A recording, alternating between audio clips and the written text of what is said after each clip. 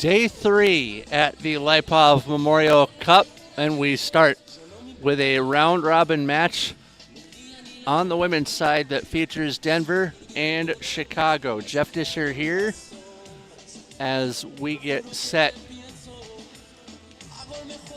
for the first of 5 today. And as you saw on the schedule, Minnesota and Denver on the men's side to follow in the 5th place game. Chicago and New York Athletic Club will battle for 3rd. Chicago's women's side will take on New York City at 12:45, and New York City and Cal Heat for all the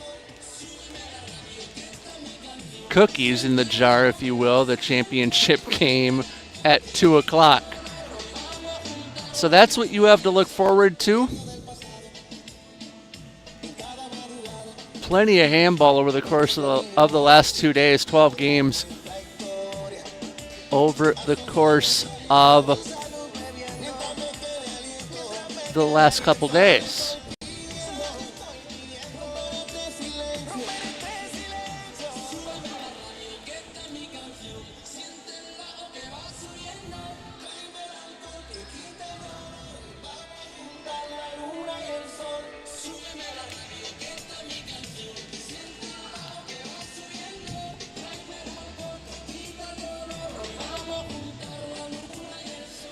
So we will get everything going momentarily from here at the Oaks Fitness Center in Makina, Illinois. First-time hosts of the Lipov Memorial Cup.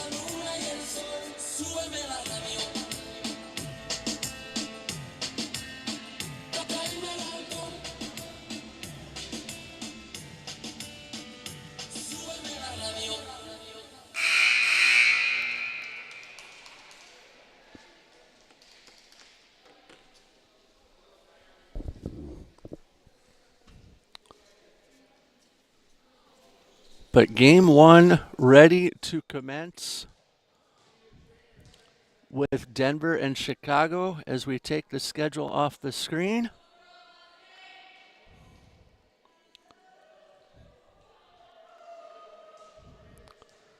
Chicago in the dark jerseys, Denver in the red.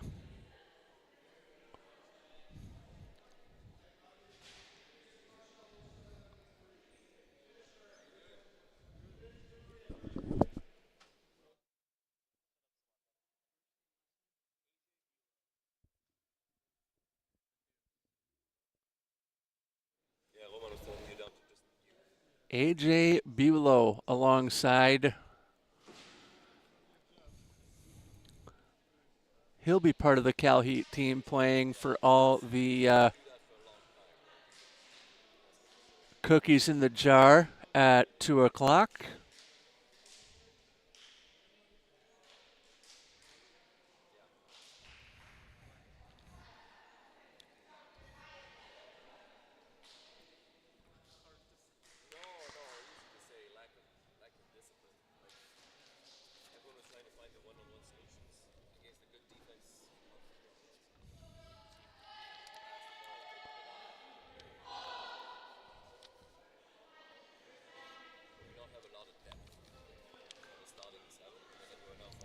Coming up as well in the 3rd place in championship games on the men's side, we will have man of the match interviews prior to, or time permitting, actually, prior to the next match on the floor.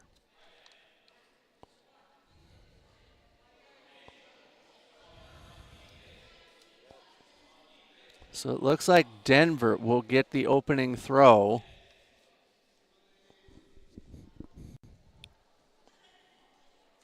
And Chicago will, quote unquote, receive, if you want to use that term. And we're underway. Crossing into the attack is Mariana Parody, I should say, as it comes up to the 7. Back to Chu, and in at possession over just as quickly as it started. Here goes Chicago Inter. Quick shot goes wide. 30 seconds, 2 possessions already.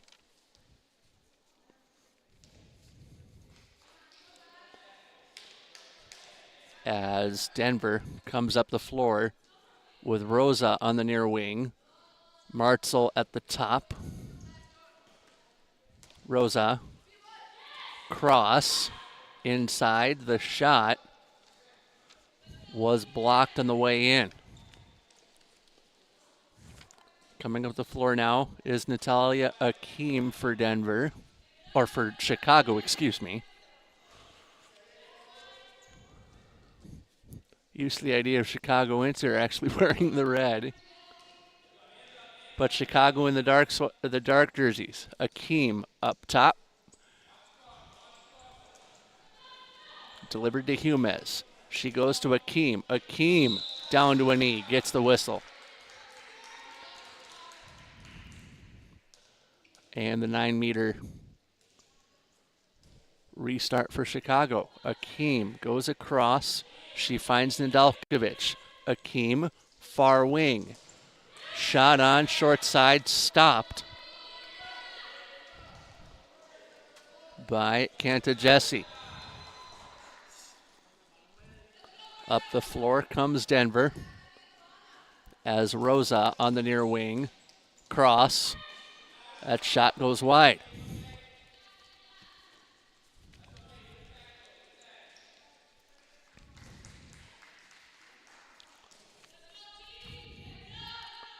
Up the floor comes Chicago.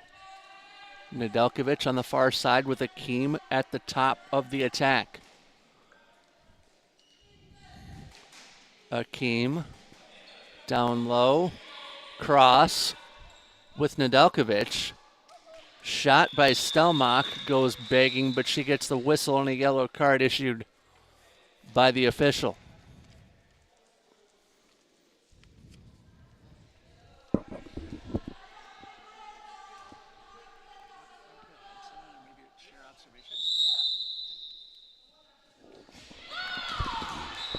Seven-meter throw. Goes begging as we get AJ Bulow into operation here on the audio side of things. Hello. Other way with Denver with the ball. And a fracas at the top of the 7.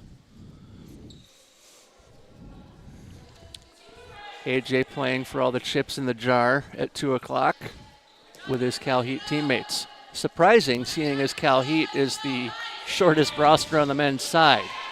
Save is made there. Your thoughts on that? We've played a bit of an uphill battle this kind of tournament with not many subs and a lot of people missing. Our coach being injured, who is hopefully going to play with us. So we've been fighting through a lot, but we've been super excited. Great results, pushing through a lot. We had an amazing match against Nyack yesterday. Shout out to them. Inside, shot and a goal. And for Cal Heat specifically, someone's on the ground. Stop of action with 2048. We'll match up. But with the, and right back up as I start to distract, but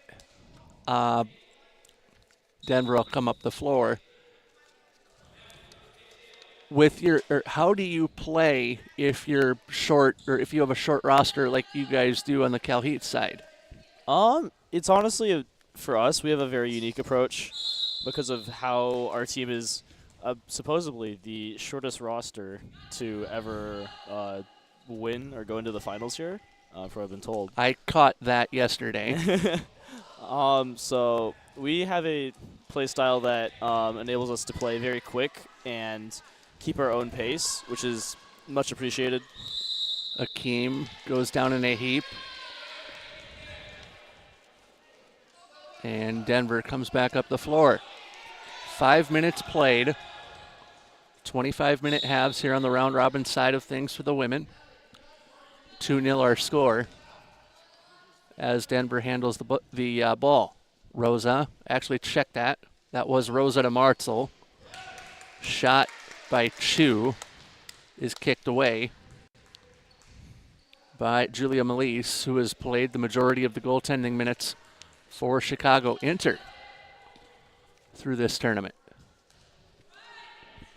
Just like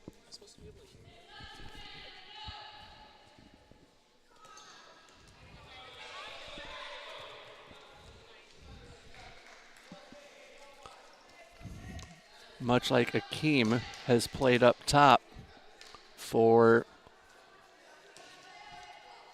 Chicago Inter. It's on me. You were was just operating the wrong headphone channel, AJ. No worries. That happens. A lot easier to hear you now. Whistle goes. 18:45 left to go as Denver maintains the possession. First extended possession for Denver. Rosa tried to get around Akeem, but one into one would go, but Akeem is like a wall that you can't bounce off of. Rosa, Martzel with the cross, and Martzel draws the foul. Shot from the free throw, unfortunately, does not go in. Must have been a quick restart if she was given a free throw. Chicago comes up the floor as Akeem does the business up top. Goes to Nedeljkovic on the far side. Akeem with the cross. Shot and a goal. Chicago up 3-0.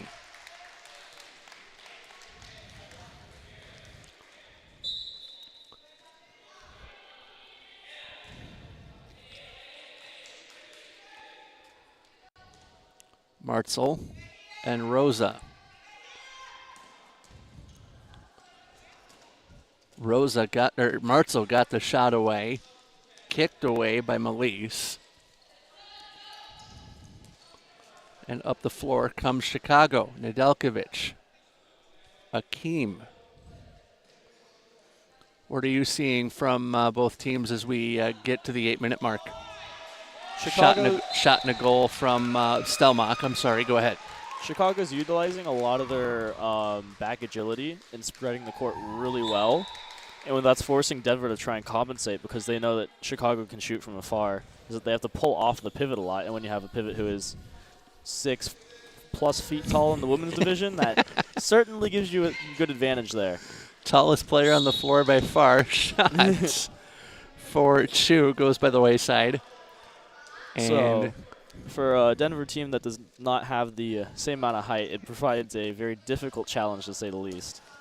But Denver's offense has seen a lot of leaps and bounds this tournament between how they've been able to play and being able to adapt to one another because many of them don't actually play with each other, unlike the home team Chicago here. Yeah, Emma Loftblad and I were having a conversation about that last night after play had concluded. And in Emma's case, as a shot goes in for Denver to put them on the scoreboard down 3, Emma will actually be at an event north of the border next week, by the sounds of it, in Vancouver. Yeah, same for Chu in 12. She will actually be in France in, I believe, 2 weeks for the U.S. Women's Junior Team National Camp. Ah. So a lot of different backgrounds coming from the Denver team, and a lot of, for example, Emma playing in Europe, and Mira Chu, number 12, has only been playing for 9 months. Like the sport overall. Yeah. Okay. Got dragged into a college, and then then just natural athleticism and American talent pool. Nice. Martzel. Rosa. The cross that went high. That back netting can be like a spider web sometimes if the ball gets tangled up. Oh, yeah. Sometimes you're the goalie there trying to pull it out, and you just have to try and kick it out of there. Great save from Denver. That was Kanta Jesse as that goes out of play.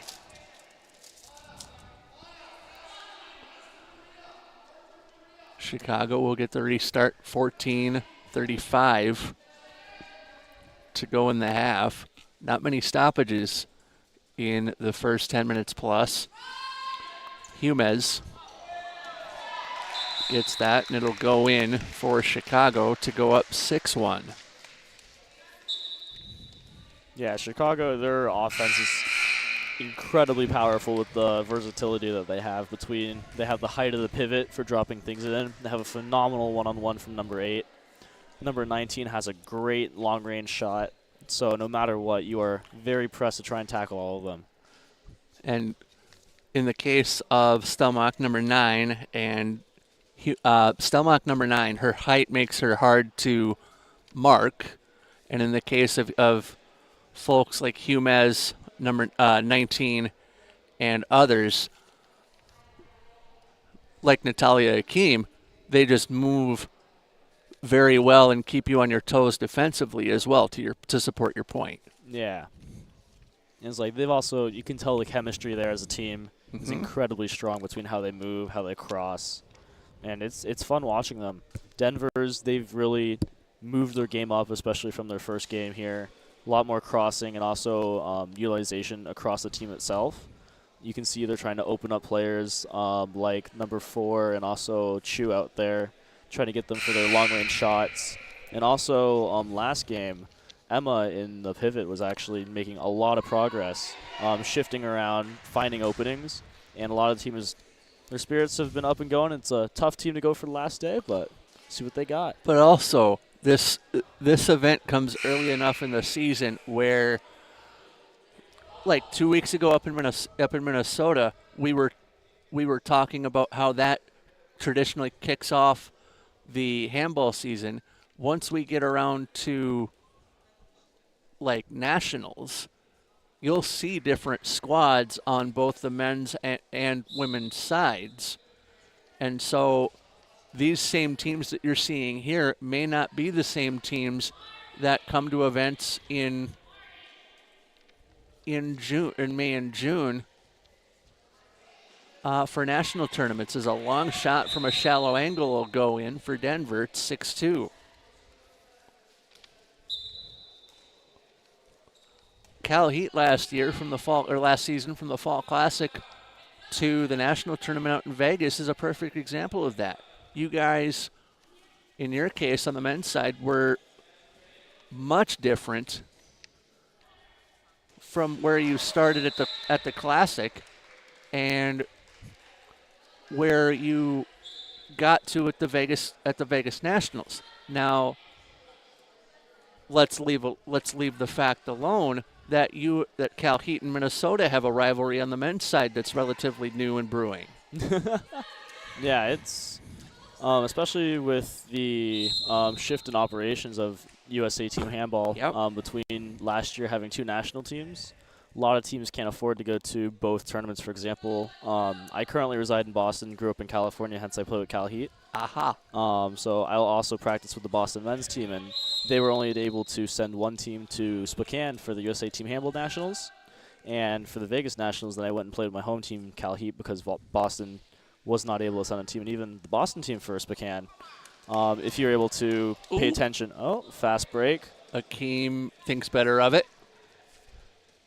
Stelmach goes wide. Finish your point. So Boston, going in through the season, we have a lot of Boston players, and we suffered through some kind of facility issues. And when it actually came to Spokane, the running joke was that our team was a bunch of Canadians because it was 3 Boston people, and the rest were all Canadians from Vancouver, Alberta, Quebec. We had everyone from everywhere. Okay.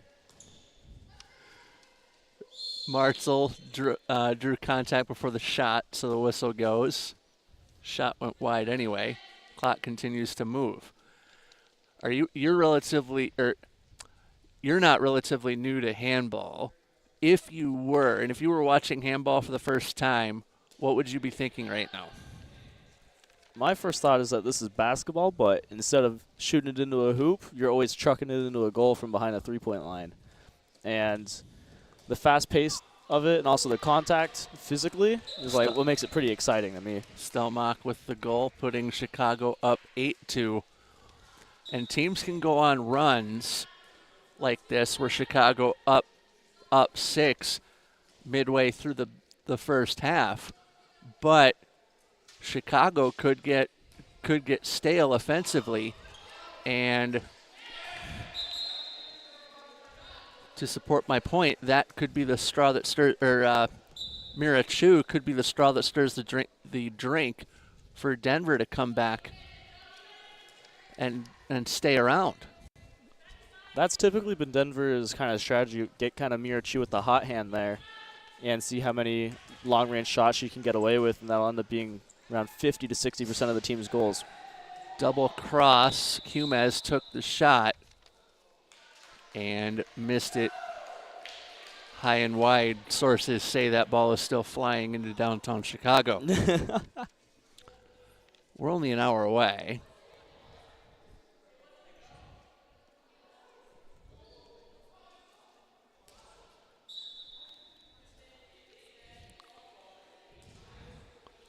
Thought the clock stopped there for a second.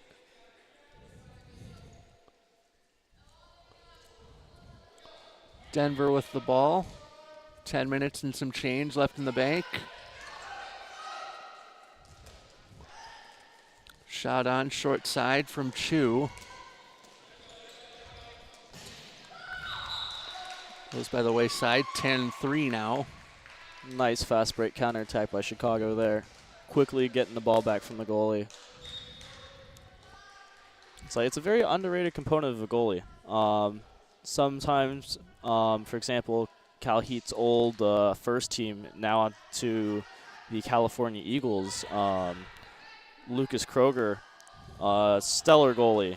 And one of the things you notice watching him compared to other goalies is how quickly he's able to release that ball and get it to a fast break. So you can almost compare it to a quarterback in football. Yeah. Mira Chu sent that one to Martzel. Martzel's shot was blocked by Stelmach. What's new? Martzel.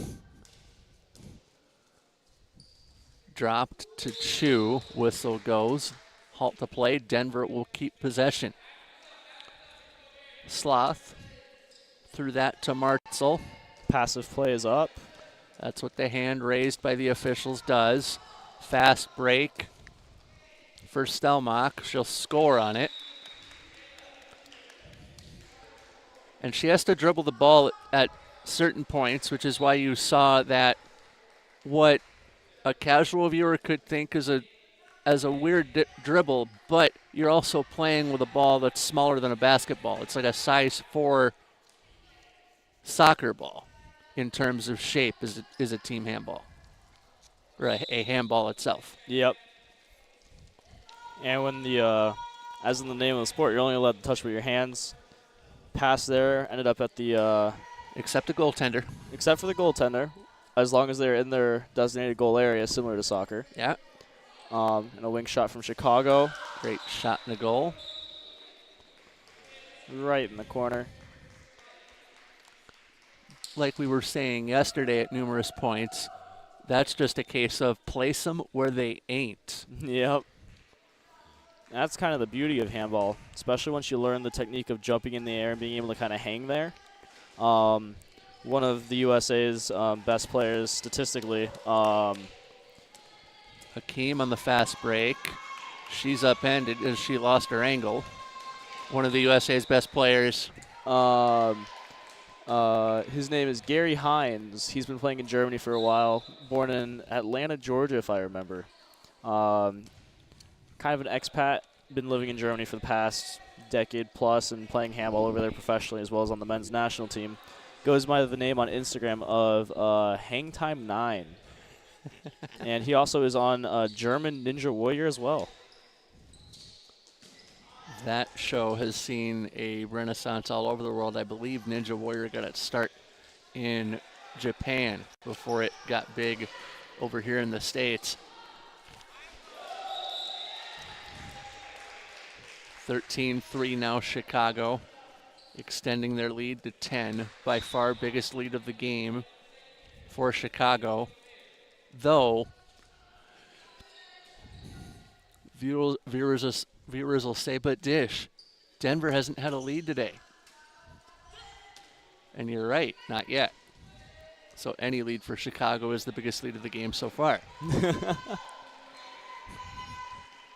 6:20 left to go in the half.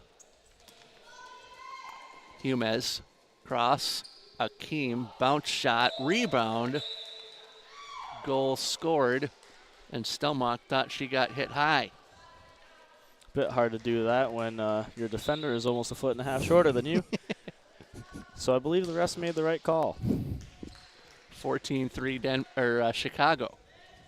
Denver with the ball. Martzel got that back from Sloth. Across it goes. Shot and a goal. Again, Shu with the long-range shot over the defense, accounting for 75% of Denver's goals at the moment. So goes halt to play. Time out Chicago. Aha, that worked. Preview, and I'll flash the schedule.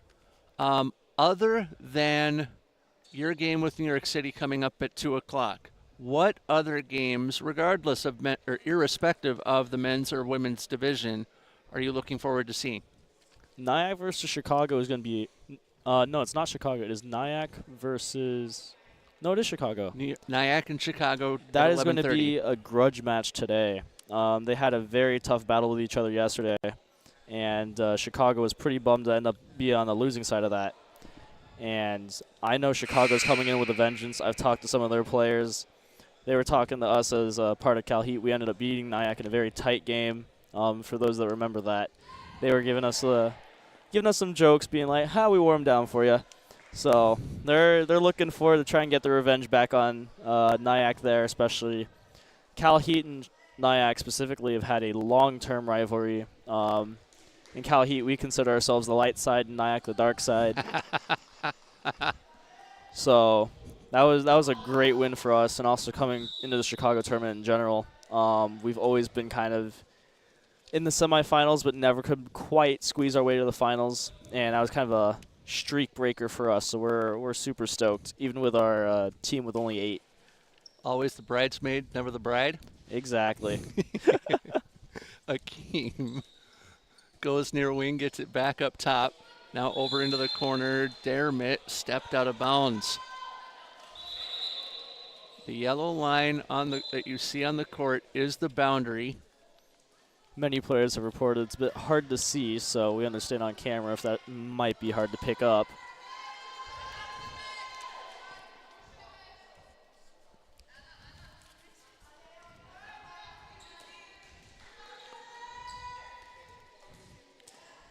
Denver with the ball. Chu, I believe, went down in a heap.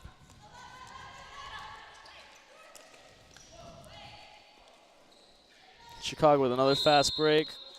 Fouled right on the line to stop them from there. And that's what Denver will have to end up doing to stop Chicago's onslaught. Akeem with a shot.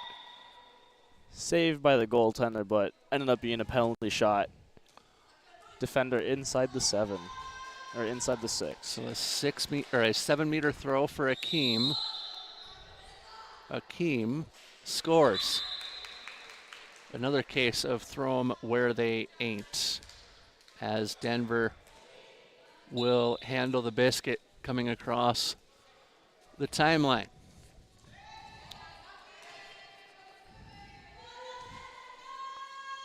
Martzel crossed with Naren Batar, or started to cross. Martzel picks up the ball. Mirachu surveys. Martzel down to the far wing and thrown away. But you don't have a backcourt violation to worry about, Denver. The basketball hoops are up and hanging on the ceiling, except for four that support the back netting.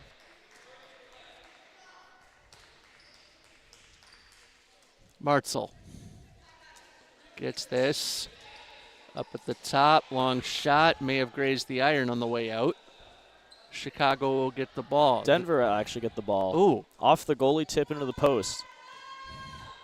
So the post is an extension of...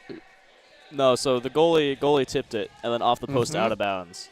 And the goaltender last to touch it. So in theory, the post is an extension of the goaltender in those cases, is where I was headed. Gotcha. Yeah. 15-4.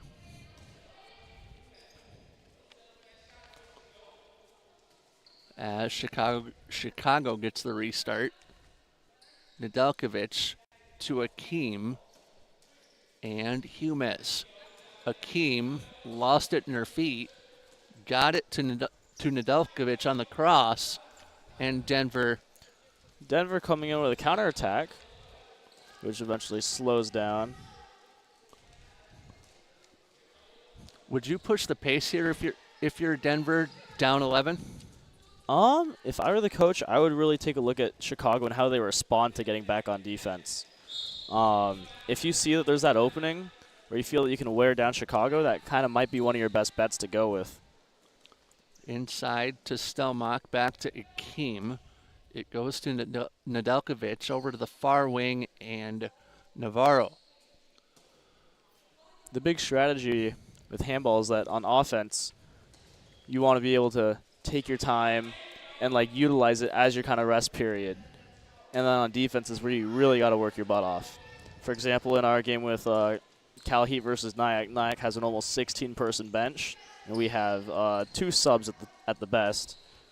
So we end up having to really try and optimize how we expend our energy on offense. You could see a lot of our team almost strolling or walking upwards, trying to just conserve ourselves, switch people on for offense, defense specifically, look around for who is there, who is not, and kind of maintain our pace and just make sure that we're not with the rebound. Denver shot short side off iron and out of play. 40 seconds left in the half. Yeah, being able to utilize, as you can see here, Chicago taking their time here on offense, but also wearing down the clock. Oh, and out of bounds. Denver may end up with the final possession here. With only 15 seconds to go, they do have to get the ball up the court pretty quickly. Because Irina Stelmach will say, Denver, you can't shoot from long range. 2 and 1, that'll do it.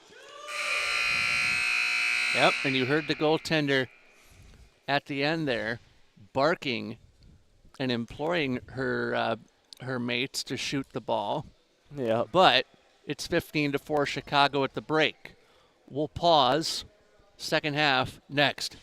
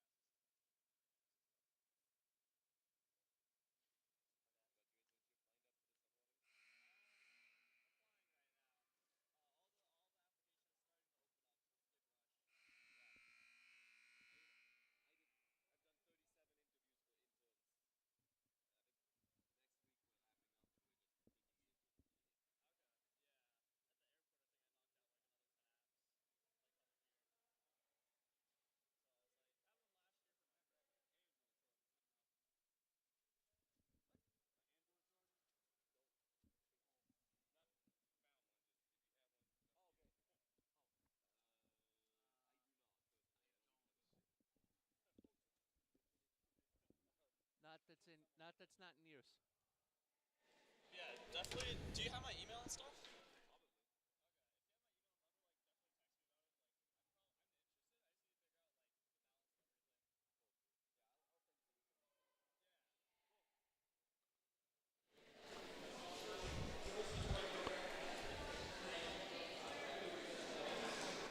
Start the second half. Jeff Disher, AJ Bulow.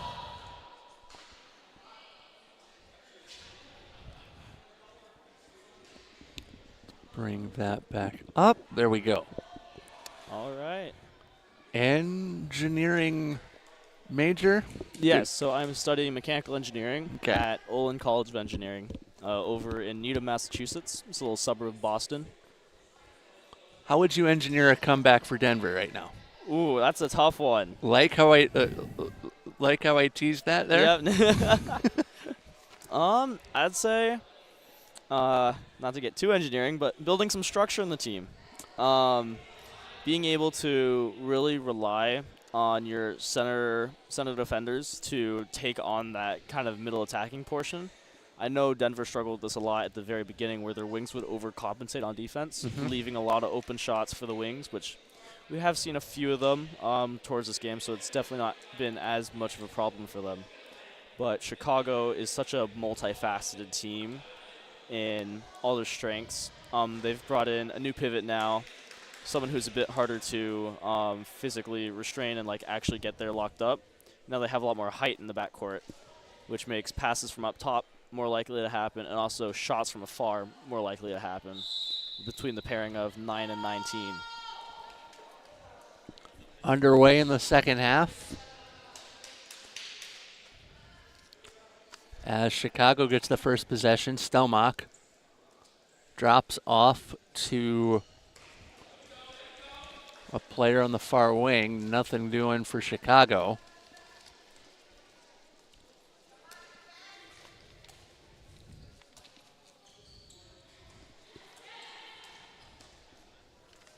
And Denver on the far side gets a shot away that goes wide.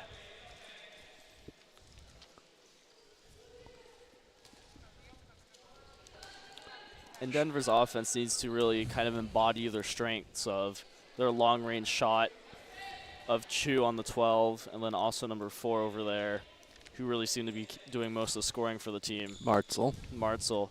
And then using Emma, and a great shot there from Chicago, using Emma to try and create situations down there on the pivot to open up areas for Martzel to either weave through or push people down for Chu to get on top of. Parody to Chu and back to Martzel. Martzel, Chu, shot and a goal. Great shot there, using the defenders and everyone in front of her to try and make a distraction so the goalie can't see. And all of a sudden you see that ball coming right whizzing above your head. That's when you either make the stop or duck out of the way. Shot from the wing from Chicago there, making a quick offensive turnaround. Eye for an eye. We're at the point though, and you'll like this if you're an older music guy. Denver has already reached Kansas's point of no return. Granted, the word "no" different spelling in the song, but oh, great fake and a great save as well.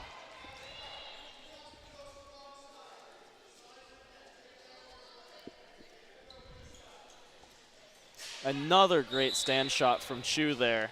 And she scored that 17 to. She did score that 17 to 6. As Chicago comes across. Navarro gets this. Navarro fakes in through 2, but she drew the contact before the shot, so no goal. But Chicago with possession. As Chirla called the play, shot and a goal for Denver. By the way, coming up we have Minnesota and the Denver Wolves men's side for 5th place. Denver with possession, ball stolen just as I say that. Chirla brings it up the floor for Chicago. And Stelmach back behind to Navarro. Chirla stabs that one over, and the ball given up. Denver will take control. Coming in with a fast break there on the counter. Emin the pivot, tries to get it down, draws the penalty. Katarina Martzel got that one to Lofblad. She's a little gimpy getting back across the crease area, but she'll draw the 7. Definitely needs to sink this one in. Goal. And she does. 18-7 Chicago. Denver has not held a lead.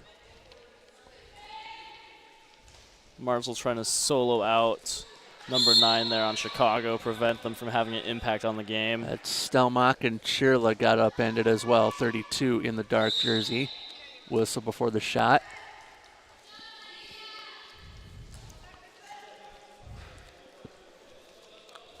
No ties in the game either,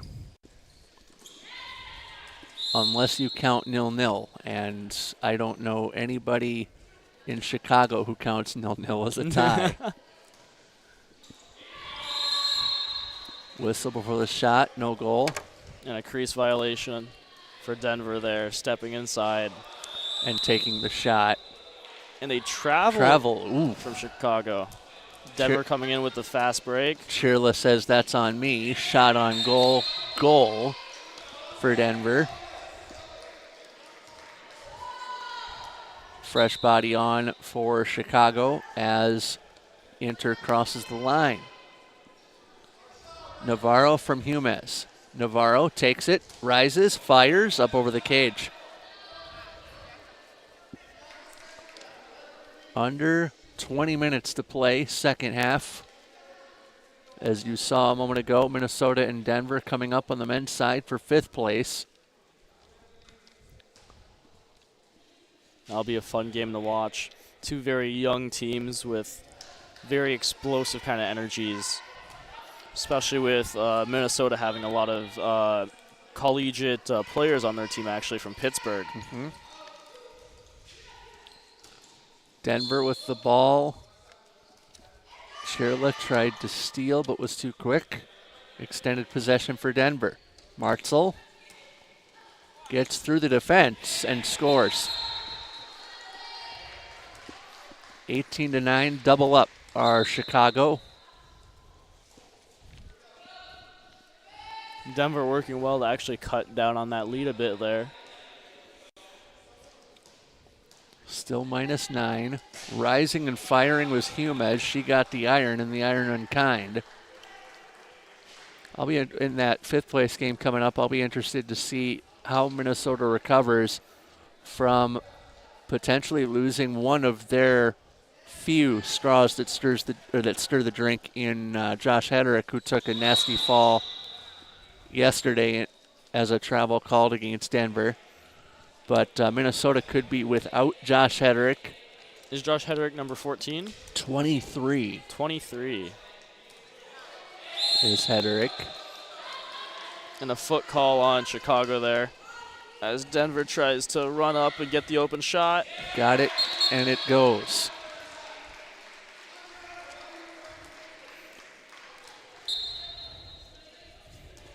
Yeah, as we played, do you say Minnesota lost Josh Hedrick?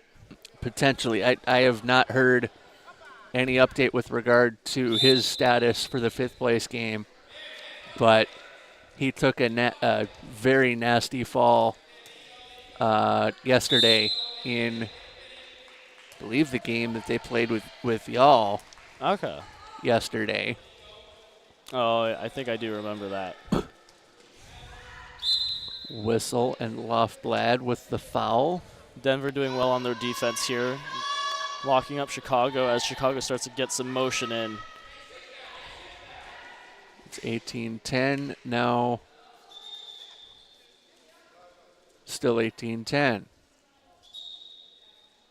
No goal was waved off for a crease violation. No, the ball, I believe, actually went in through the side of the net. We could see the referee slightly inspecting the goal after there. Yeah, Minnesota, their key player, as we played them at least, was number 14. I'm not familiar with their name, but he was kind of the anchor of Minnesota because once we were able to take him out of the game by pressing up, Minnesota's their inexperience really seemed to show there without 14 kind of guiding them and being their kind of midfielder, as you would. Paul Meisner is 14 for Minnesota as a 7-meter drawn by Chicago.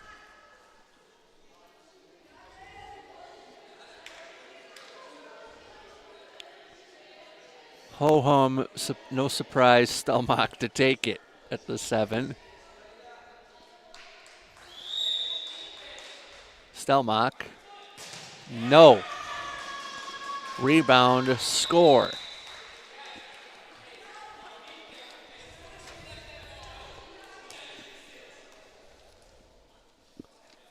Not quite a double whammy, and the double whammy would be giving up a 2-minute taking a 2-minute suspension defensively, giving up a 7-meter throw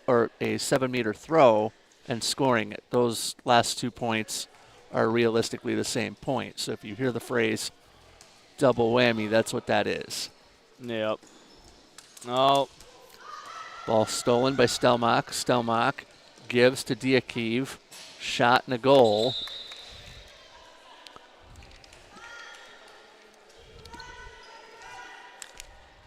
You can't stop Adriana. You can only hope to contain her. 14:45 left to go in the second half.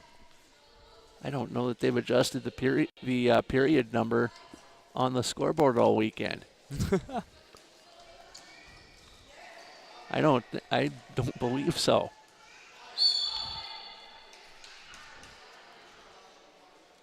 Foul called on Chicago. Stelmach gets that foul call.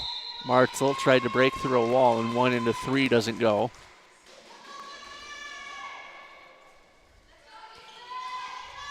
Each team with the full complement of 6 players. Mira Chu shoots one that goes high and wide.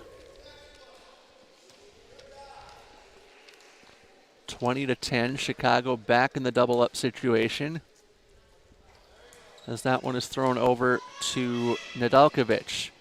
Save made by Cantajesi.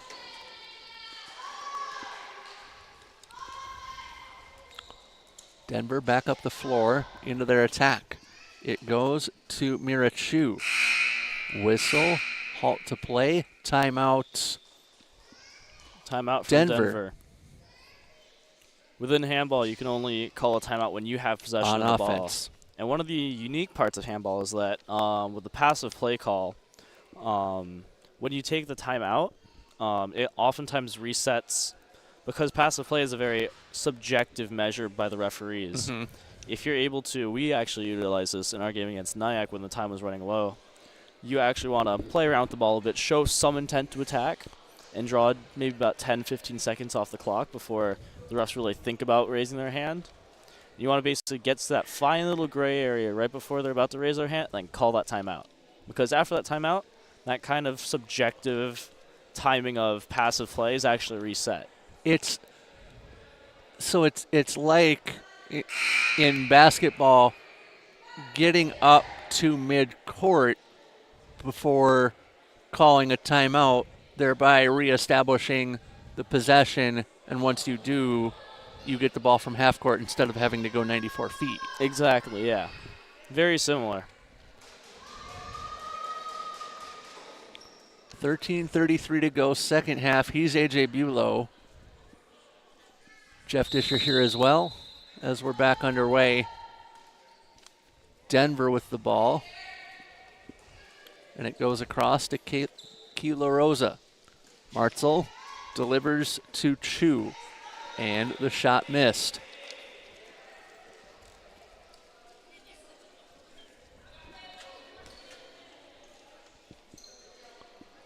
Chicago back up the floor, and Diakiv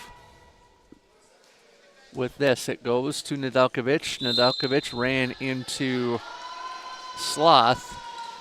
Got the extended possession on the foul. Diakiv lost the ball. Chicago with the extended possession.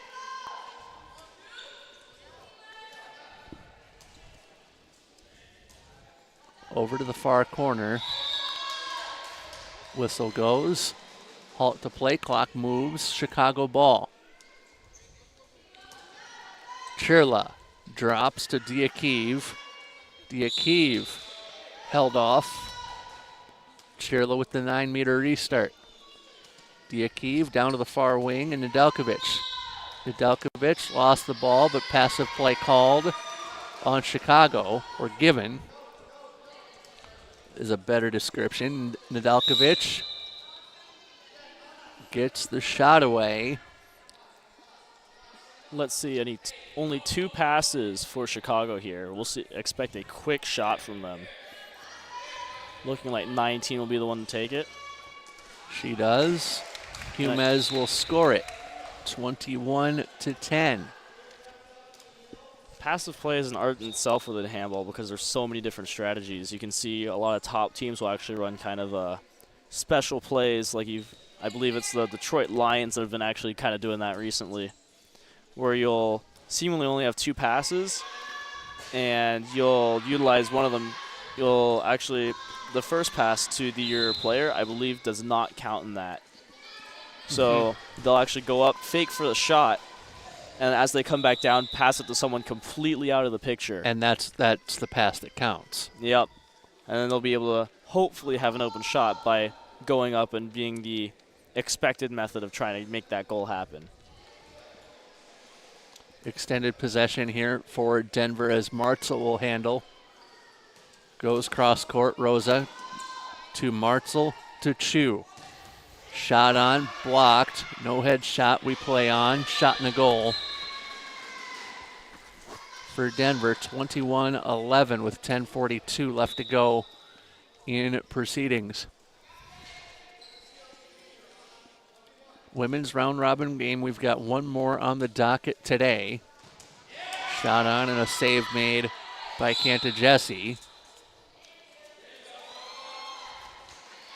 Denver with possession as they come up the floor into their offense. Martzel and company learning a lot in this early season tournament. I predict you'll see a different Denver team come nationals. Was that tipped? No. Tipped by the goalie, but not by any defenders.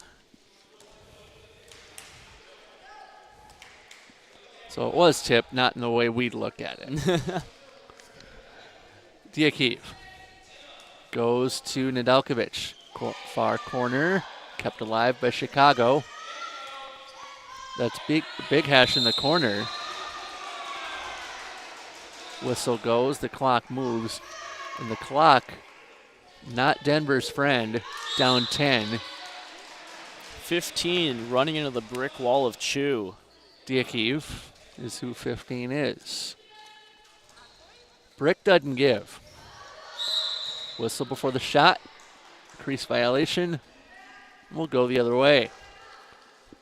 Still a good job from Denver here. Actually, still, I believe, maybe being positive this half on their actual possessions and point differential. Would have to check that for me. But a much better start than their first half here. They are actually outscoring Chicago 7-6 in the second half, to your point. It's not much, but it's good hard work for now. See if it pays off with 8 minutes left to go to make up a 10-point deficit. That is an eternity in this sport. Navarro, whistle. We will hang here. Goal waved off the board. 9-meter restart for Chicago as Diakiv will get the restart. Shot on and a goal for Humes.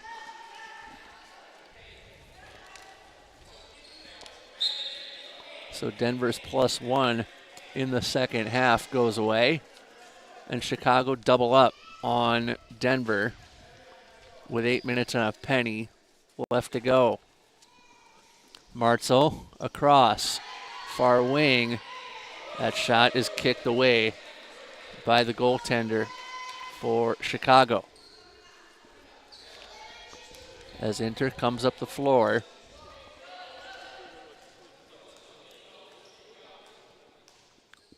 And Chicago already getting to that point where they're experimenting with the limits. Big hit on a Keem rather. Almost did it, but I caught myself. And Chicago exploring the limits of passive play. Kick ball will go the other way. Fast break here from Chu. Puts in the back of the net. Easy. That's some of those possessions you really got to take advantage of. And one of the teams that absolutely maximized on it is Army West Point. Helps when you're able to train 4+ times a week, always in the gym, and quite literally being a part of military routine. But they are one of the fastest teams and one of the, as the men's side like to put it, the most annoying teams to play against. Because any little misstep, it'll get capitalized on. And you'll see 6 players running down at Mach speed down the other side of the court. Yeah. Especially with the kind of demographic of the men's handball kind of community here being not necessarily fresh 18 to 22-year-olds. That difference in stamina and speed really takes a toll, especially without a deep bench. And it shows through at events like that of the Minnesota Fall Classic, which we've seen over the years, and I've seen that in national tournaments too, in both Holland, Michigan in 2023, and out in Vegas back in June. Akeem got through the brick wall, and she scored. 23-12 as Denver comes across. Martzel from Perrine. Speaking of college handball, that shot will go up high. Yours truly will be in Chapel Hill, North Carolina next weekend doing the North Carolina Fall Classic. That should be a blast to watch. Unfortunately, I will not be there. Our team could not afford to make it out. Boston to UNC is a 14-hour drive for us when we made it last year for nationals. So if you can support your local college handball club, please do. Or your local handball club as well on the senior circuit as well. That will only help the growth of the sport here in the U.S., and your support is much appreciated. That could be in the form of just coming out to watch, buying a jersey or two, or body contact inside the 7. Volunteering, doing anything, coming out, helping with the camera crew, setting up things like these, running table. Just being more involved and spreading the community is such a big help. But we're almost like a big family here, even though we're from different teams, different rivalries. Everyone here is just to enjoy the same sport. Humes will score on that 7-meter throw. Some of us do this professionally. And some of us have jobs calling similar sports, like yours truly with ice hockey in the winter. I was mentioning to you at the break, as the shot for Loftblad is saved, but she's tackled to the floor, so she'll get a 7. I call ice hockey in the winter, and so handball actually helps me with the shot and a goal, with the cadence for ice hockey. If you've ever heard someone call an ice hockey game, it's an art form in and of itself.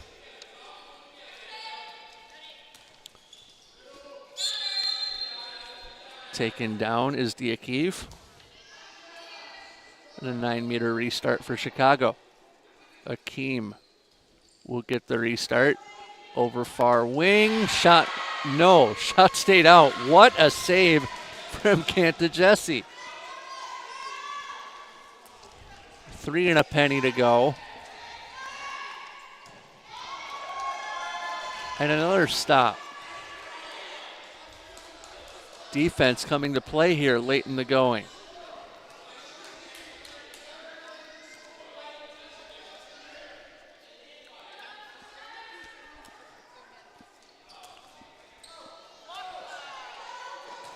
Navarro, wide of the mark.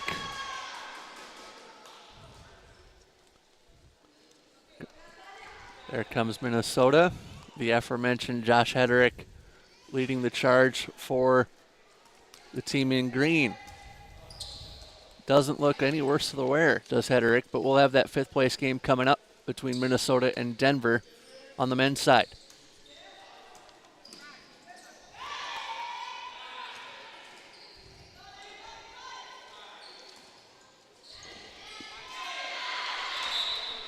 Shot and a goal there, 24-14.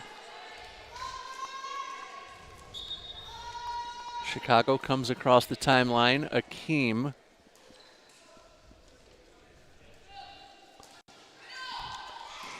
Long shot, wide of the mark. Blocked and tipped by Chu out of bounds.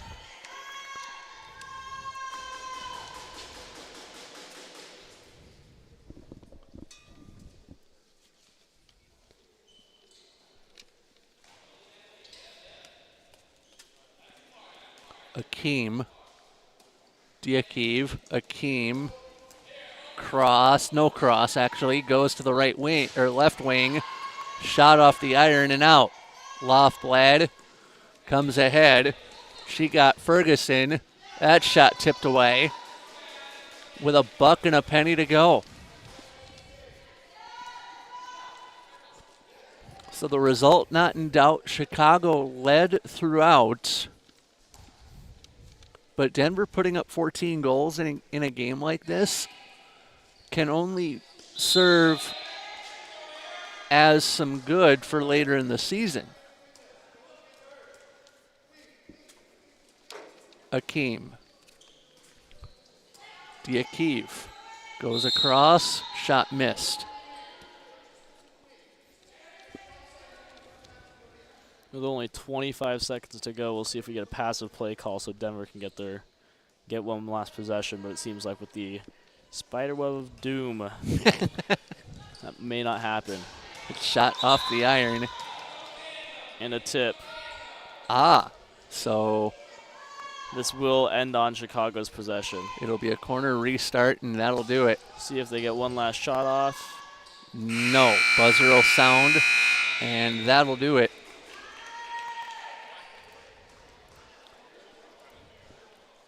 (24-14) the final.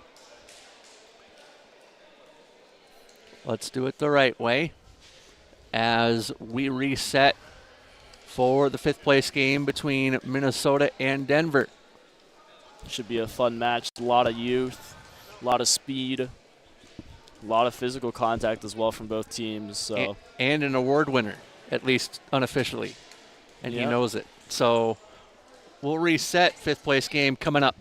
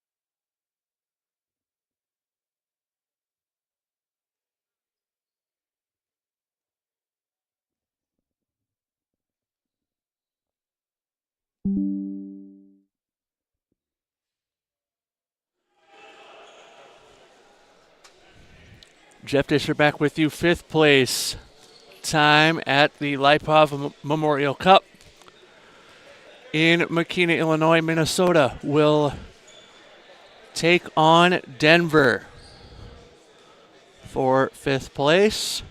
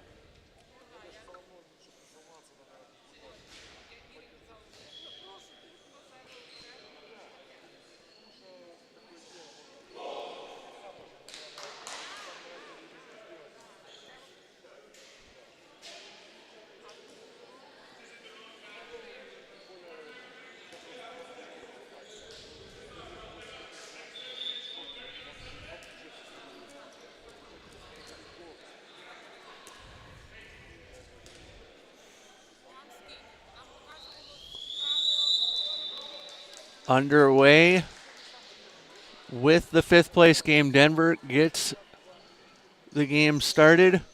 Lucas Fernandez at the top of the attack for Denver. Denver in the dark gold with the black numerals. Minnesota in the green and white.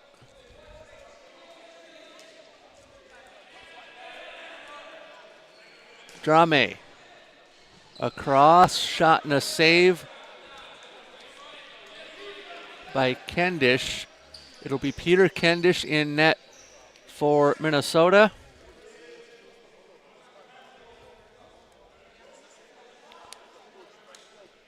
And a keeper to be caught in just a moment for Denver.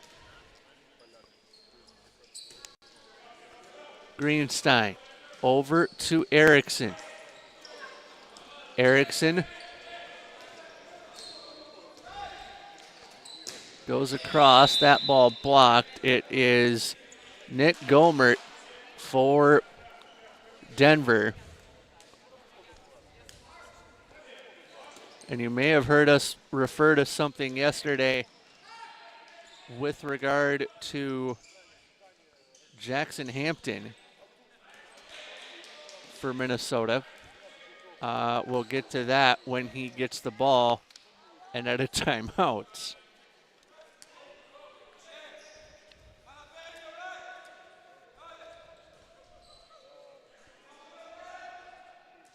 If you're familiar with the Sonic the Hedgehog cartoon character, you'll know what I'm talking about. Denver with the ball. Fernandez shoots and scores. Denver on the board first.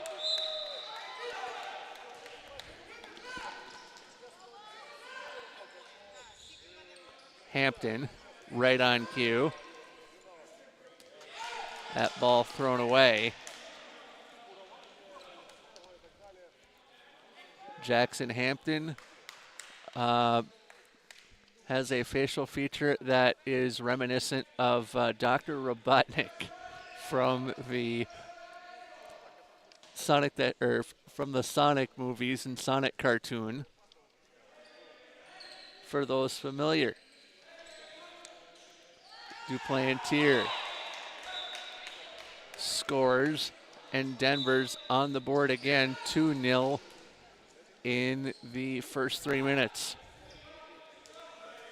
Minnesota having a hard time starting. As this one thrown to Greenstein. Cross with Meisner. And over to Francis Chine. Bounce pass, Meisner.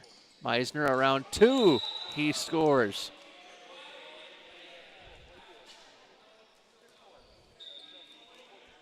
(2-1) in the 4th minute. As Drame and company come across. Fernandez gets it at the top. Minnesota playing a 6 flat on defense. Fernandez. Ball stolen by Francis Chine, and Minnesota comes back up the floor. This game for 5th place as that shot goes wide. Saved by Gomert as he got a paw to it. Denver back up the floor with Fernandez.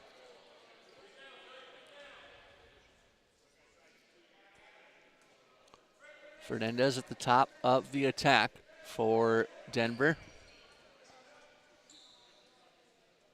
Tried to initiate a cross. Does with Drame.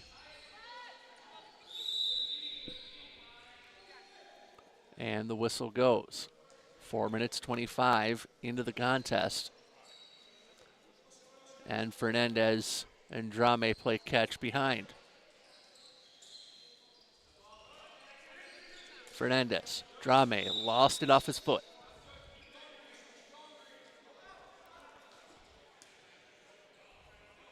But Denver keeps possession.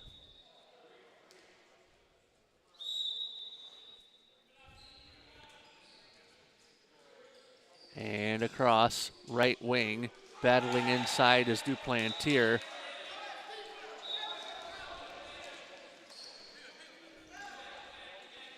(3-1) Denver. Greenstein. Francis Chine draws the contact. Greenstein. Meisner. Greenstein. And Meisner. Hampton at the left wing. Delivered to Sam Erickson. Erickson steps out. Drew the contact. Quick restart. Greenstein. Eventually to Meisner. Thought about Erickson. Meisner on the cross. Greenstein. 1 into 3 usually doesn't go.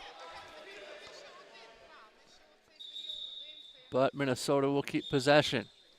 About 6 minutes in.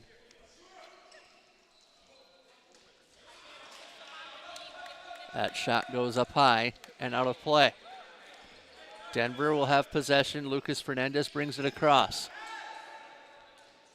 Short side shot goes in. Candish can't stop them all. And it's 4-1. 18:38 to go in the first half. Game 2 of 5 on our air today here on YouTube. Third place game with Nyack and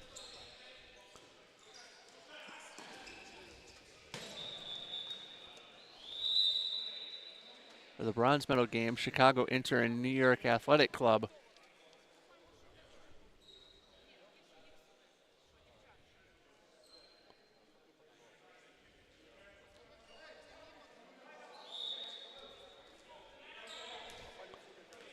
Comes your way next.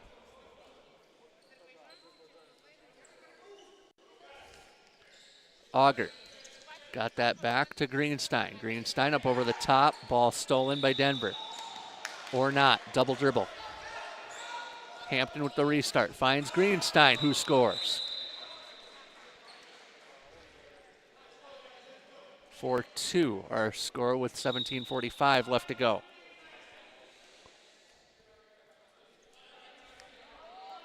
Drame delivers to Castaneda. Fernandez gets this at the top of the attack. Drame. Watch out for a switch from Denver here. They're up 4-2 in the early stages of the first half. Hampton holds his man, but the play continues. Castaneda. High contacts. Will stay here.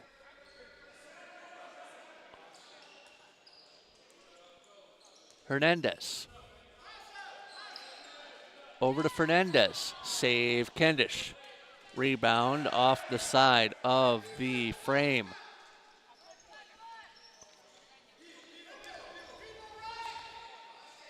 Minnesota back up the floor as that goes for naught. I believe Francis Chine stepped on the line. Back comes Fernandez for Denver. This match for 5th place here at the Lipov Memorial Cup.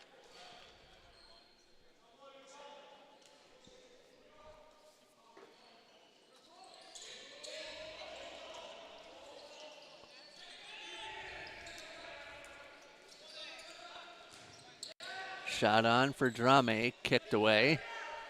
And there goes Minnesota. Hampton.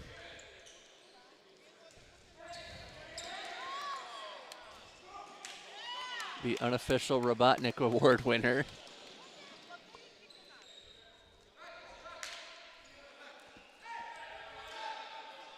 And Minnesota right back up the floor.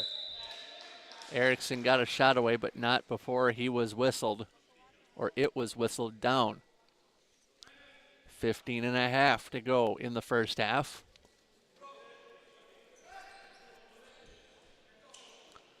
Hampton goes to Meisner initially. Greenstein scores. 4-3 our score.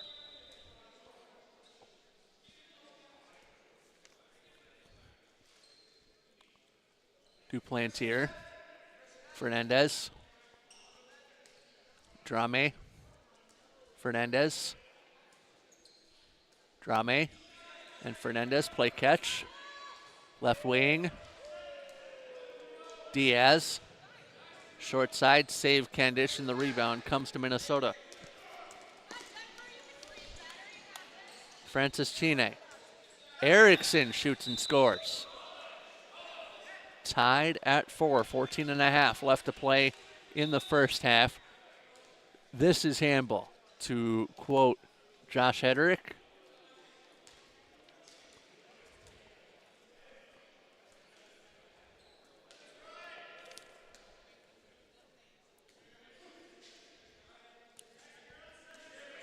McCormick. Fernandez. Shot and a goal for Denver.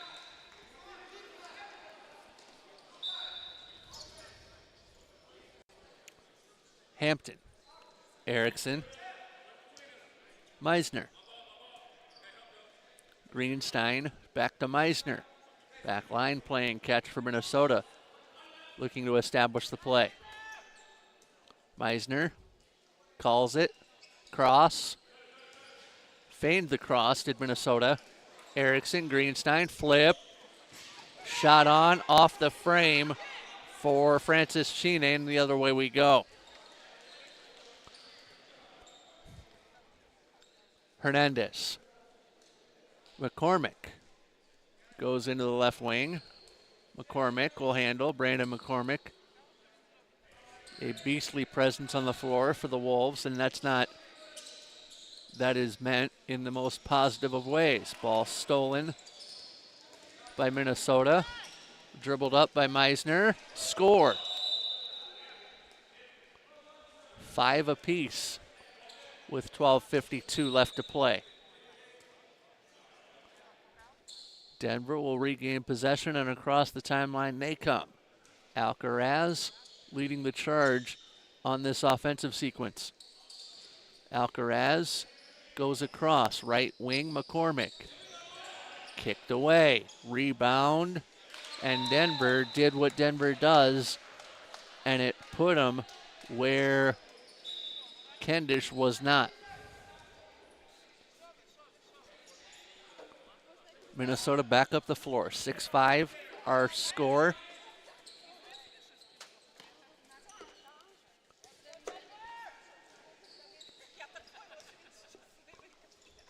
Meisner to Japs.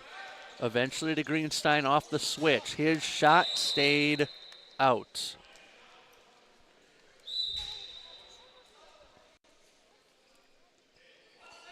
Diaz goes to Alcaraz. And across to the right wing.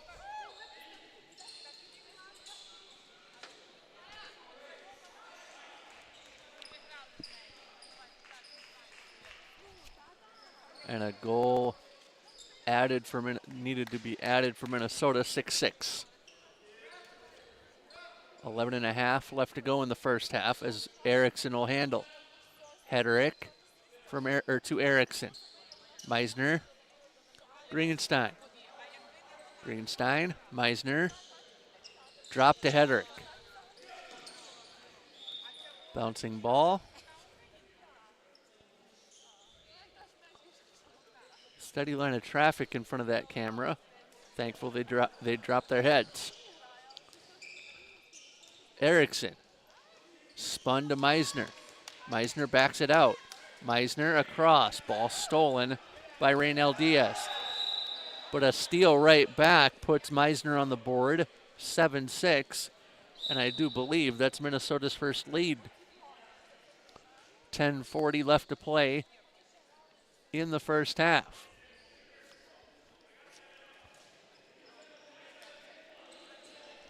Alcaraz goes across. Whistle stops the play, but the clock moves and the movement is Denver's. Duplantier. Alcaraz kicked away by Kendish and will go the other way. Quick outlet stolen by Diaz, or was it?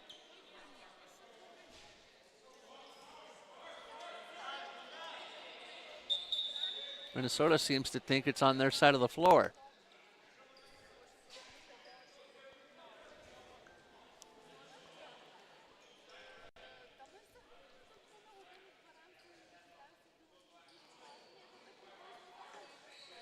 The officials, to their credit, get together and determine Minnesota ball.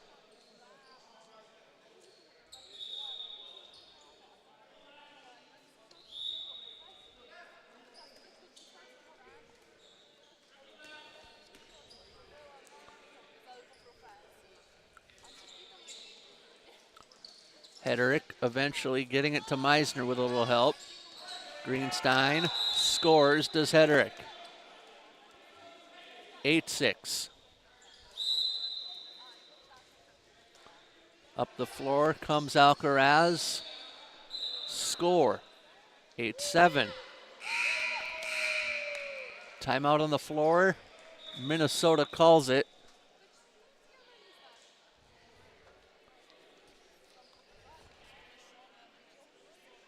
And I mentioned the Robotnik Award winner. Let's do that in graphical form. If you look at Jackson Hampton on the far side, 16 with the headband on for Minnesota. And you remember Dr. Robotnik from the Sonic movies. There's a resemblance there.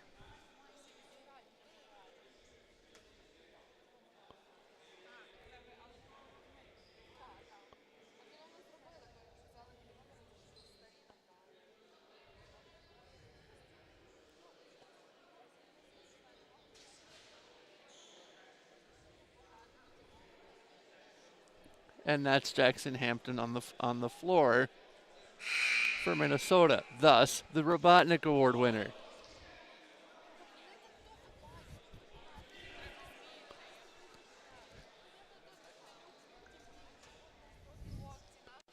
Those of you at home on the YouTube stream will have to open another tab in your browser and search Dr. Robotnik to kind of get what we're mentioning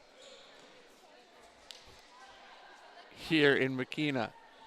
9:27 to play in the first half. We'll match up with the clock in the corner here in a moment. Minnesota with possession in the 8-7 lead. Meisner with the restart. Hederick to Bernards. Meisner. Greenstein. Hederick from Bernards. Bernards rises through one to no one in particular. Denver will get the ball. 8:55 left to go in the half as Denver puts one on the board, 8-all.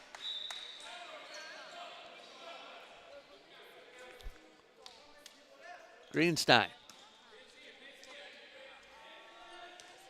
To Meisner.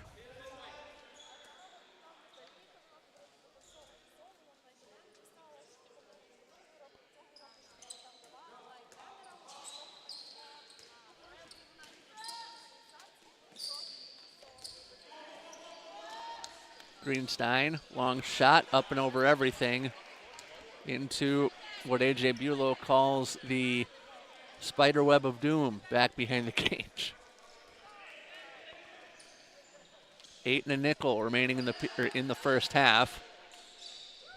And Denver with a long shot from a shallow angle. 9-8 our score. Minnesota will answer.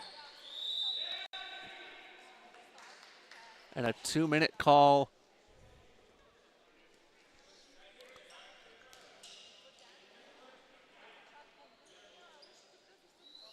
against Denver.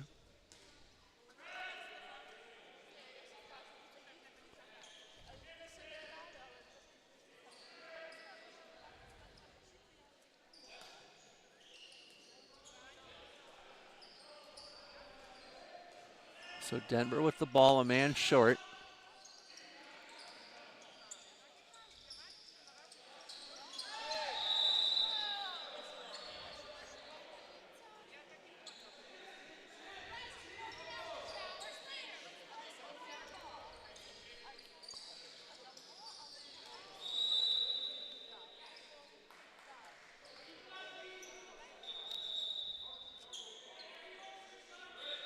Seven minutes to go in the half. Denver down a man. They have the ball, though, as Drame try to get a shot away. Nothing doing.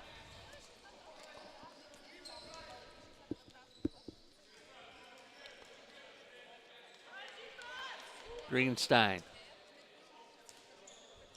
Meisner. Long shot, tipped away. Should be Minnesota ball. And it is with a corner throw for Hedrick, or a corner restart for Hedrick. Meisner inside, wouldn't go. Minnesota with the extended possession as Meisner gets the restart. Greenstein, Meisner. Japs with the switch and a cross. Crease violation for Minnesota will go the other way.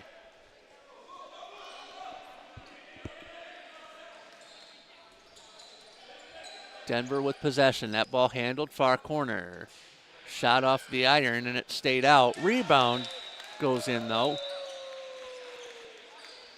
10-8 with 5:45 left to go in the half.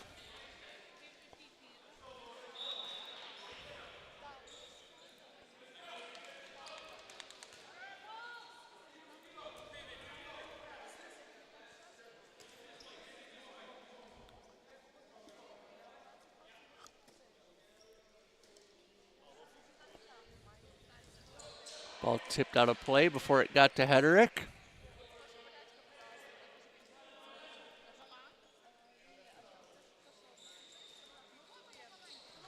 And that ball through the 5-hole of Meisner. And as a former hockey goaltender, that's the worst feeling in the world.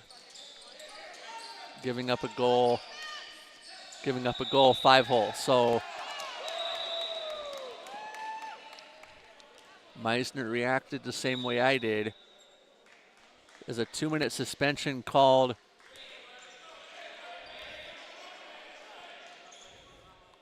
for a trip.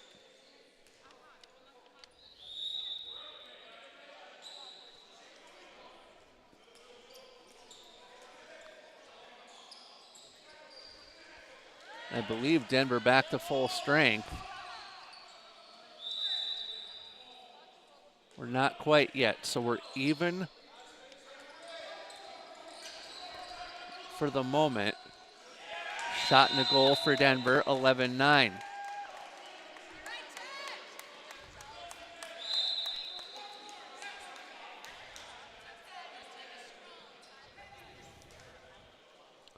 Denver has the full complement.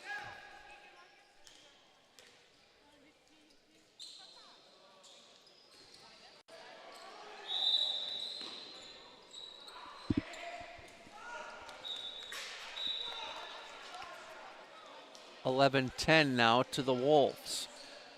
3:57 to go in the first half. Ball touched on by Drame from Hanenchik. Across, far side. Struggled did Shihada. Meisner on the breakout. No, check that. Bernard's on the breakout. He'll score. 11 apiece. Timeout on the floor. Denver.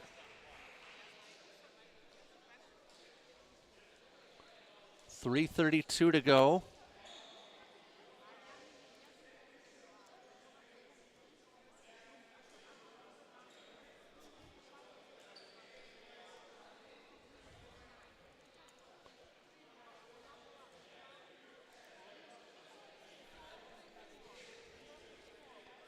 So Denver called the timeout. Minnesota down a man for a few seconds yet. We don't have suspension time baked into our graphics.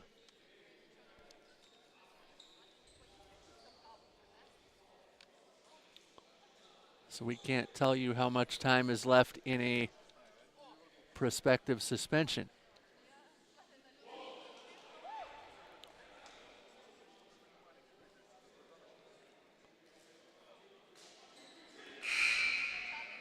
Let's count the bodies on the floor. Minnesota down a man briefly.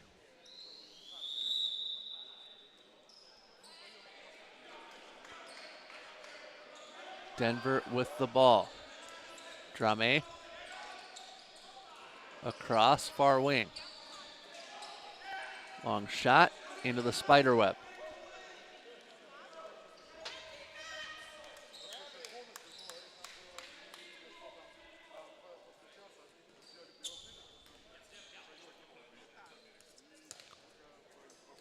Settled down by Leiden, got it back from Hedrick. Meisner at the top. Hampton. Bernards. Bernards ran into a wall. Meisner there to bail him out.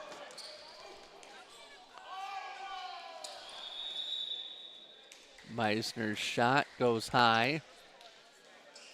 He drew a 7-meter throw.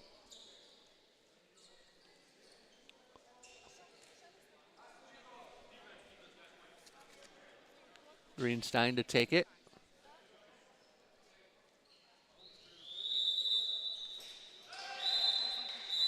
Pockets that one. 12-11 Minnesota.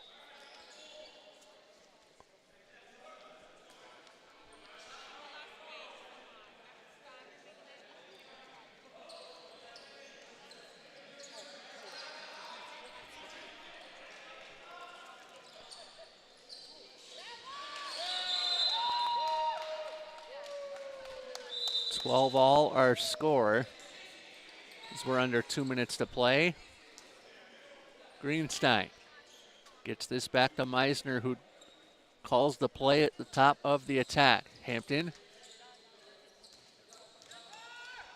Meisner on the switch with Bernards. Pockets that one.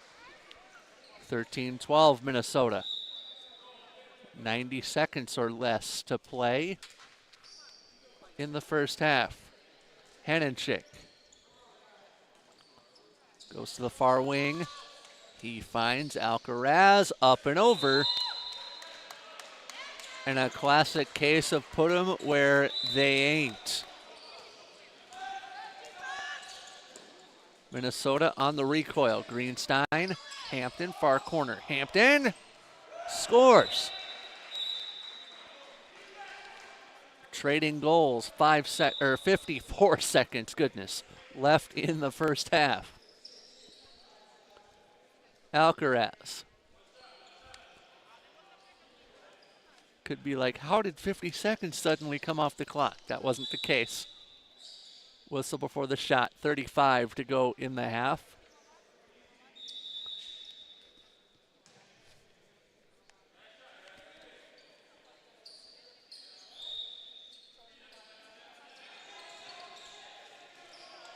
Up high, Drame.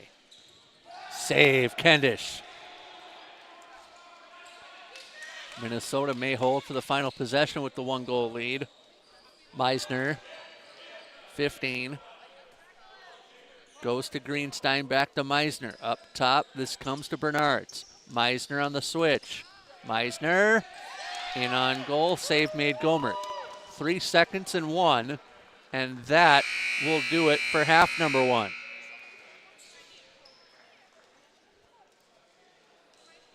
At the half, 14-13 Minnesota.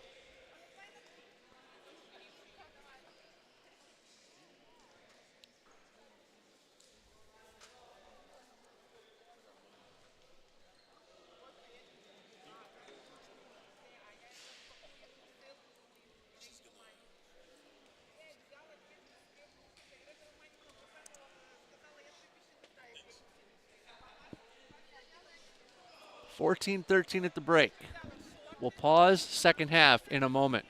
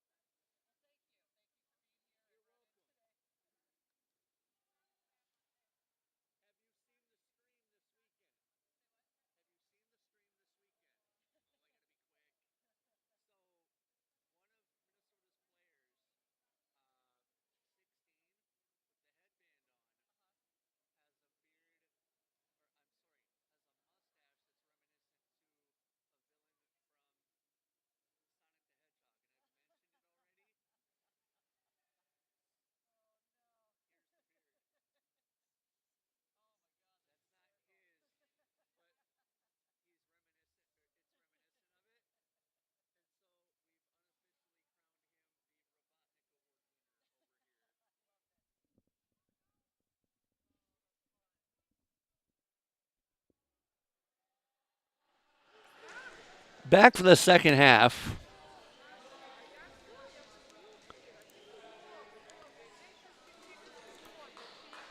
Don't know why that didn't save. There we go.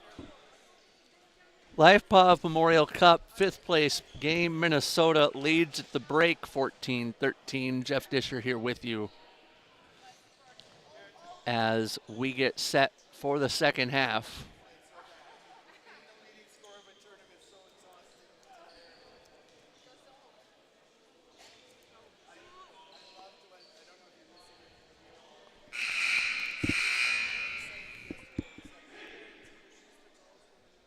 But we're ready. We're ready for the second half coming up, by the way. Chicago Inter and Nyack for the bronze medal.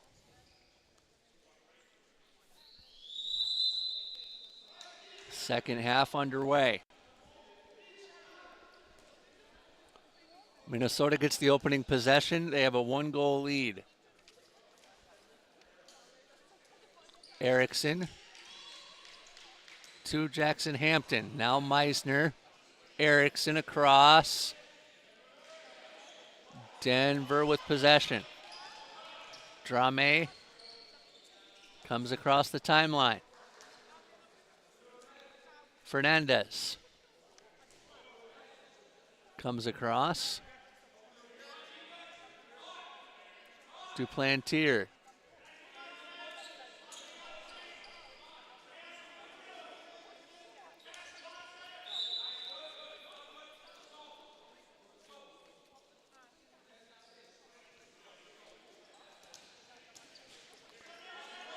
Toss to Duplantier. Switch with Drame. Whistle before the shot. And we'll go the other way. Meisner.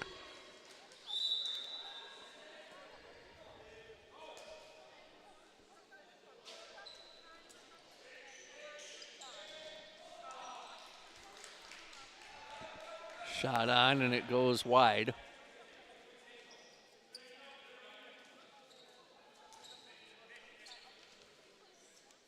And up the floor comes Denver. Duplantier. McCory. Ball on the ground, picked up by Fernandez. Duplantier. Fernandez. Drame gets through 2. He'll score. 14 apiece. 23 minutes left in the second half. Meisner. Erickson. Meisner. And across to Greenstein. Meisner. Around 1. He'll shoot. And he'll score. 15-14.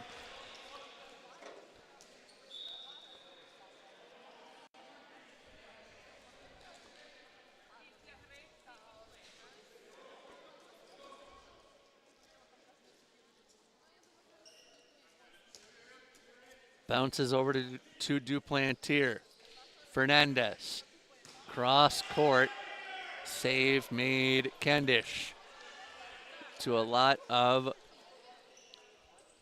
praise from the Minnesota bench. Meisner.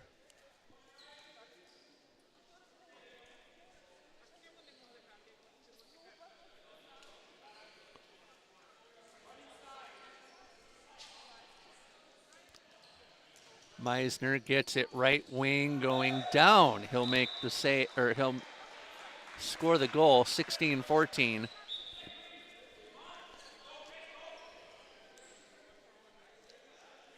As Denver comes back up the floor. Fakes the pass, does Fernandez. Alcaraz has it, or Duplantier actually had it stolen from him. Fernandez draws the contact, and coming across is Duplantier. McCory scores. 16-15. 21 left in the game. Hampton. Erickson. Meisner. and Greenstein on the floor. Also Francis Chine in the far corner. Meisner, Erickson.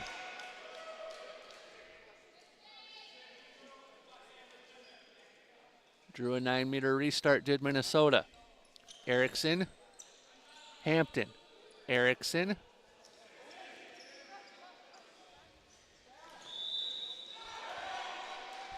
Shot on and the save made.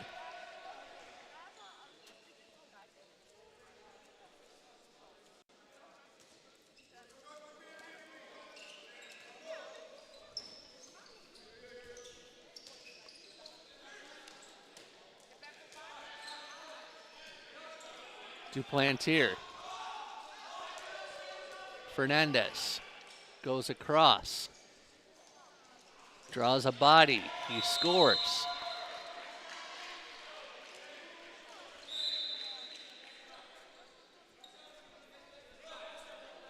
Minnesota up the floor. Hampton, Greenstein.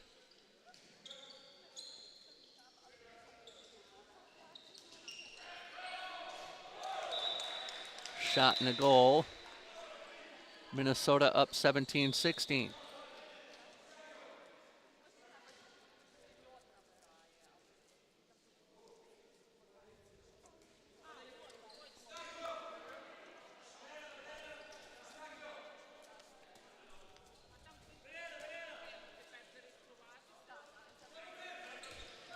Duplantier gains, loses the ball to Hampton actually. Up the floor comes Minnesota. Meisner, Erickson, scores.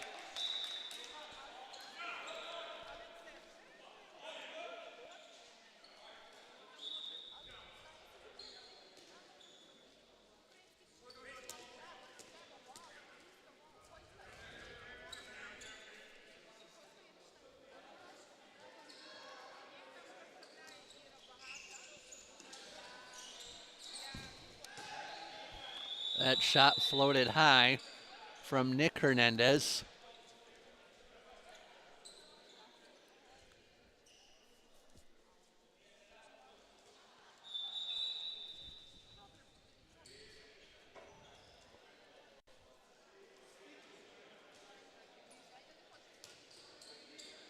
Seven-meter throw for Denver coming.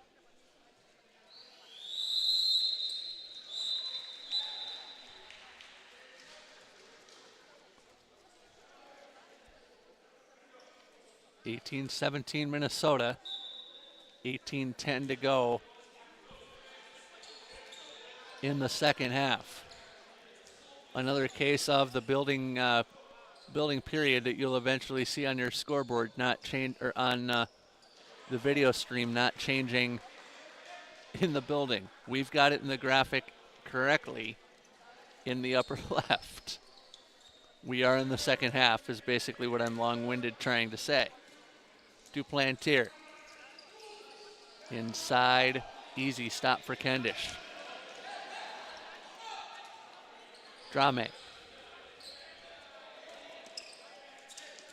McCory. Duplantier. Whistle goes, a halt to play, but Denver with the extended possession.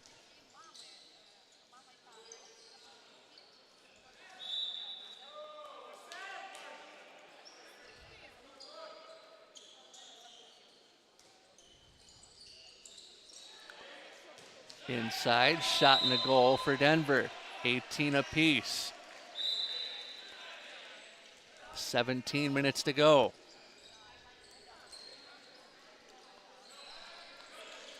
Greenstein. Hampton, upper 90.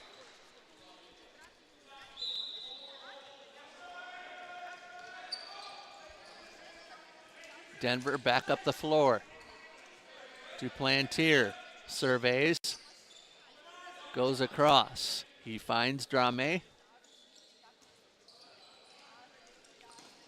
Alcaraz. Duplantier fires, kept out by Kendish. Hedrick getting ready to come on for Minnesota. Meisner. Erickson. Dropped to Auger. And across, the whistle goes.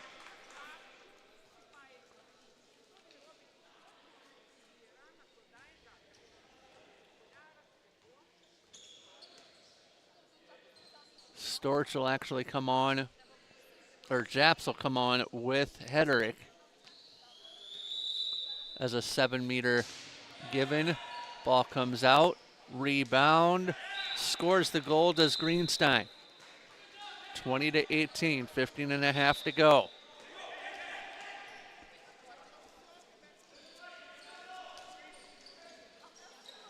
That shot is sailing to Chicago, or that pass rather is sailing to Chicago.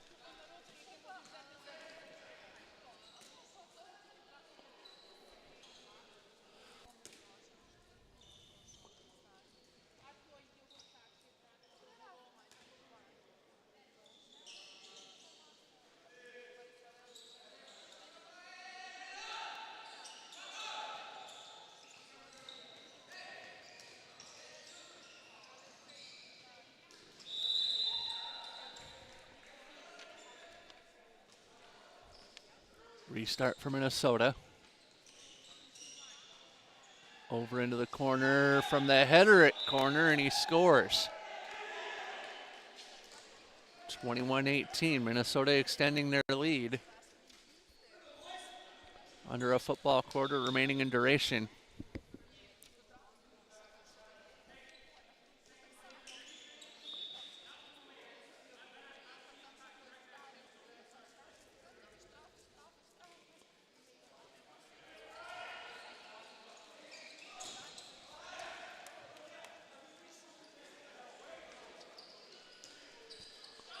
Minnesota back across, Hederick. Goes to Greenstein. Meisner around 2, and he finds the net. 22-18. Denver back up the floor.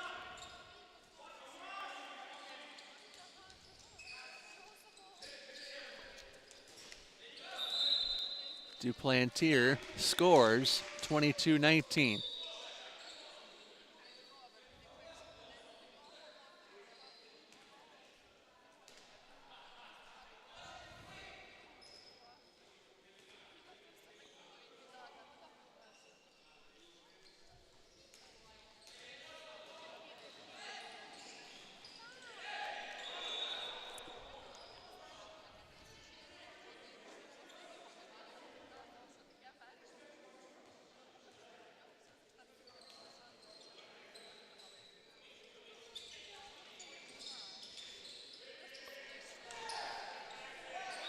Minnesota scores. Erickson. Timeout on the floor. Denver will take it.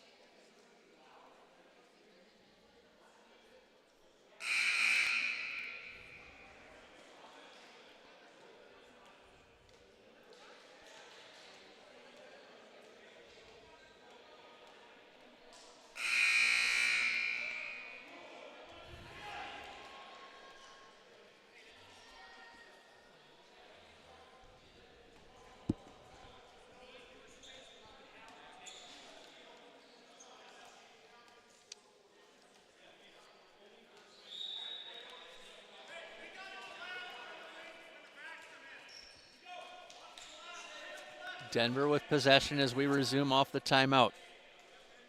Duplantier. Fernandez. Fernandez, Duplantier. Duplantier, upended. Breakaway for Erickson, he'll score. And Minnesota extends their lead to 6.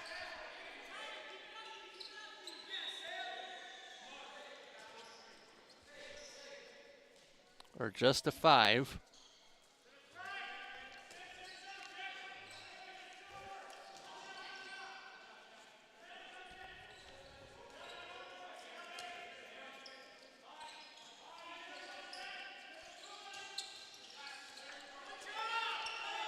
Erickson again, off the steal, has Greenstein, kicked away. Gomert. Hampton with the corner restart. Up high to Erickson. Across to Meisner. Meisner. Hederick and Greenstein on the right side. Erickson. Hampton, Meisner. Erickson, drop to Greenstein. Cross, Meisner. In traffic, whistle goes. 11:10 to go in the first half, or the second half, goodness. Second game of the day. I'll blame the arena scoreboard. Meisner will score. 25-19 now. Just as I say that, 25-20, Denver lights the lamp again. Meisner, Hederick and Greenstein play catch on the right side. Meisner calls the play. Erickson, Hampton. Erickson, cross, Meisner, Greenstein. Greenstein inside to Hederick. Actually checked that, that was Japs. Drew the contact and the 9-meter. Meisner. And we'll go the other way.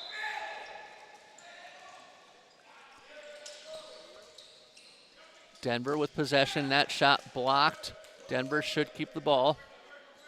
Corner restart. Fernandez goes across.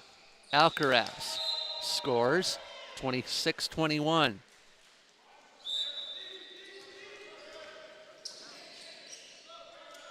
Hampton. Bernards across to Greenstein. Meisner. Greenstein ran into a wall.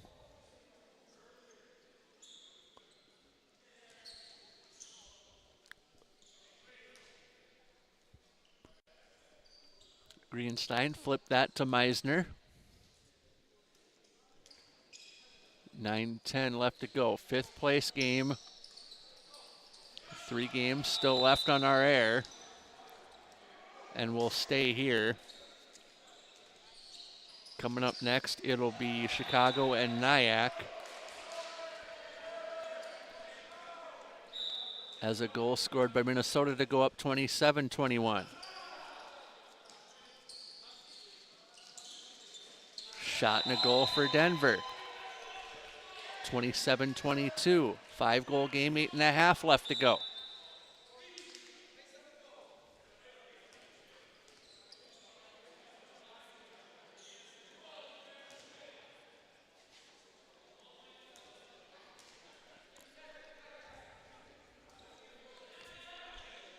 Bernards.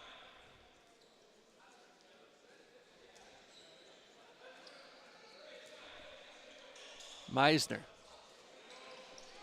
Greenstein. Bernards. Greenstein lost it in his feet, but he got it back. Bernards across. Tried to find Leiden, but could not.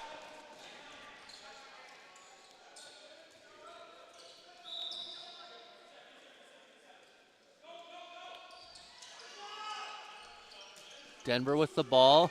That shot from McCory goes into the net, 27-23. 7.5 remaining.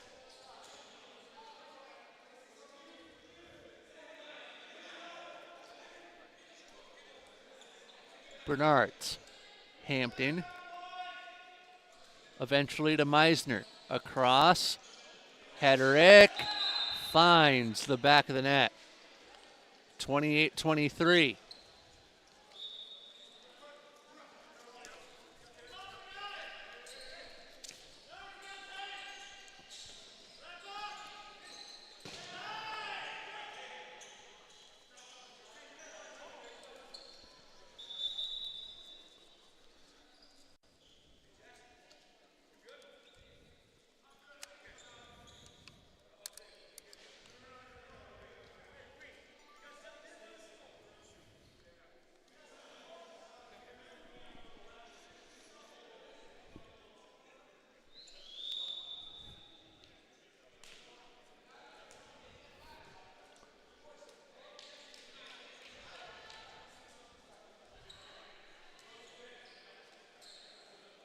Minnesota with possession, 28-23.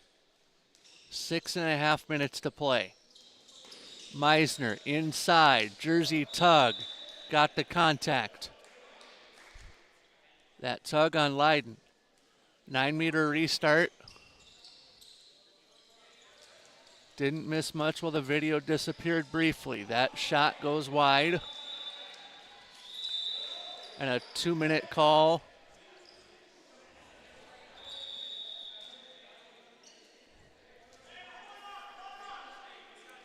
Issued against Denver.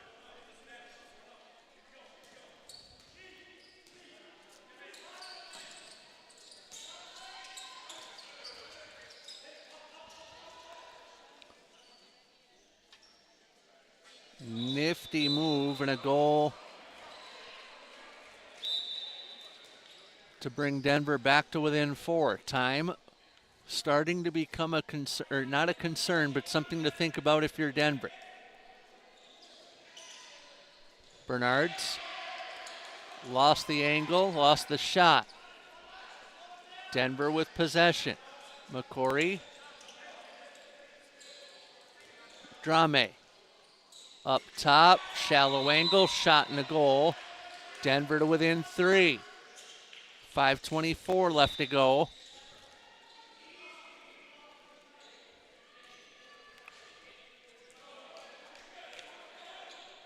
Meisner will handle.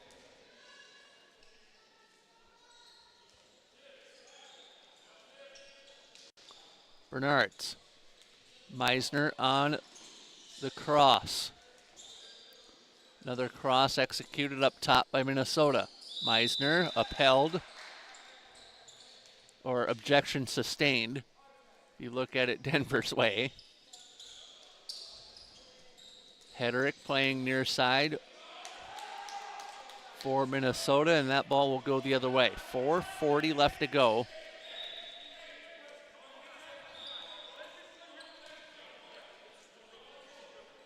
Denver still a body short.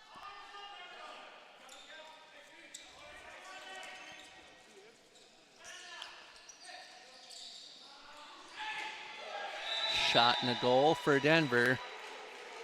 4:15 to go. Timeout, Minnesota.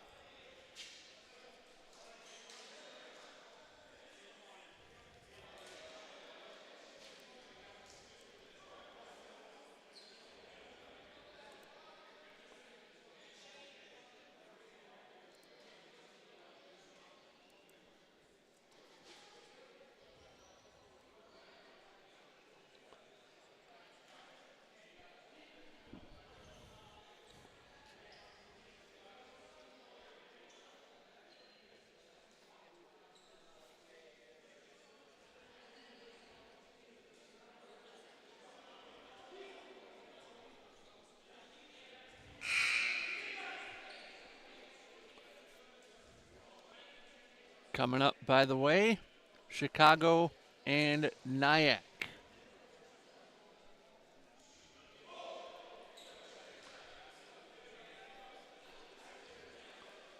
Let's count Denver's players. They are still short one.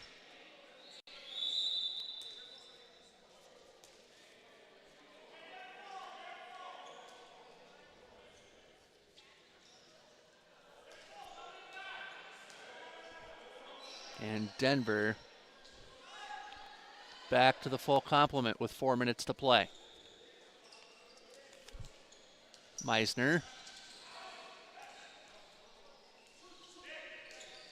Hedrick misfires. And he knew it when it left his hand. 3:40 left. Duplantier inside, stolen, Erickson. Dribbled off his foot. Denver with the ball, shot and a goal. 28-27 with 3:20 to play. Minnesota coming across the timeline with Leiden. Erickson, Meisner. Cross, Erickson, Greenstein, to Meisner, to Hedrick, to Meisner once more. Meisner dragged down.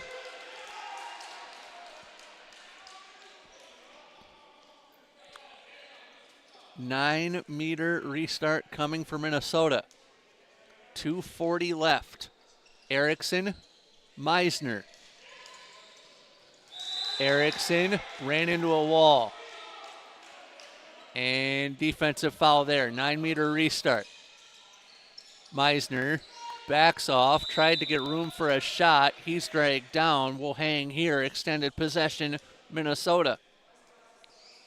2:25 remaining. Restart for Meisner. Erickson and Meisner play catch and cross. Meisner down to his backside. 9-meter restart for Denver. Or 9-meter restart for Minnesota, excuse me. Long shot, save made. Escorted out of play. Whose ball? Denver. 1:48 to go, 1-goal game. Denver across the timeline into their offense. Rose and fired. Did Duplantier. He goes down in a heap.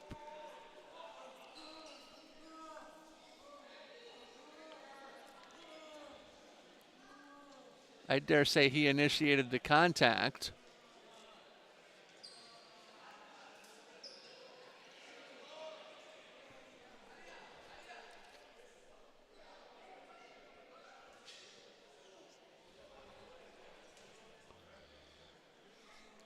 Play halted with 1:36 left to go. I believe that was Japs on the other side of that.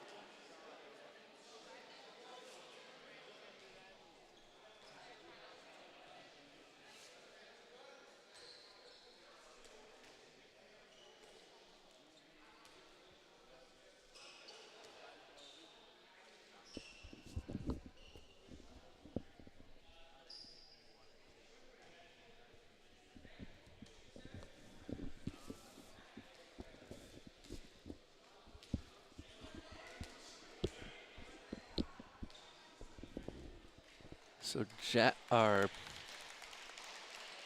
that. Josh Hedrick was the player down for Minnesota. They were checking on him in light of the injury yesterday that he sustained. Glad to see he's up and all right.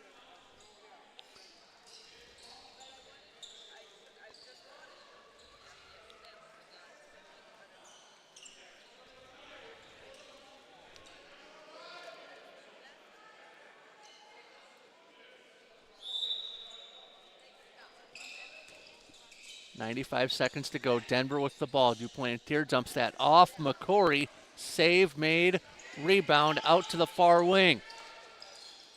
dropped to Alcaraz. Shot and a goal. We have a tie game with 80 seconds to go.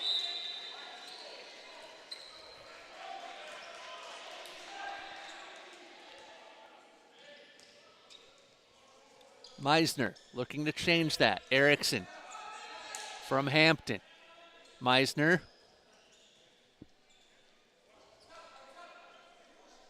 Cross. Erickson. Drop to Meisner. Meisner ran into a brick wall. 50 seconds left in regulation. Erickson across. That ball dribbled inside. And we'll go the other way. Denver on the fast break. Too quick for Kendish. Now to Hampton. Up the floor. Erickson. 30 seconds to go. Hampton. Erickson. Are they holding for last shot? Meisner. Across to Greenstein. Meisner. Lost it but regathers. Erickson. Cross. Meisner gets around two. Save made. Rebound. Score! Minnesota ahead by 1. 8 seconds to go. Denver quick last possession. Left wing, ball thrown out of play. That'll do it. Minnesota survives 29-28. Holy. What a game, and that was for 5th place.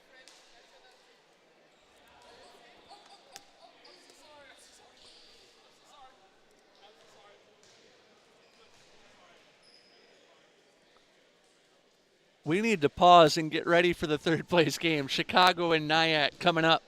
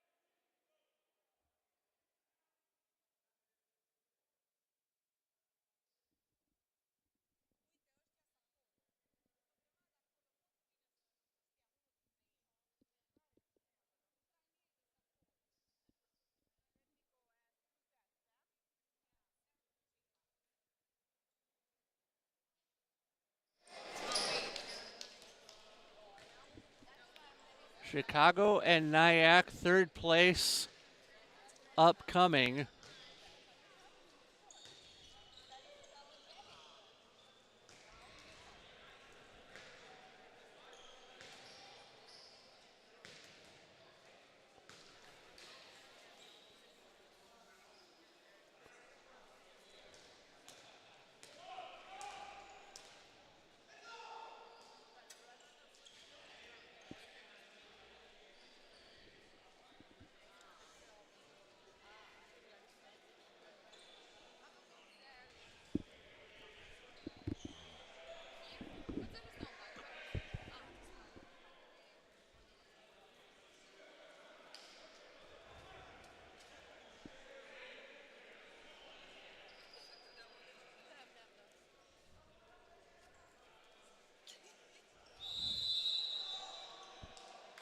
Nyack and Chicago underway.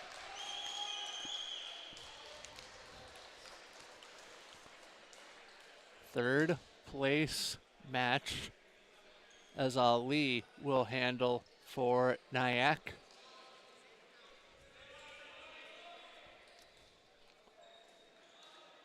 Pickett goes to Ali. Cross. Whistle goes, contact made. Pickett, far wing, shot in the goal. Nyack up 1-0.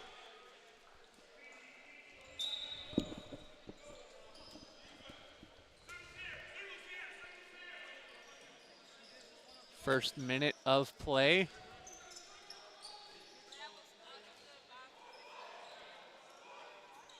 First Chicago enter possession. Shot for Milikovic. Goes into the net. 1-1.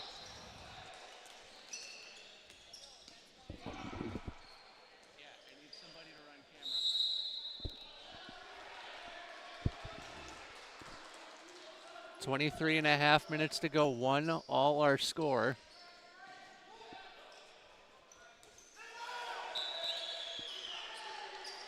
Not anymore. Chicago with a 2-1 lead.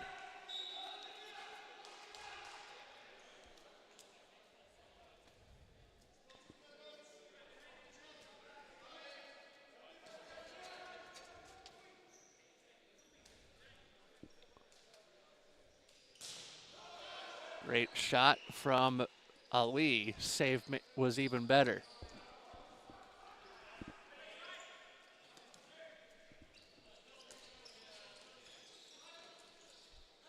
Slipped did Supovic. Supovic delivers cross wing. Milikovic draws the contact.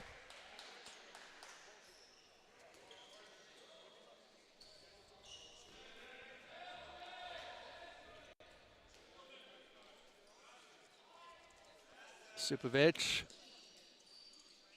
Nyack looking for a passive call, not going to find one. Milikovic will get the restart. Milikovic threw one high.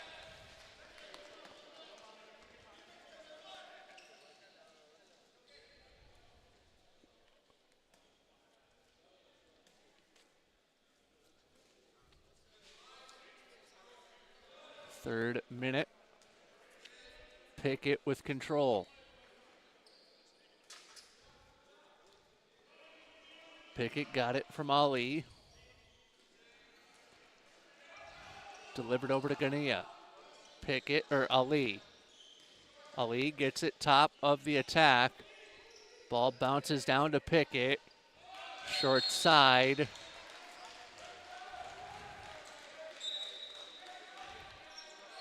Gania will score.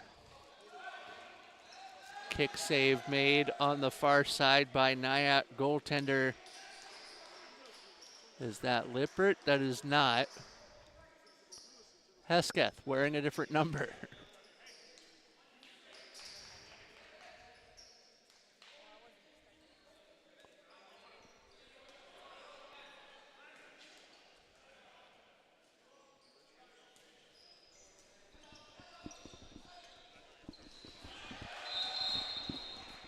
3-2 now in Nyak's favor.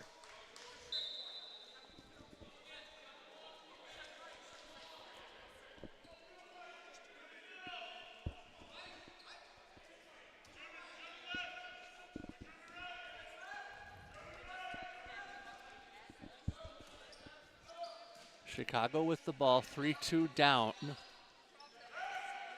Picked up by Schwendel. Supovic inside. Milikovic will score 3 apiece.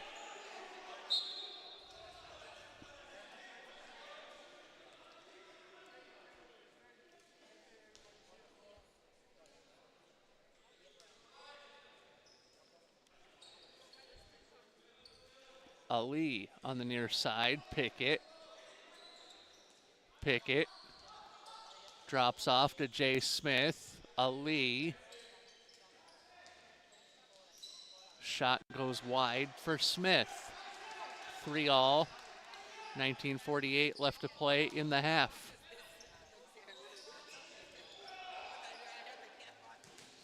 Loose ball. Shot from the far wing. Wouldn't go.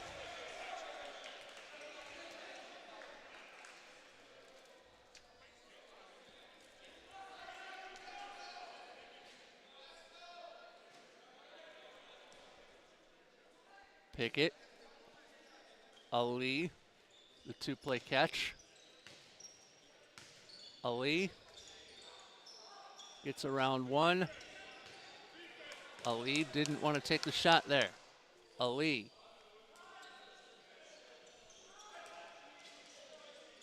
Over the top. Whistle before the shot. Crease violation.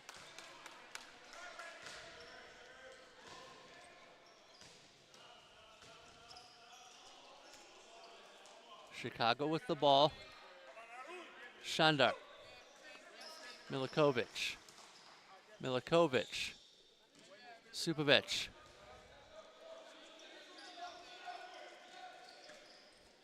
Milikovic. Shallow angle kicked away.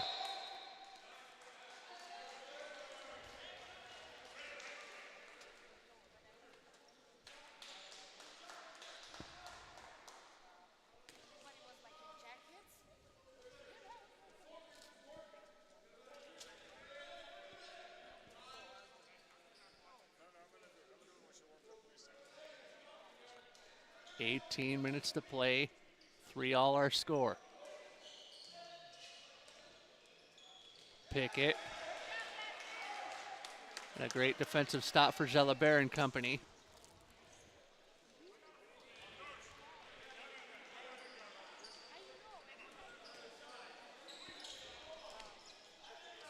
Supovic.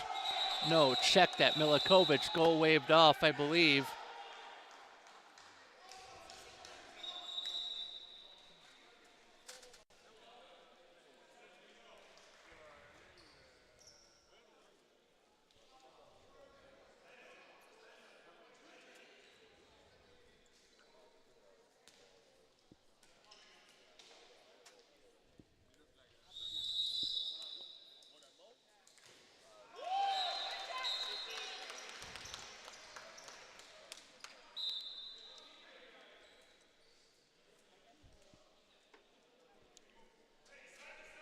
Goal scored, making it 4-3 Chicago.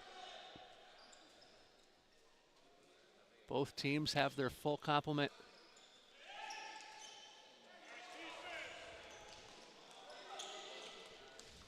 No, check that. I believe New York is down a man.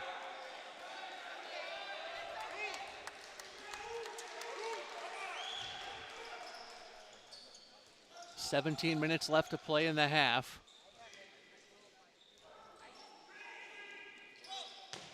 Kick save Hesketh.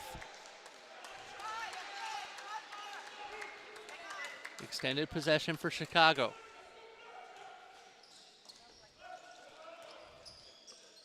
Milikovic lost the ball on his feet. Gets the restart. Does Chicago. Milikovic. And Supovic playing catch. Cross with Schwendel. Far wing. Schwendel, or Benamar actually, delivered it cross court. And the ball thrown away. Pickett around the traffic. Save made, Jalabert.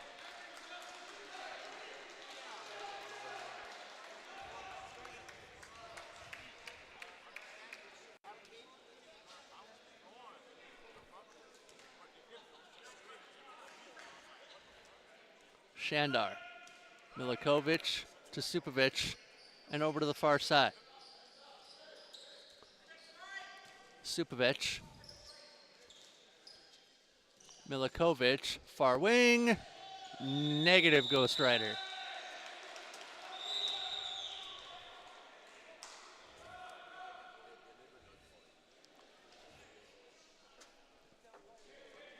(15-20). Actually, we're going to reset.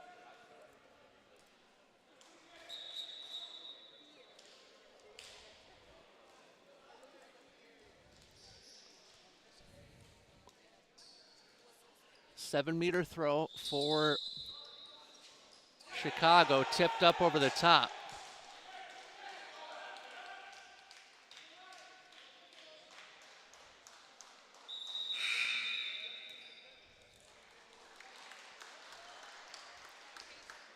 And I believe a timeout called by Chicago.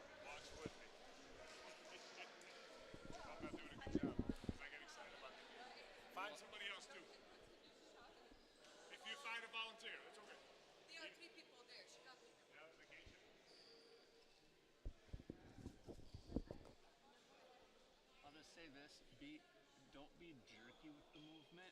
Okay. Be smooth. It's kind of like telling a handball player to not give elbows. And That's fair. Don't be jerky with the. Good point. Okay. I said. Yeah.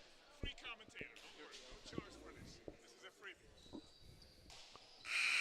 you comment on the size and how they put them up nice and even. I did that.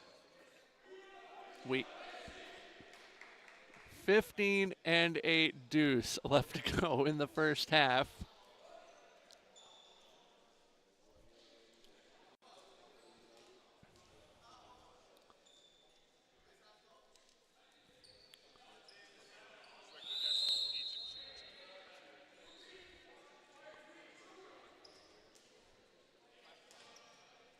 Denver, each team, or actually Nyack, has their full complement back. That's what I was looking for. To check on the man strength. Shot for Smith.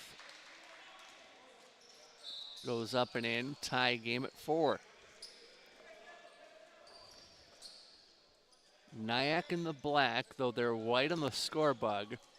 Chicago got the first choice of colors between the two teams. Shot for Inter goes in.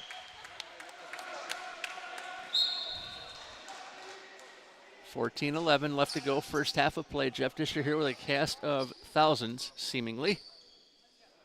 Well, hundreds, if you will. 14 and a penny left to go in the first half.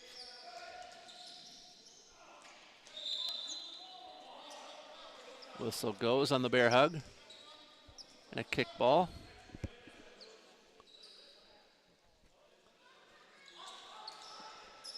Nyack with the restart. And an extended possession. Passive play, I believe, up for, no, it's not yet, for Nyack. Shot off the iron from Adam. Across Milikovic. Milikovic dumps off to Supovic. Short side shot goes in for Chicago. 6-4. 13-10 to go in the game's first half.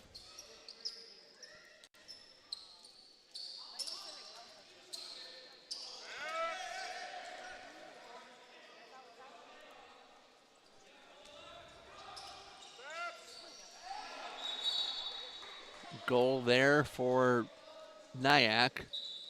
brings them back to within one.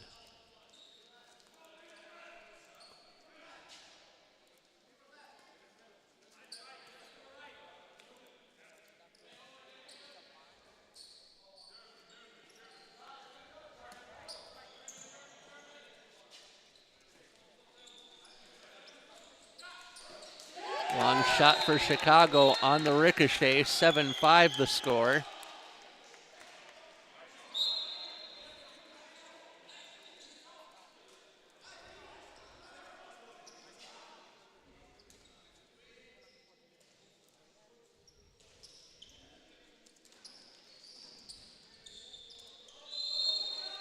Whistle goes, halting the play, 12 minutes to play. Nyack with possession. Again, dark jerseys for Nyack as Chicago plays a 6 flat. White with red on the score bug in the top left corner. Why? Chicago Winter got the choice. That's simple. Jay Smith over into the far corner. Now Smith gets it, top of the attack. It goes to Adam. Adam tried to cross. Shallow angle shot. Jalabert is there. And Chicago Winter escapes.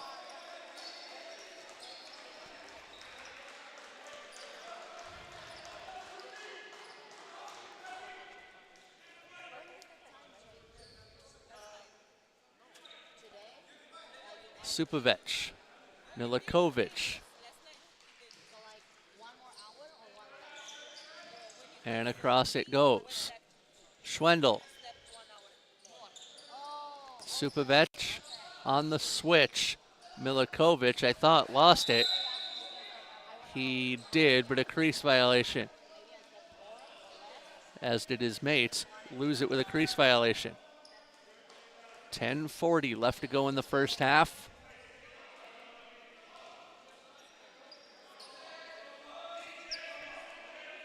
Smith goes to Adam. Smith. Fithian on the switch. Adam dumps it off. Up and over.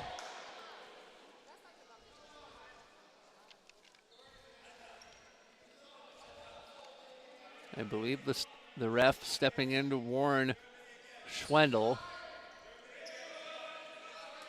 as we get back to play with 10 minutes left in the first half. New York Athletic Club on the restart. Smith lost it, fires, scores. 7-6.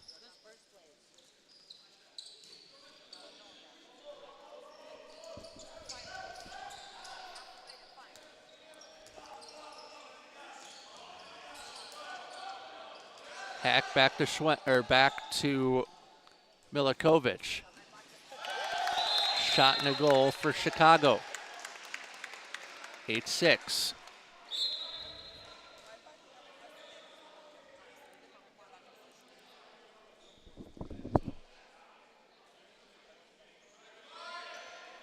New York City Cal Heat. New York City Cal Heat is the championship game.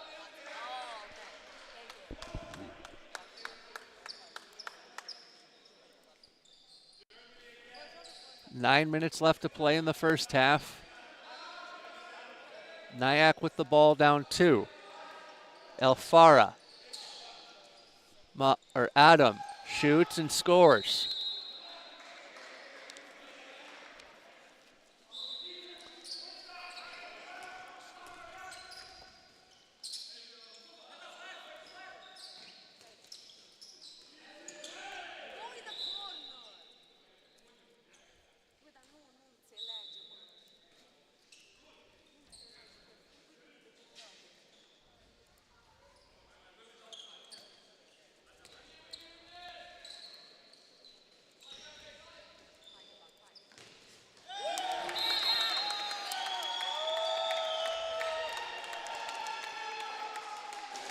Coming up at the end of the game, as you see there, man of the match interview.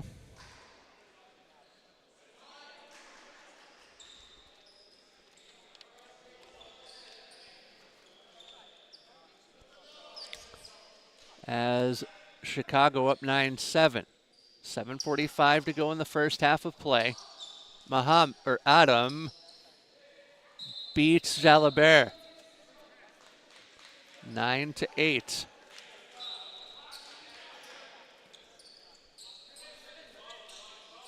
Seven and a half minutes remaining as Chicago with the ball. Milikovic goes across. Supovic, Milikovic. Supovic once more. Milikovic and across. Far wing, stolen by Nyack. Or was it? Chicago with a corner restart, it looks like. Supovic, Milikovic, Supovic, Milikovic. Inside to Schwendel. Whistle before the shot, crease violation. Adam crosses the timeline for Nyack along with Khalil Zabis. 6.5 minutes left to play in the half. Zabis goes near side to Adam. Zabis, risky pass, paid off for Nyack there. Adam at the top on the switch. He shoots and scores. 9 apiece. 6 and a nickel remaining in the first half.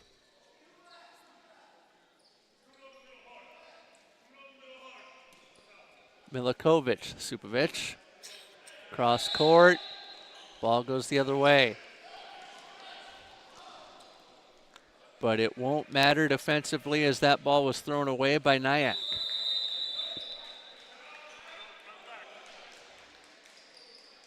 Timeouts, Chicago.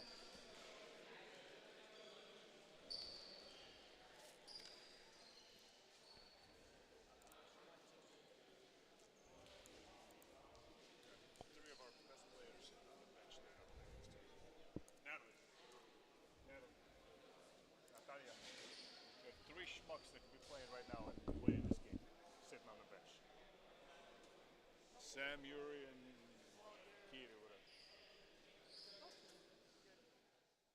Roman. Like we could be winning this easily.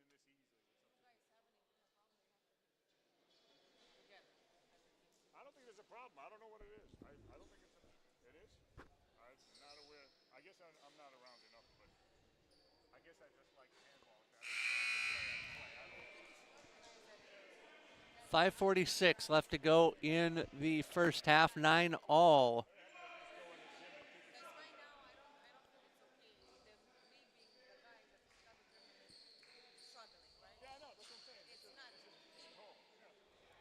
This is embarrassing because we're playing for third place.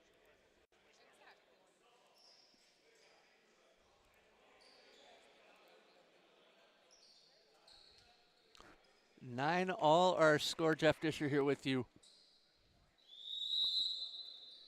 And back underway we go.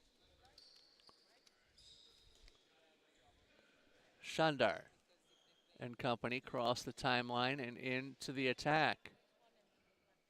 Benamar, Shandar, Supovic. Eventually to Benamar, Supovic. Supovic drew contact.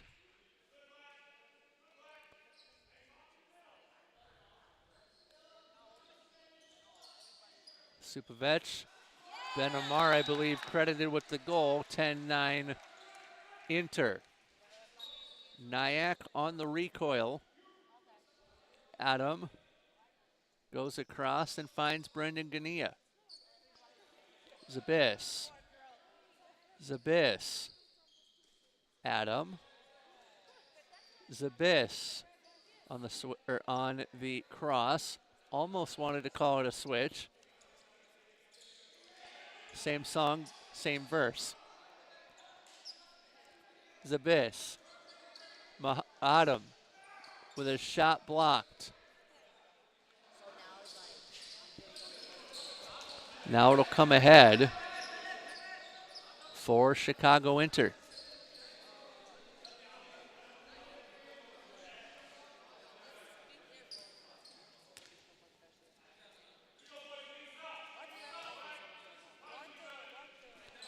Supovich. Shandar wanted a cross, I believe. Did Shandar, not going to get it. Inside, Supovich will score 11-9. Chicago yellow card issued against Nyack on the defensive side. 3:45 left to play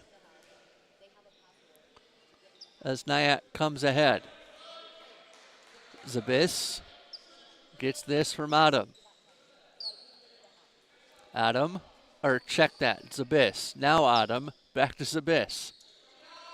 Zabis switches with Alfara. Adam rises, fires, and scores. Chicago Inter back up the floor. 3 minutes, 3 nickels left to play in the half. Will stay here with the ball. Chicago will maintain possession. Supovich will get that.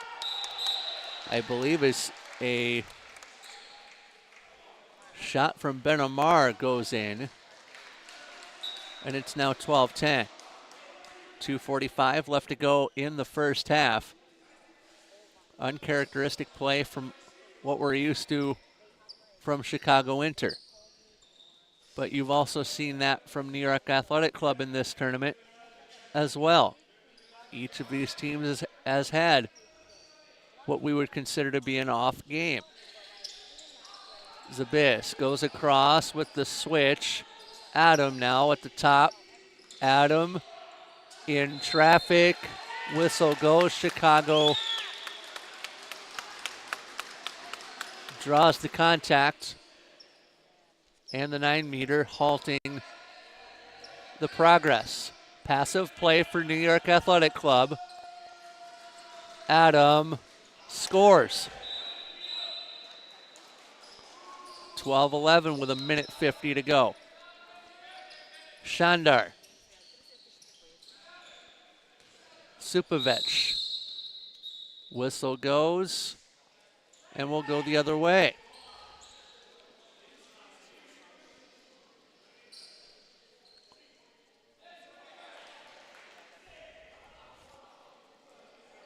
Ali.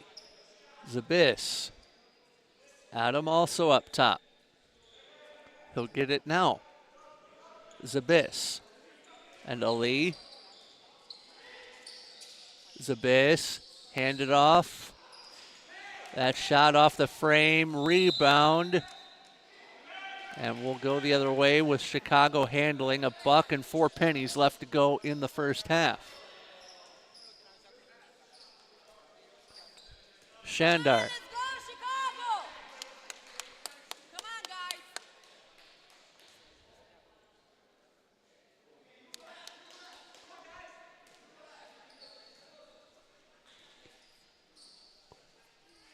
Shandar. Oof. That was a hit.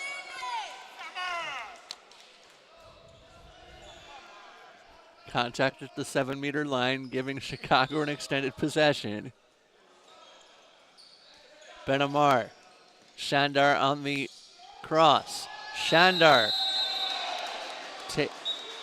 takes a hit.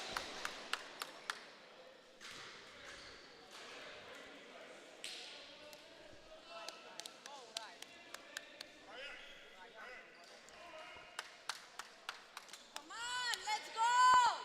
7-meter throw coming for Chicago.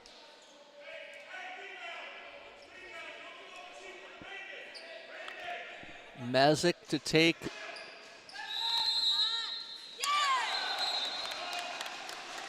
Chicago with the 13-11 lead as they convert.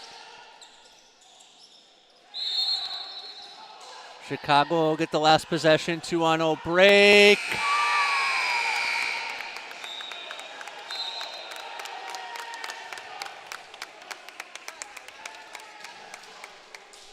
And they score right at the buzzer, 14-11 at the half.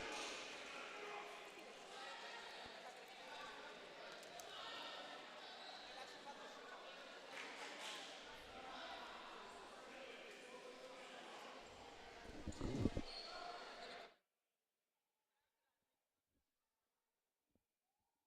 was a fun finish. Which one was the fifth place? Minnesota's game that just happened. Gotcha. They won by a goal late. Oh, really? So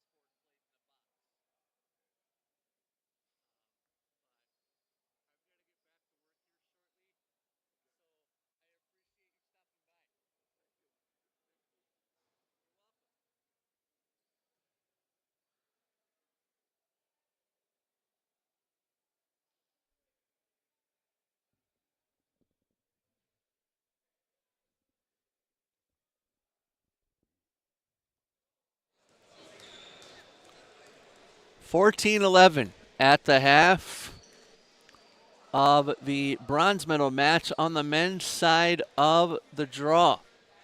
Chicago Inter up 3, though a most uncharacteristic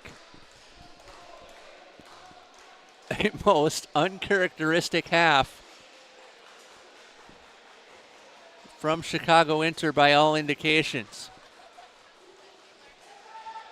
As the teams will switch sides to the second half, we take that off and we remind you that Chicago Inter's women's club will play. Yeah, we're in beat traffic and everything like that. So, great job, man. Love to see the product. Yeah, see you soon. Chicago Inter, New York City on the women's side coming up.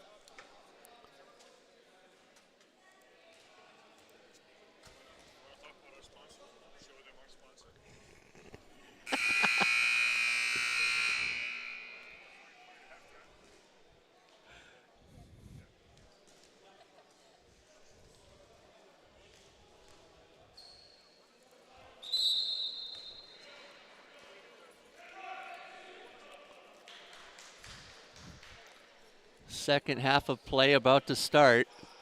Chicago up 3.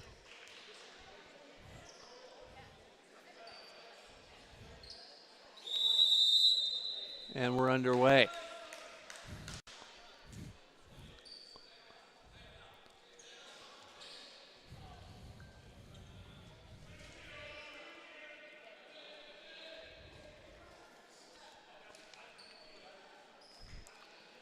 Benamar. Supovec gets this at the top. Switches with Schwendel. Benamar. Supovec. Milikovic across and out of play it'll go to Nyack, who are down 14-11 as we start the second half. Jeff Disher here with you.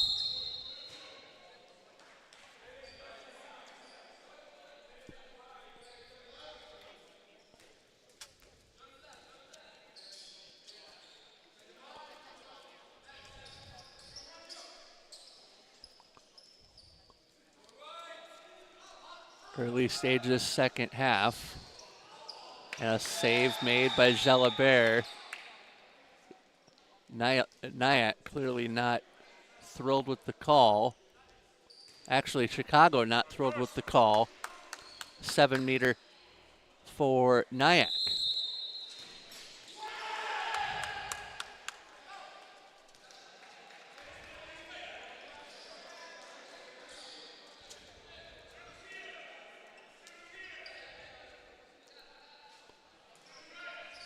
Chicago with possession, 14-11.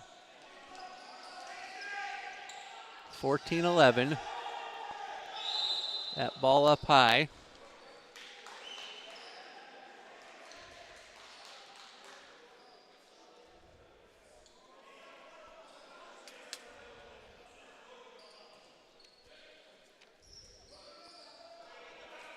Chicago with it. Supovec at the top.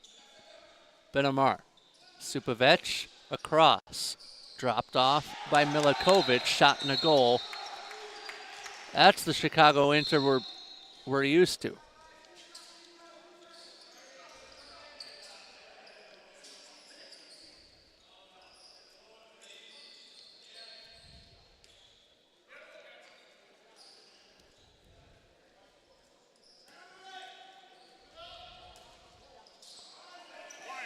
Shot and a goal for Zabis. 22-10 left to go, 15-12. Nyack making inroads. Still down 3, plenty of time remaining. Supovec, I should say, gets that to D-Bat Kanan. Across, right wing. Supovec. Milikovic delivered one, save made. Outlet stolen by Supovec.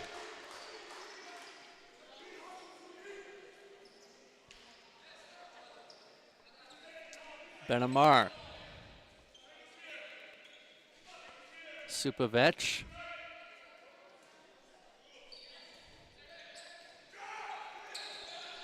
Supavec delivers cross wing. Milikovic back to Supavec. He'll find the net. 16-12.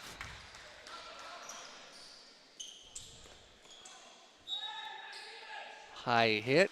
Halting play. Nyack with the 9-meter.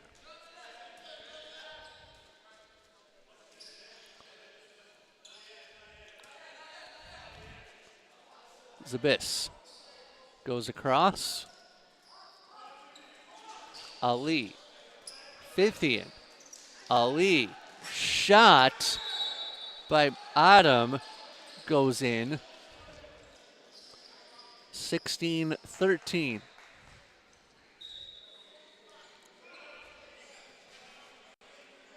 Benamar. Supavec. Supavec. Up top, across to Milikovic. He'll shoot. Whistle on the shot. Nyack with the ball. 16-13. 20 minutes remaining in the second half.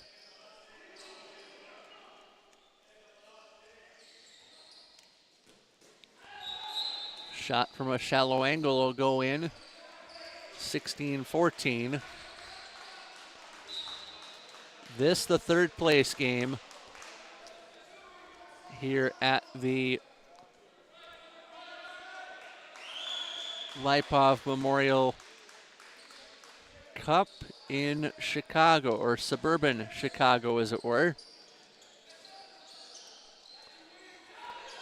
Benamar got it over to Milikovic. Milikovic will score.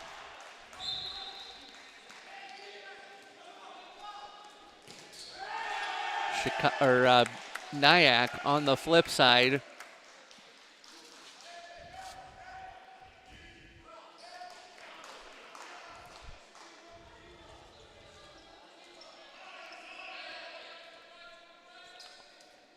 Will get the stop from Darko Mitev, as it appears Chicago has made a change in net.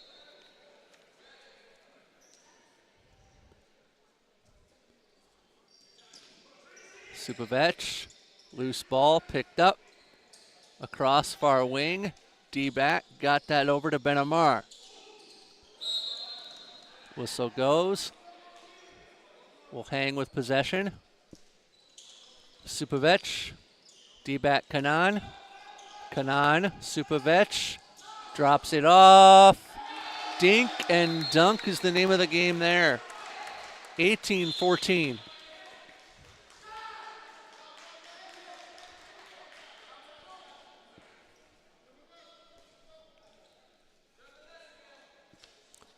$18 minutes and a penny remaining to be played. Nyack with a 4-goal disadvantage in the ball. Smith, Zabis at the top of the attack. Smith,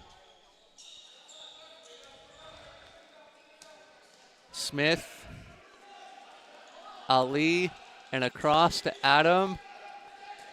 Shot and a goal for Ali. 18-15.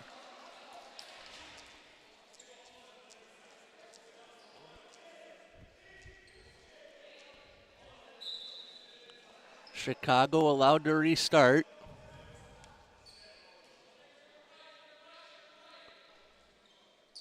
Supavec, Benamar.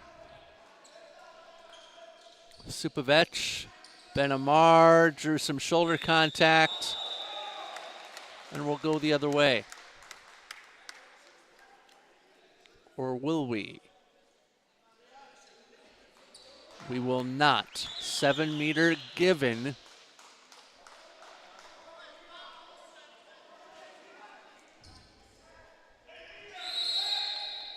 Score. 19-15 Inter.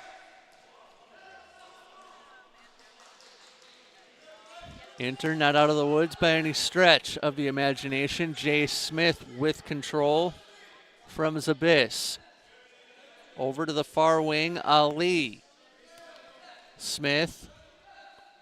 Ali.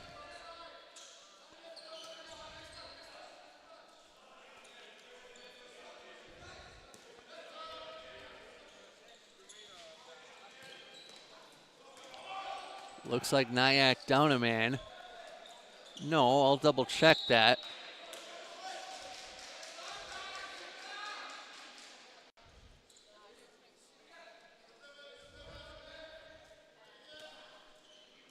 They are not. Zabis, Ali. Smith. Down in the near corner. Passive play called for Nyack. Far wing, shot and a goal.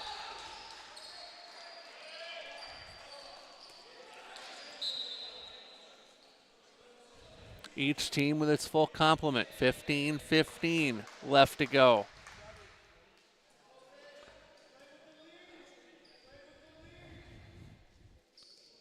Not because of the physical play, but the Lipov Memorial Cup is sponsored by JSB Dental.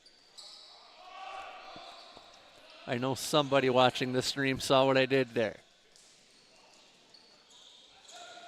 Chicago Inter with the ball, 19-16, their lead. Scramble goes to Nyack.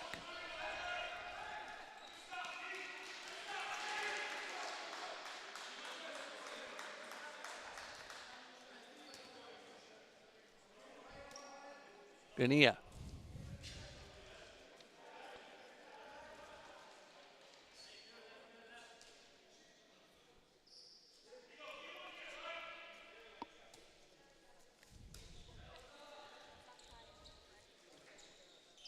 Ali, Zabis, Smith. Gania.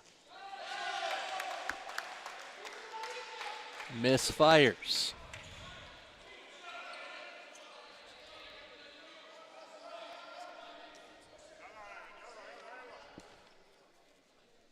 Chicago across. 13:50 left to go in regulation.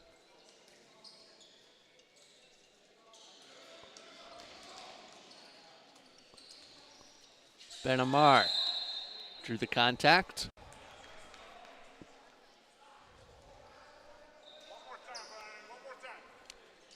Benamar. 13.5 left to go. Benamar scores. 20-16.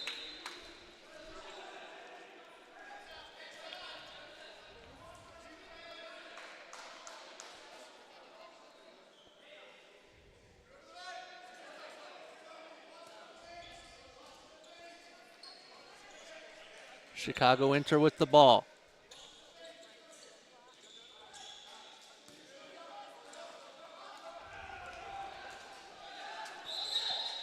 And a shot and a goal for Nyack to put them to within 3.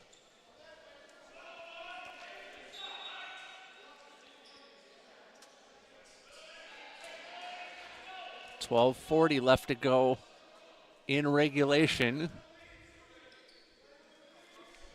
As Chicago with the ball. Milikovic across to Supovic. Milikovic dumps it off. Ahmed Saad says anything Nyack can do, I can do better. Gania. Right back at you, Ahmed.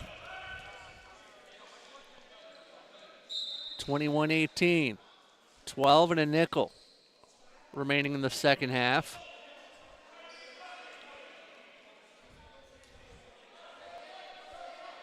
You know the one thing we haven't had this weekend so far? I'll save that, but I know some people watching the stream are thinking, Dish, you didn't do it, did you?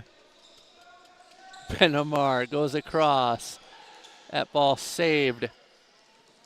Fast break. Gania out of range for him. Supovic. Far corner, up and down handball we play. 11:25 left to go. Whistle goes.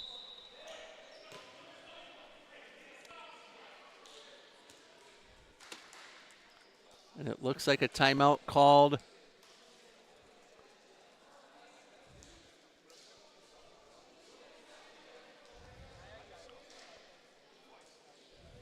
by Nyack.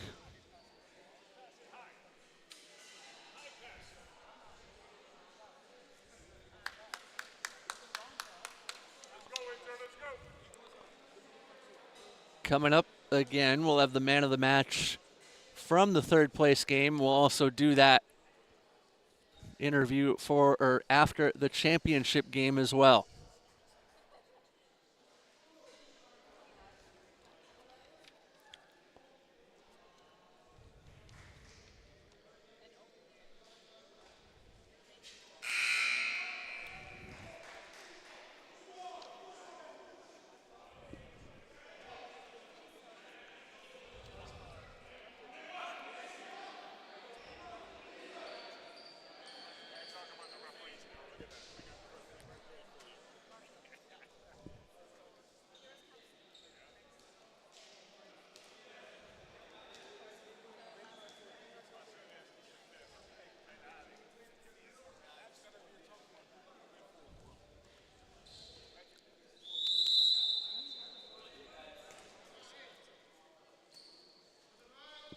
.15 left to play in the contest as Nyack with the ball. Pickett. Jay Smith. Pickett dumps it off. Smith steps.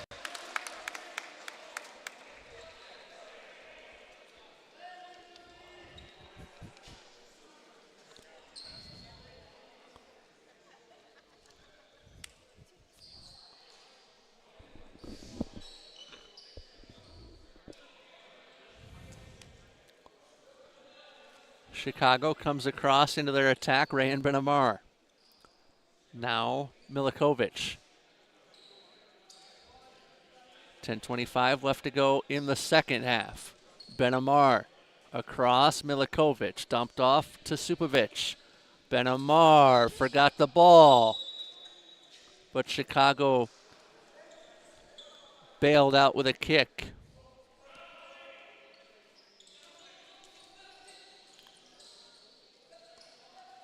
Loose ball picked up by Nyack.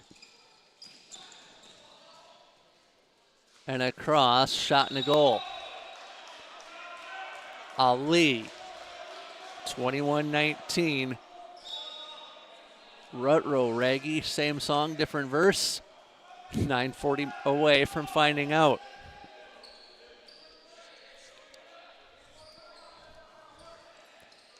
Lots of time remaining. And across, that shot missed short side by Deepak Kanat.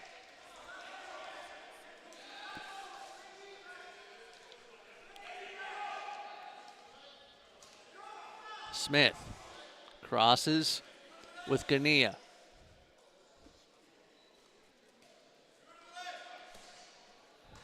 Smith, Pickett at the top of the attack. Pickett, Smith, switch with Ali. Whistle goes. We'll hang here. Pickett will get the restart. Smith, Pickett, across, far side. Shot and a goal. 21-20.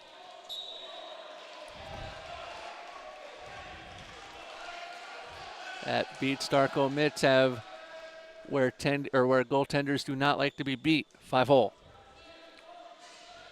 8:15. I know because I was one on the on a hockey rink. Tipped away. Nyack will come out on defense. New York City and Chicago Inter's women's club do battle next. 7:55 to go in this one, that we know of at least.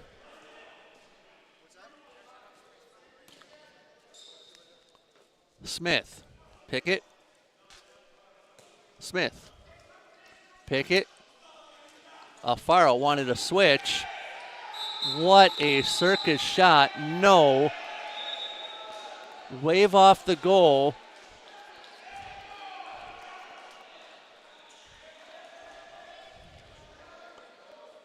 Two-minute call for Nyack.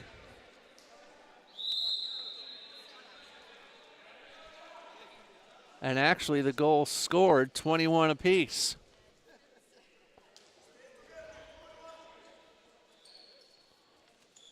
Chicago with the ball.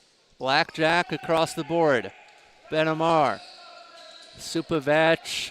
Benamar. Across to Milikovic. Milikovic across. Save made by Mezek. 7 and a penny remaining.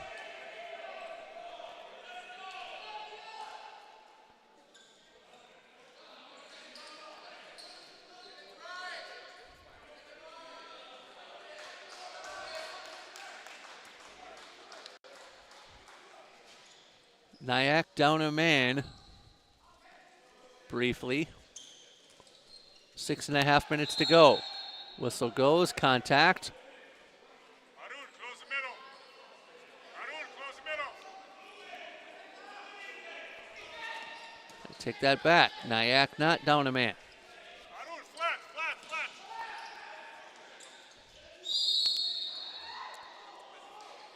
Whistle goes, we'll keep moving. 6 minutes and 10 as the clock continues to move.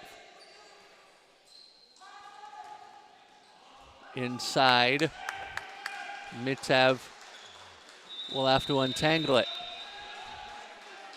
Whistle goes, timeout Chicago.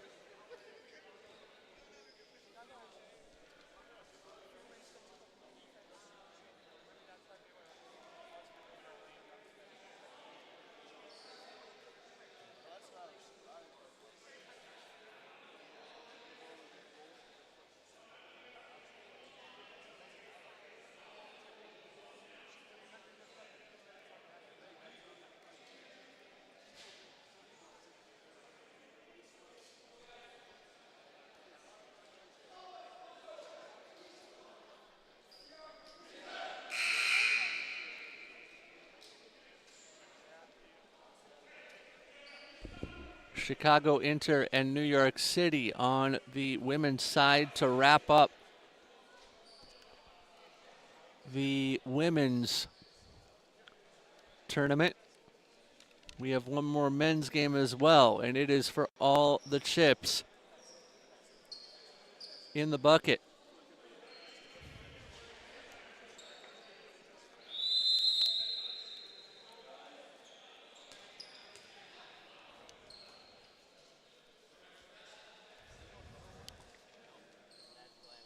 Chicago in a 21-21 duel. Jeff Disher here as Milikovic and Benamar playing at the top. Supovic,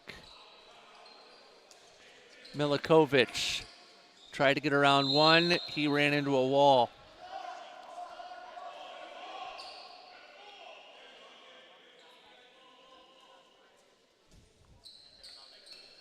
Full strength.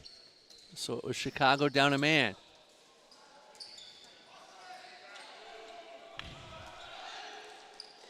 Nyack with possession as that ball thrown cross court, off the iron, and it stays out.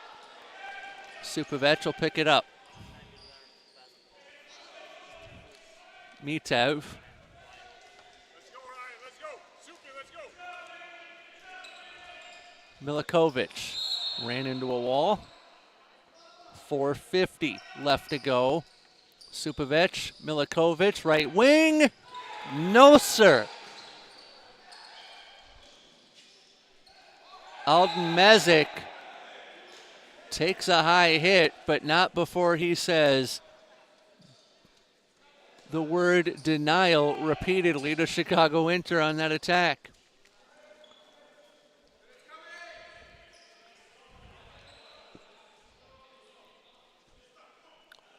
(5-1) is the Chicago defense.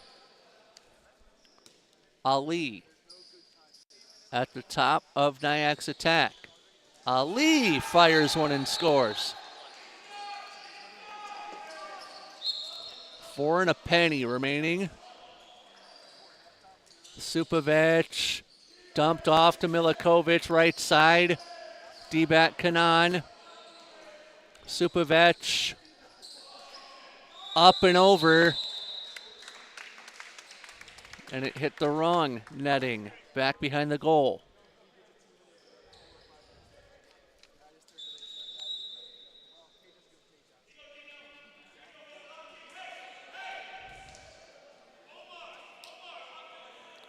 Ball stuck in the spider web of doom back behind the cage.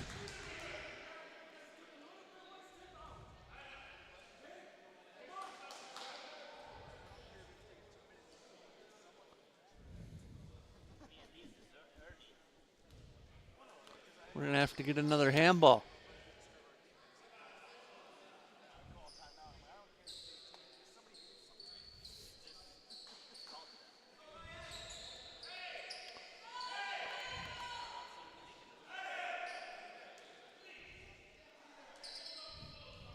Hey, at least one guy over here.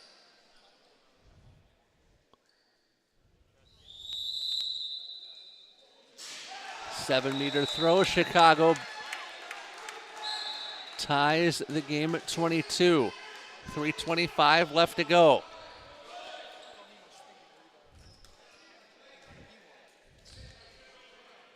Ali at the top of Nyack's attack. I feel like this game is going to be last score will win it. 3:10 left. Ali. Smith. Ali. Cross. Whistle. Steps. Chicago was looking for the fast break. Schwindel not sure what to do there. Granted, Philip Schwendel's been playing the game for a couple of weeks. Ben Amar.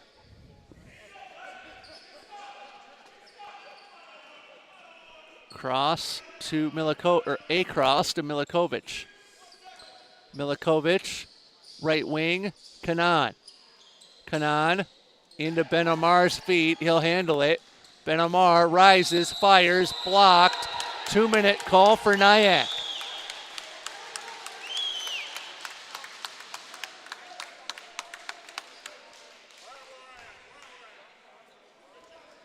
Double. Nope, it'll just be a regular 9-meter. Thought about a double whammy there.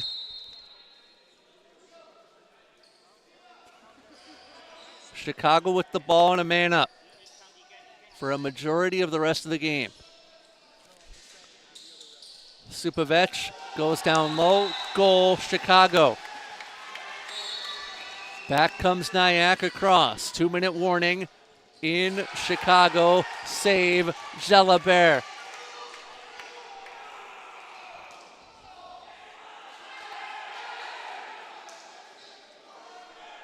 Nyack wants some sort of call. Chicago will have the ball. Supovic.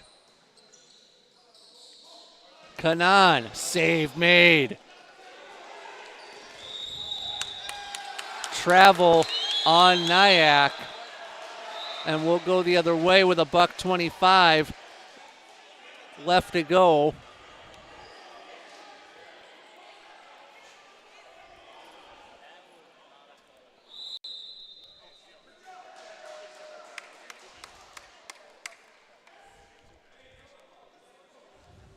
I believe Nyack down another man.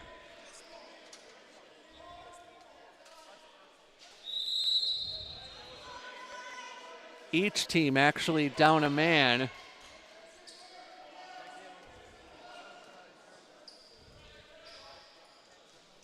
So we're really even up. Benamar goes into the corner. D-back Kanan has it stolen from him. Benamar rescues. Nyack wants a call, not going to get it.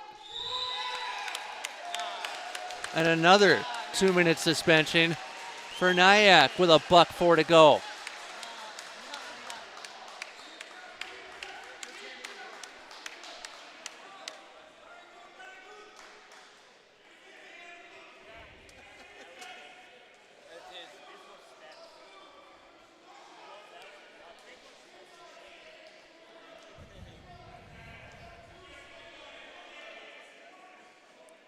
Chicago waiting for the restart.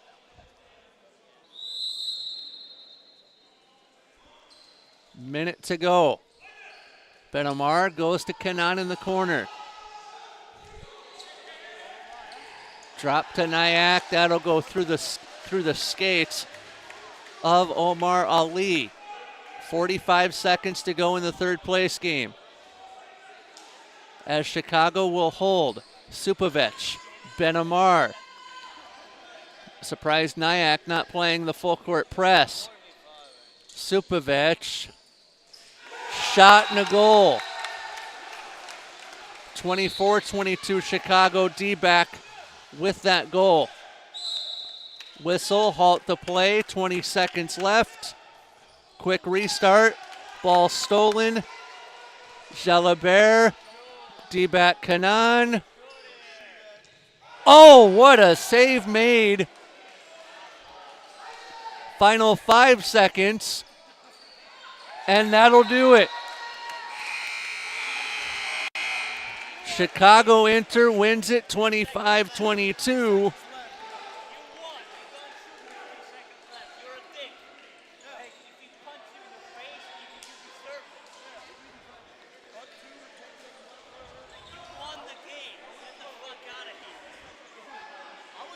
And Chicago Inter wins the bronze medal match.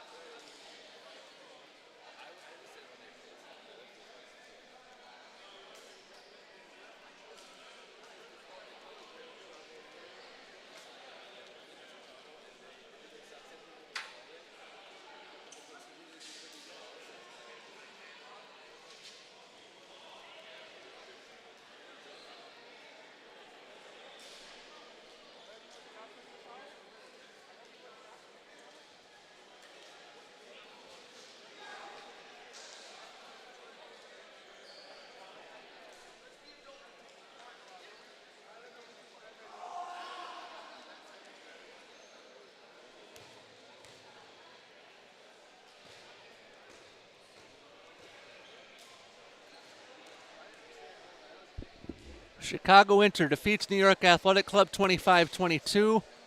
We should be getting a man of the match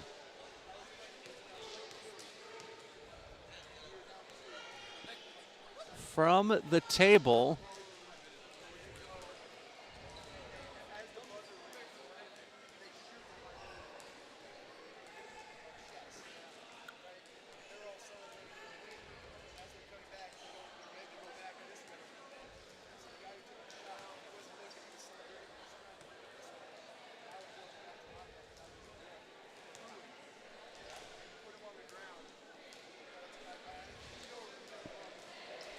We will get set for the final round robin match of the event.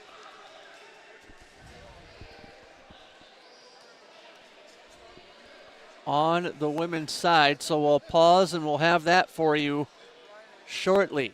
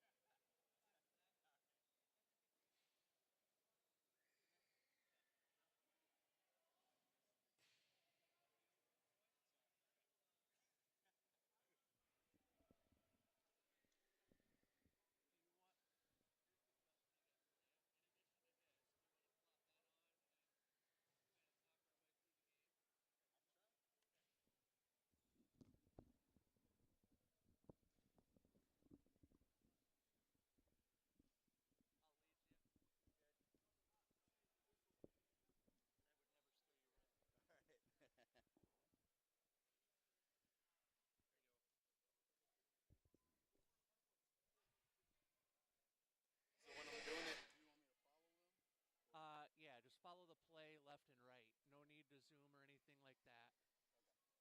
So all right, behave.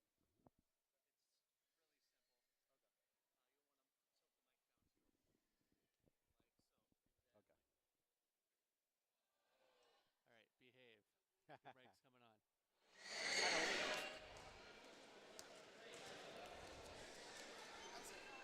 Chicago Inter women's style, and New York City again women's style, to close out the round robin portion on the women's end from the Lipov Memorial Cup in Makina, Illinois. With the legitimate McCoy Crawford, Jeff Disher here. How's it going? Thought about the real McCoy, but we left that alone there. McCoy, y'all just had one hell of a finish with Nyack a moment ago.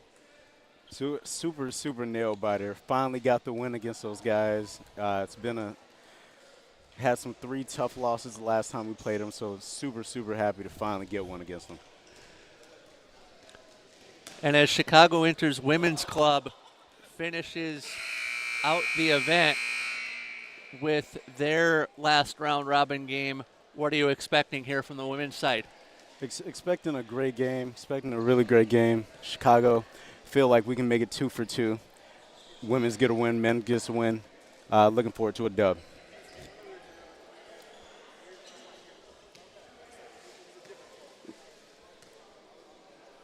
Whoop, got a little wee.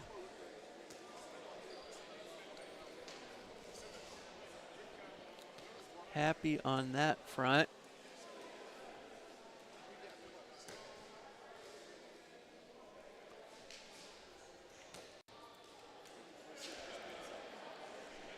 Make that a little easier to see. There we go.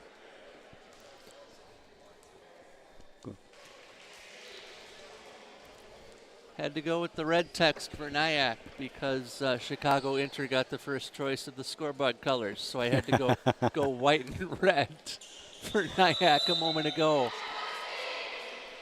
Let's see.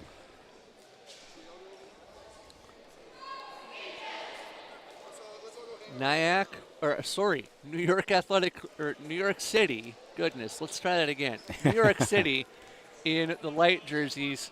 Chicago Inter in the traditional red with blue trim.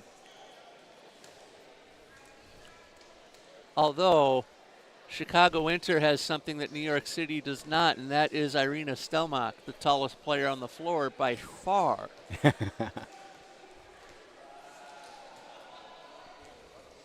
And she's wearing her traditional number 9. In their game this morning, as they were warming up, she was wearing 27.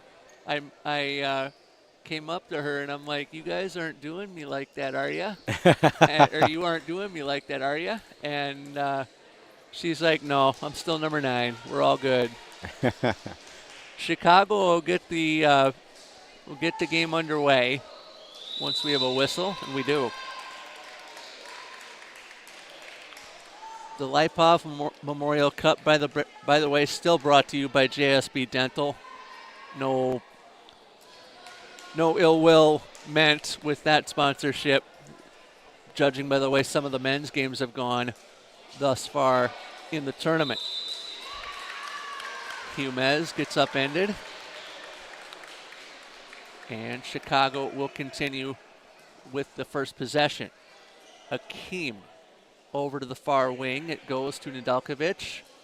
Inside, Nedeljkovic picks it up. Right wing.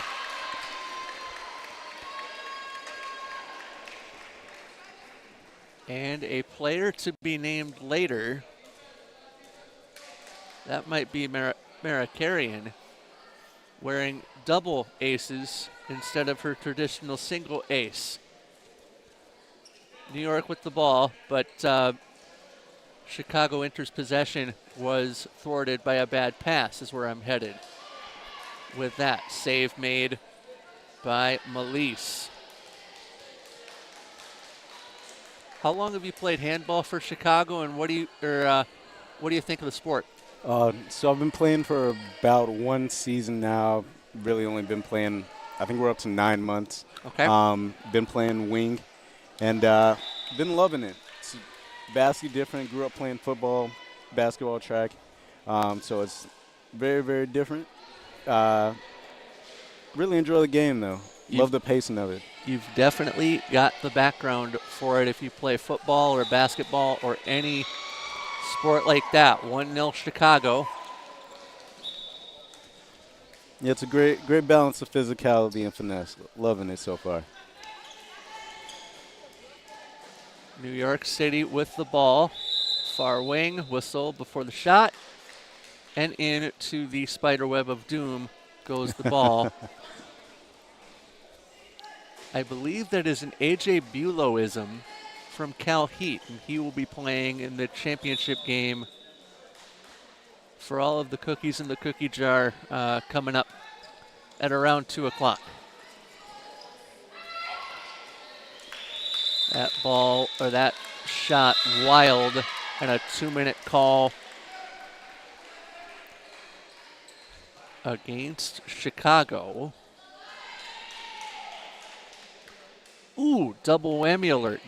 So take a suspension, potentially give up a 7-meter goal is what a double whammy would be. And, yeah, double whammy on. So a goal scored by New York City.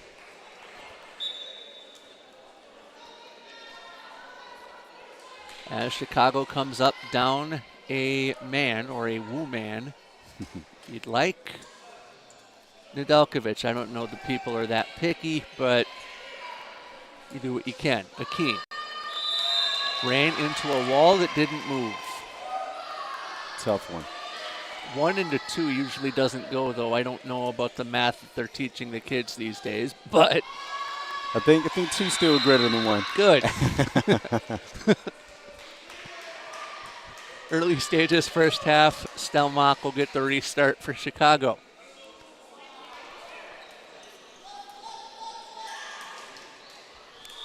That shot sends Stelmach to ground, I believe. No, check that. Akeem to ground.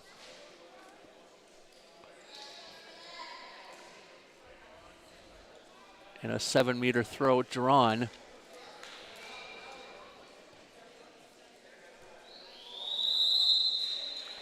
Shot and a goal. Chicago Inter up 2-1, though down a player. Cisak delivers one. Save made on the far side by Melise.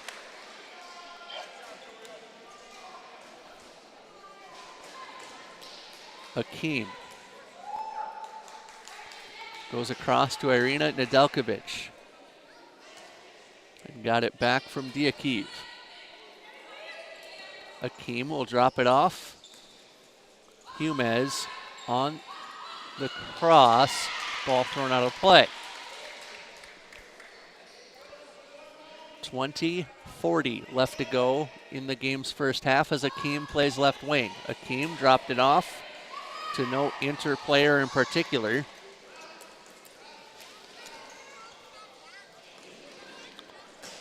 And that shot bounces off the frame for New York City.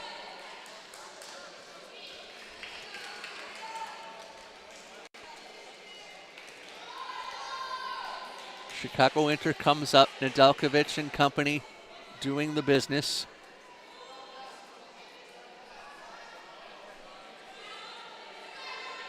As that one thrown across by Diakiv. Now Akeem to Stelmach, whistle, and a halt to play. Offensive foul. Judging by the complaint, actually a defensive foul that allows Chicago to keep possession. Akeem goes across. Cross with Humez. And it's still 2-1.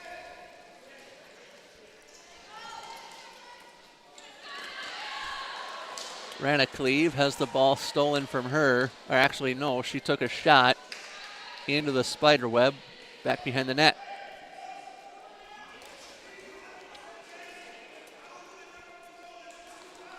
Gotta love that back net. Yeah. It's led to some stoppages this weekend. Akeem goes to Stelmach. Stelmach tried to, or actually check. Humes tried to retrieve with the right hand, could not. Humes will get the restart.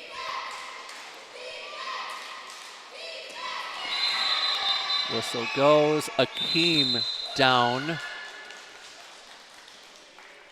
Got poked up high. And I believe Chicago back to their full complement of players. No, they're short. I believe they're still short one.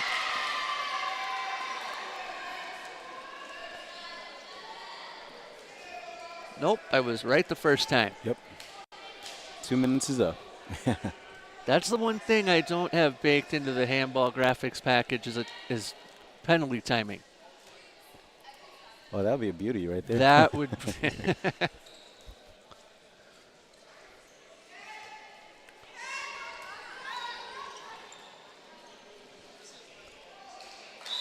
contact. Now I'm personally from the Twin Cities of Minneapolis and St. Paul, Minnesota. I do hockey in the wintertime. Shot in a goal there for New York City. I do plenty of high school hockey in the wintertime for the Blake School. Shout out Blake Bears. Oh, nice. And so that package has the traditional penalty timing baked in. Out of play. And Chicago will maintain possession. Akeem. Humes. Akeem on her right hand. Loose ball. And we'll go the other way.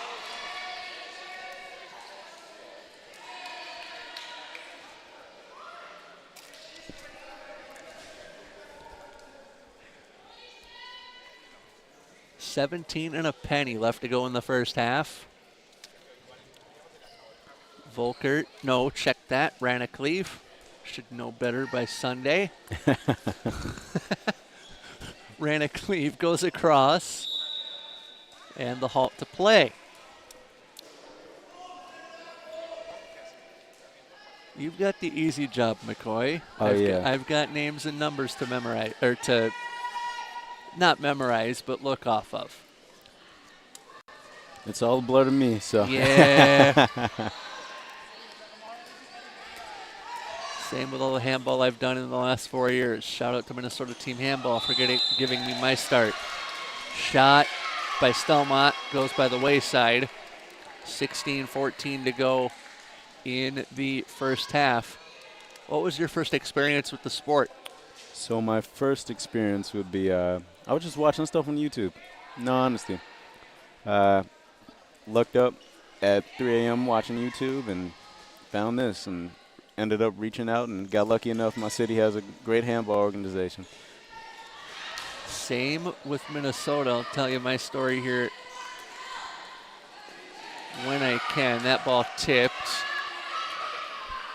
And New York brings it back up. I was watching the 2020 Olympic final in 2021. Did the same as you. Reached out to the Minnesota Team Handball Club, who were streaming an event that they wanted commentary over. And boom, the relationship was born.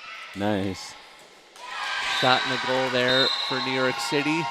3-2 their lead. Minnesota's actually produced the last two independent national tournaments in Holland, Michigan back in 2023 and Las Vegas a few months back. Nice. Heard great things about both tournaments.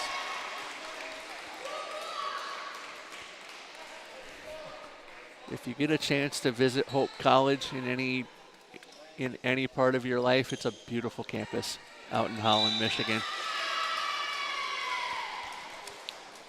14 and a half left to go in the.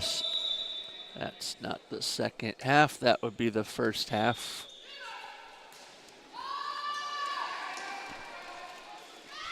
Shot and a goal. Pretty one right there. That was Nedeljkovic.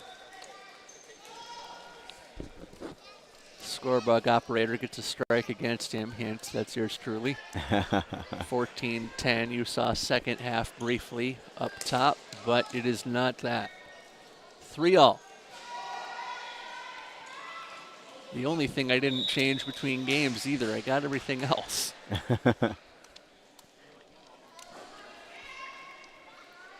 Got the toughest job here, man. Yeah.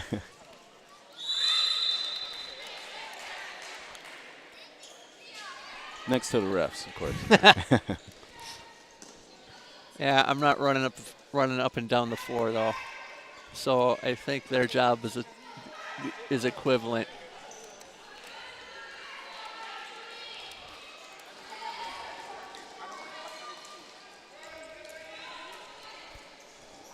Chicago with possession as that ball comes out of the corner. Nedeljkovic dropped it off to Akeem as she was sprinting towards the 7.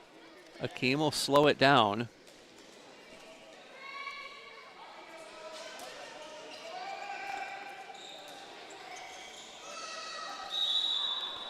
Whistle goes, Akeem down.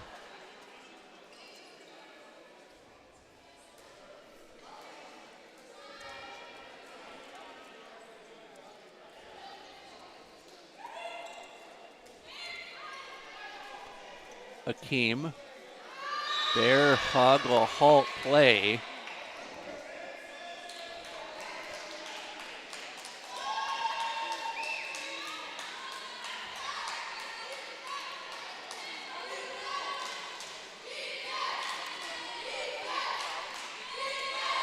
Akeem.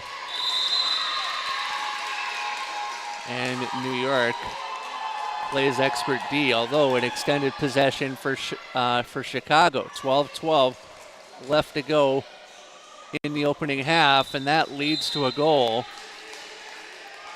for Chicago to go up 4-3.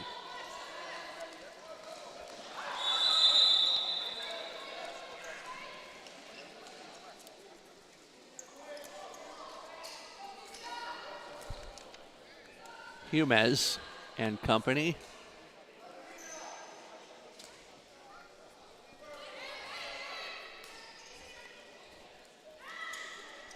Akeem.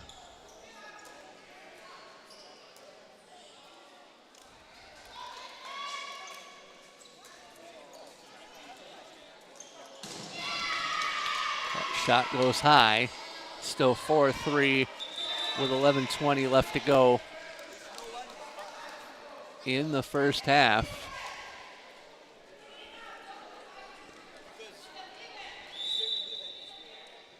Out of the web, right back into play. Yeah.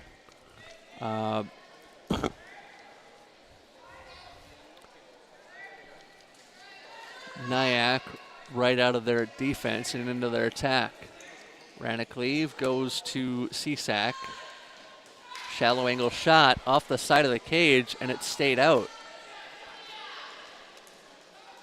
Stelmach and company advance. 10:50 to go in the first half. Humez undressed near the top of the crease.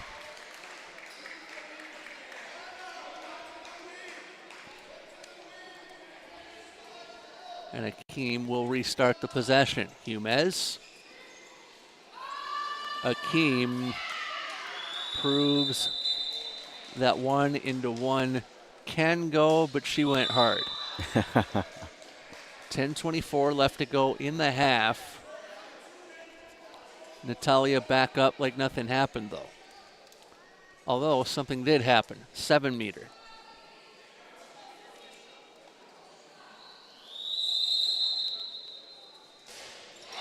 Stayed out. Loose ball. Picked up by Chicago.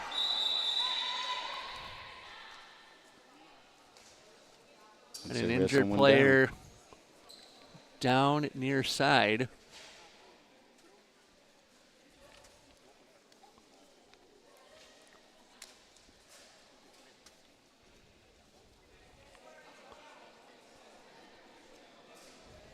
Saw enough of that yesterday and early today with the hard hitting. How do you adjust to that as a new handball player? Newer handball player, I should say. Working, just trying to get my aggressiveness that right balance. I'm used to playing some pads where you're, going balls to the wall with some protection. This, not so much. Should try rugby. Definitely love some rugby. Gave that a shot. Then I realized it wasn't that crazy. Akeem. Akeem. Humez again drops to Akeem left wing on the switch or the cross. Shot in a goal.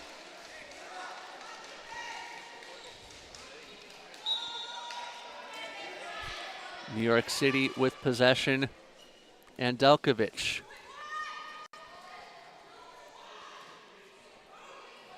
Muradi gets it to Andelkovic near wing. Andelkovic at the top of the attack for New York. Andelkovic. Muradi threw it away. A little miscommunication there. Still early enough in the game, although 9:10 to go in the first half. Still early enough in the game where I feel like you can get away with it. New York City, though, with possession, picked up by Andelkovic off iron, and it stays out.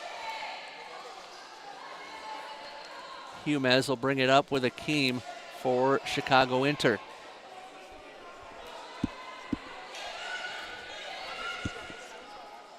Akeem. Dropped off to Humez. Her shot goes nice. in. Another classic case of put 'em where they ain't. Don't think a lot of people getting up that high. No.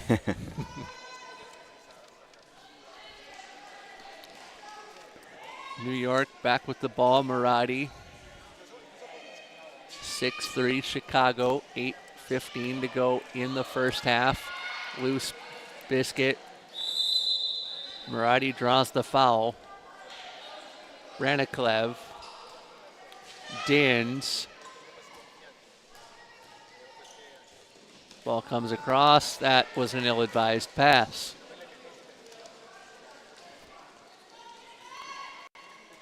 Put it where you ain't if it works that way. Humez.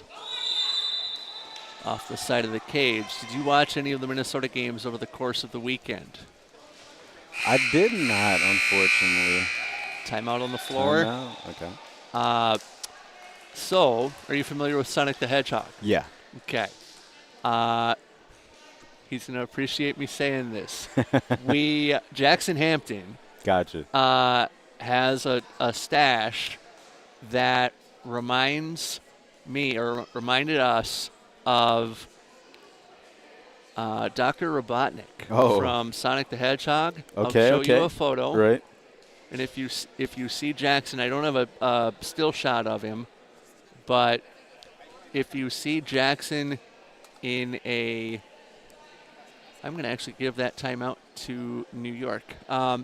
If you see Jackson in a previous stream or a stream from earlier or a game from earlier today, you'll see the stash and you'll get the reference. But he was our unofficial Robotnik Award winner, at least over here. Nice.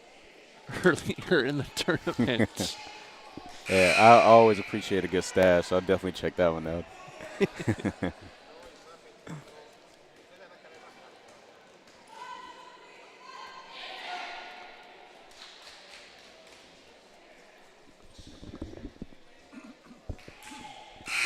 And he's also not hard to miss because he's the only headband on the floor when Minnesota plays. So easy to ID him.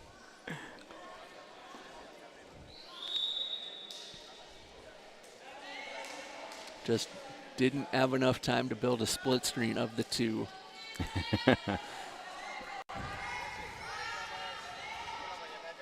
Ranacleve goes across and gets Maradi. Ranacleve.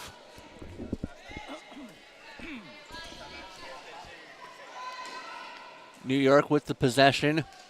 Andelkovic. Ranacleve. Andelkovic runs into two. Dumps it off to Dins. Long shot. And if I'm Julia Malise, I'm saving those all day. Akeem. 6:50 roughly to play in the first half. Akeem inside.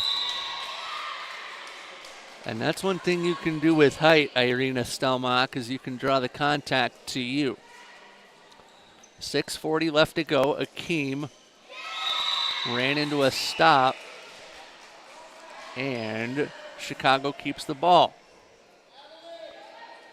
Akeem with the restart. 6:25 left. Humes, and we'll go the other way.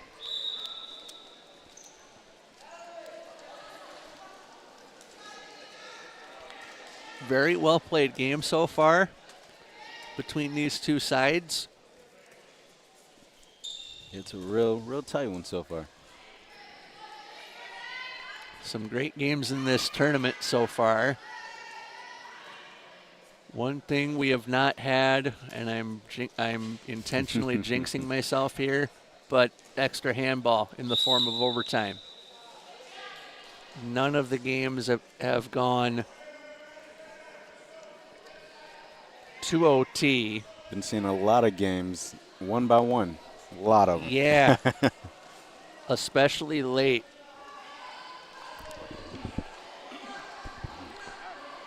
Chicago comes up the floor, and yet we've also seen teams go on runs. Chicago's men's team to open the tournament on Friday was 5 or 6 down at one point, came back to win by 2. I believe that was a game with Denver. Yeah, they won 22-20. That one finally got our heads right and was able to make some magic happen. That was you.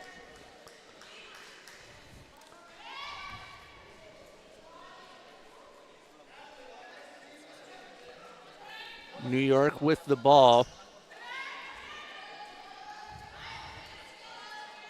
Maradi eventually gets this to Dins. Maradi goes left wing. Inside, handled by Malise.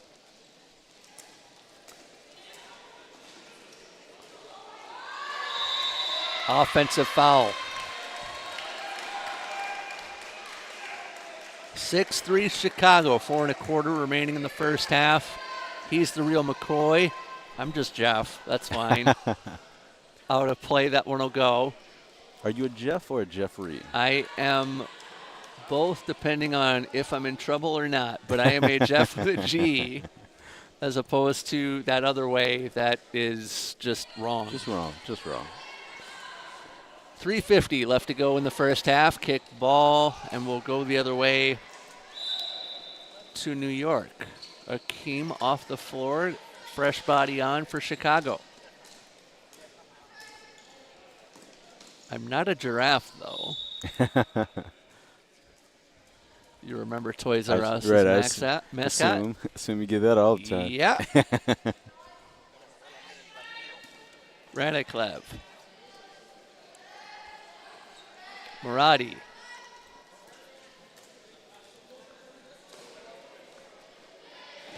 Shot from the left wing goes by the wayside. I haven't heard a correct pronunciation of Lena's name, or Lena's last name. So I go Ranacleve, and I figure 50-50 shot I can win either way. Oh, yeah. Akeem. Name's the same, I guess. 2:45 left to go in the first half. Far wing. No. Good thought, though. Good shot selection. Great shot selection. In the games that you've watched when you've been here, have you seen a majority of the teams that you've watched go with that wing shot? Oh yeah, the main thing is normally that they tell us if you're the wing, you're. Oof. I think there was contact before the shot. We'll get a 2-minute. A 2-minute for Chicago. Ooh, double whammy alert.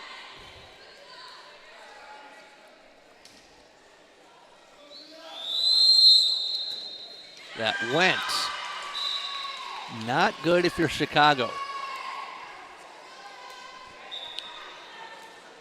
2 minutes to go. 6. Oop.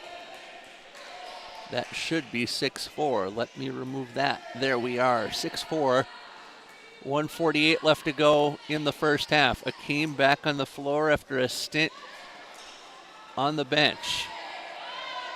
Chicago trying to draw the contact. Shot and a goal.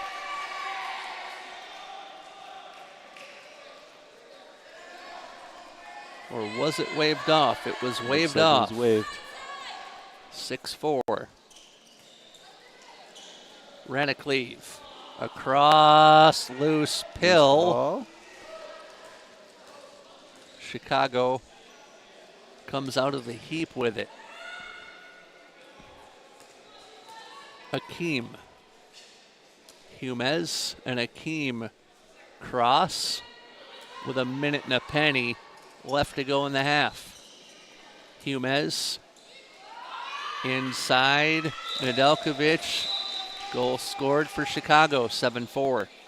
Shorthanded goal as well. That ball thrown behind, but Maradi picks up the trash. Dins scores. 7-5. 33 seconds to go in the first half. What are you looking forward to in the Nyack game with Cal Heat, or the New York City Cal Heat game coming up? It's going to be a good one. Nyack definitely has been playing some tougher D as of late. The Cal Heat boys, got to meet some of them a couple tournaments ago. A bunch of great guys, a bunch of really athletic. Got some young legs on them in comparison.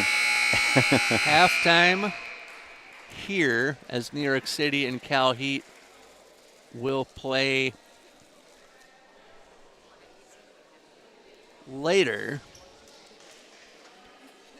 Let's make that switch. Let's make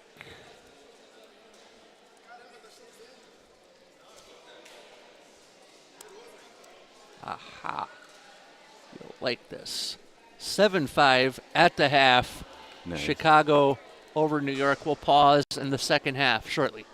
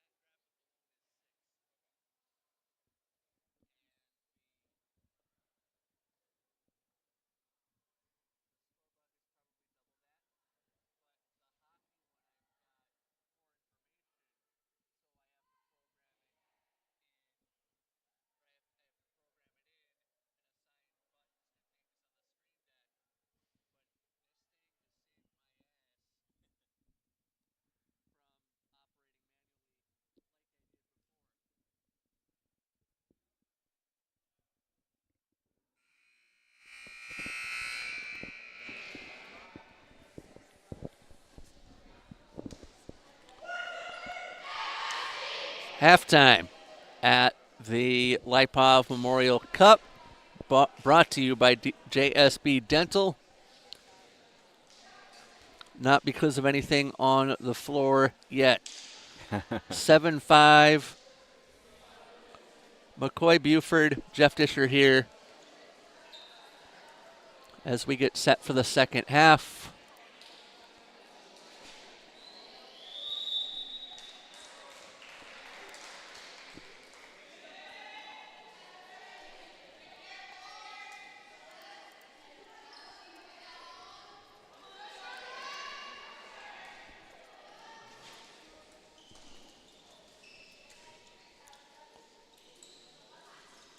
New York with the first possession of said second half. And a misfire as Chicago comes up the floor. Nedeljkovic.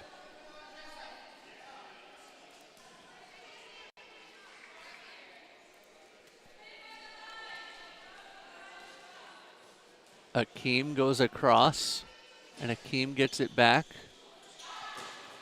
Shot and a goal. Chicago up 8-5.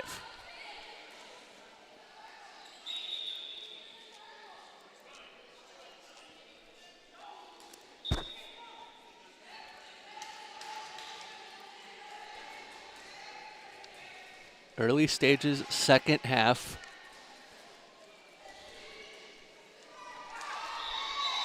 Cisak and company drew the foul. And a 2-minute call.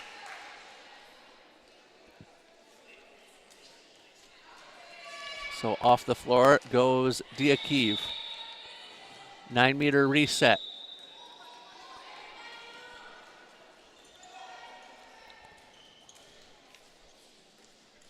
Lauritzen involved on the play for New York City. 1 out of 2 ain't bad. You got people that that mind that sort of stuff and people that just don't care. 23:15 left to play in the half. Oh, I'm about 20 seconds ahead. We'll freeze that for right now. New York City with possession. I don't know if Lauritzen thought that wasn't a live ball or what the deal was, but that could have been very fortuitous for Chicago Inter. What are you still learning after a season in the game? Oh, everything. It's a game that seems super simple, but once you start playing, it's a lot more complex. I mean, the rules, off rip for me, it's still getting used to saying 7-meter line, you know. That shot off the iron.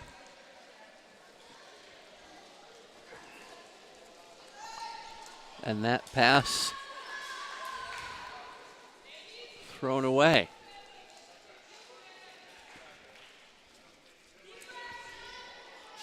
Inter still a player short for a little bit of time. As I said in the first half, I don't have any penalty tracking baked in. We'll probably get that for next year at the Minnesota tournament. Foul inside. And a foul in the crease.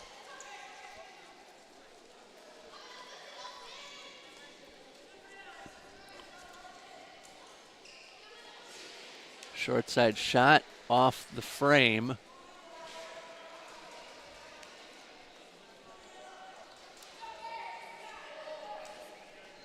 And Chicago back to their full complement of players.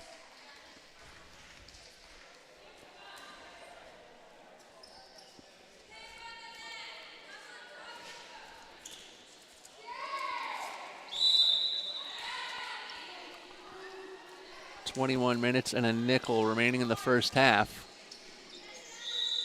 Whistle goes. Halt the play.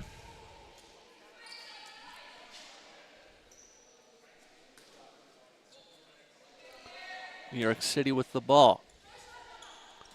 Across to Lauritzen. Far wing. Cross. Laritzen. Back to Ranacleve. Cisak inside. And Cisak down in a heap, but she gets up relatively quickly as Chicago exits the defensive zone.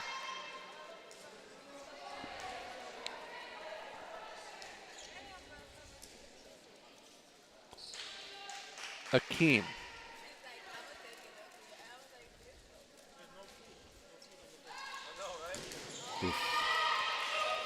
Akeem will withdraw to regain. That ball tipped. And Chicago will get a corner restart. Under 20 minutes to play. Final round robin game of the event. Akeem from Nedeljkovic, and she'll score 9-5.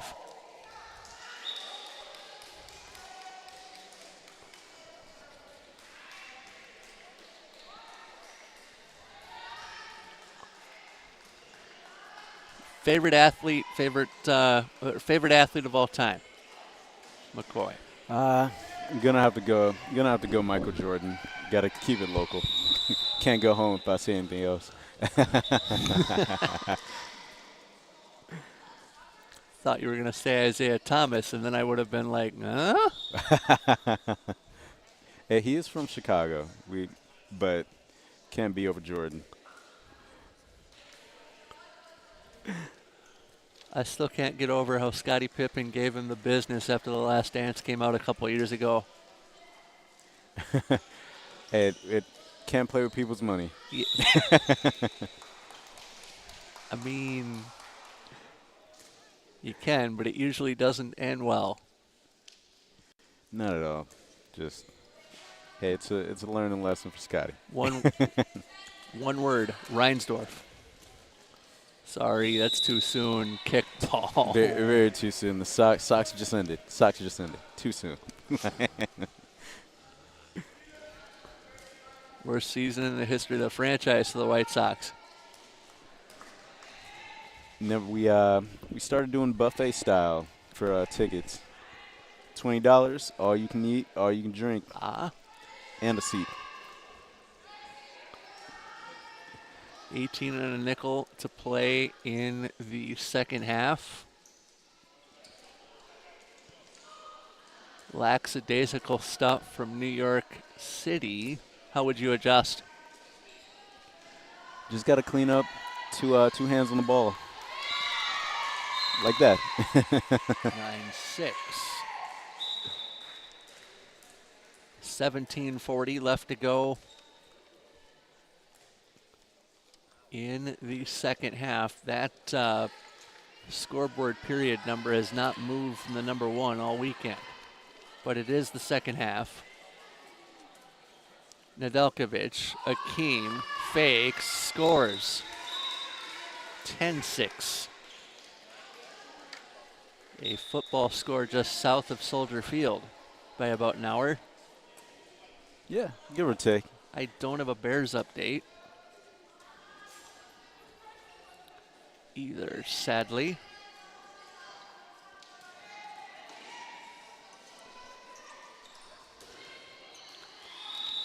That's because they play at 3. Yeah. Finally flexed us. Out in Arizona. 7-meter throw for New York City.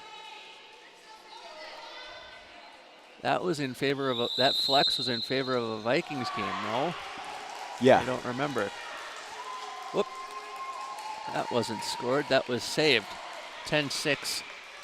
Still the Chicago Inter lead.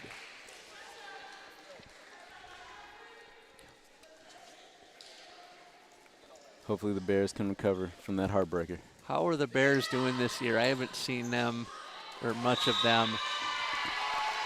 Lost on a Hail Mary last week. Just trying to recover. Speaking of a Hail Mary, that would be hail someone unnamed for Chicago Inter. I'm going to go with that as Markarian. So I don't have a number 11 in my notes. But 15:40 remains to be played in the last round robin game on the women's side. Whistle goes. Crease violation for New York City. The Vikings are gangbusters to finish up our point on the NFC North for the first time in many years. And it's great to see up there, even with the controversy surrounding Kirk Cousins and going to Atlanta. Never would have thought Sam Darnold would become a guy, but Yeah. loving it for you guys. Hell of a quarterback in college was Darnold. From seeing ghosts to seeing W's. Yeah. I always love seeing it.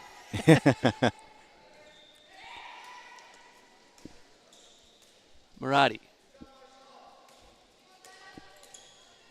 Cisak goes across and contact. Kristen Dins saw ghosts but didn't see victory in the form of a goal scored. Marotti.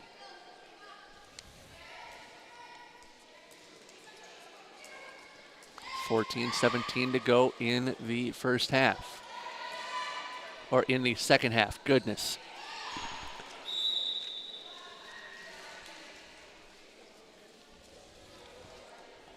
Chicago comes ahead, 11-6 the score. Neither team has really, and the majority of which with Chicago, but neither team has really been able to get out on a solid run. Akeem. Nedeljkovic will go the other way as it comes to Volker. No, check that. That was Nitsa,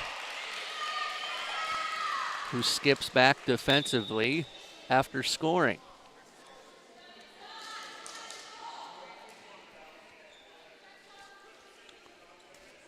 Akeem.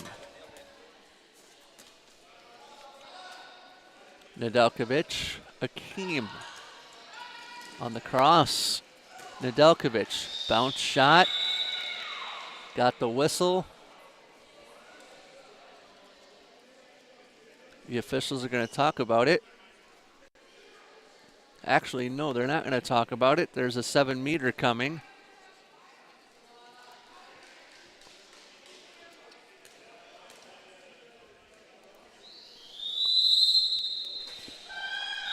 Shot and a goal for New York.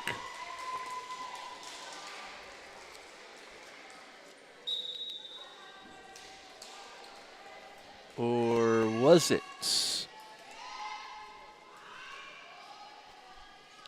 May have bounded off the outside of the net. 12-7. A little miscommunication there.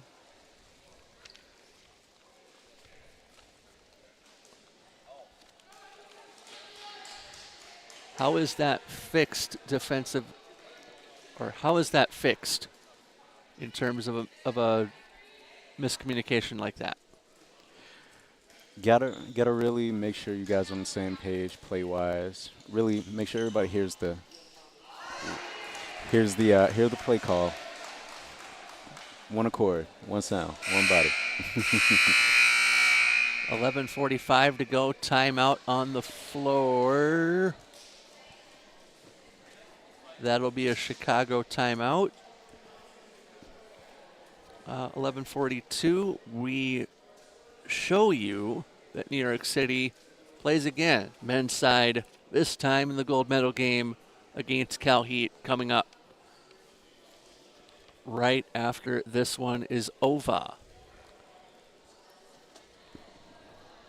I just went south side on that bit. If you think back to Hawk Harrelson.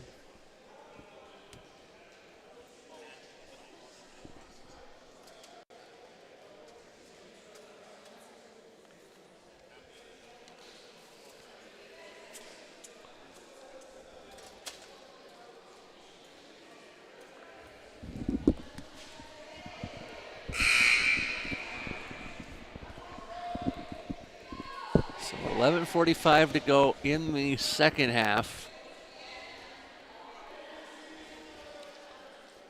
Before this third place, or this round robin game is over. And I just went Hawk Harrelson on the bit. Because we're close enough to... Is it Guaranteed Rate Field still? Yeah, I think that's still the current name. Not a fan. That's a bit of a well, it's a bit of a misnomer. Guaranteed loss this past season, so. That's why. That's where I was headed. 12-7, Chicago. Cisak. Eventually to Maradi. Dumped off to Maradi by Dins. Maradi back to Dins. No backcourt violation here. You can go towards the midfield line at your free will. Far corner shot and a save with 11 and a penny left in the round robin portion of our event.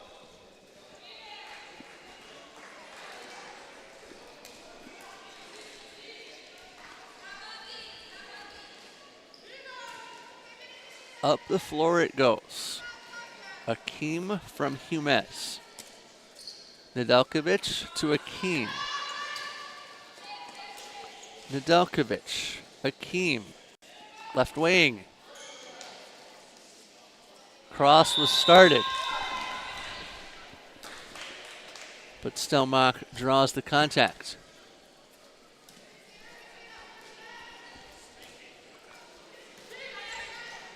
If you have a tall Irina, apparently you can't lose. And Chicago Inter proving that here with a 12-7 lead with 10 and a dime remaining. Height definitely helps. Definitely helps. You can see the floor a hell of a lot better than some of your teammates at times. Stelmach with the catch, but I believe a crease violation halted that.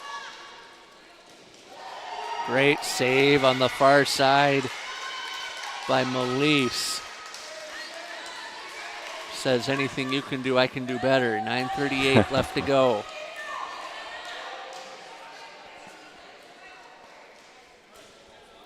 Second best sound in sport to me. Those thumps when you block a ball, gotta love those. As a former hockey goaltender, the second best sound for us was the goalpost. Good third. Good third. Mm-hmm. Humes. Ball halted, or play halted with a foul. Nedeljkovic threw it away. Still early in the season to where it won't matter all that much. Nitsa, you could have argued, took steps.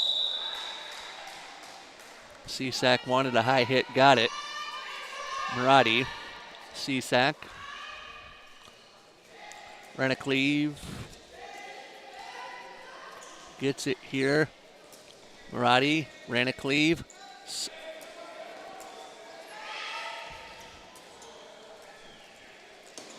And now Chicago comes out of their defensive end.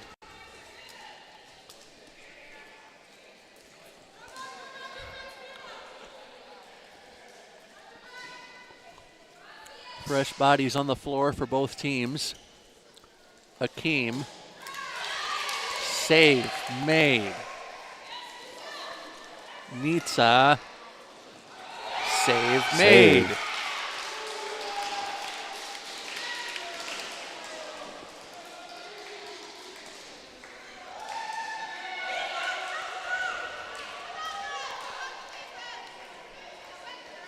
Cisak. Check that. That is Akeem to Nedeljkovic. You'd think I'd know that by now. Nedeljkovic and Akeem. Akeem to Humes. Nedeljkovic Getting the shot away was Navarro, but it goes by the wayside. 7 and a dime remaining in the second half. CSAC, CSAC, I was right. Was right. Got the shot off and scored 12-8.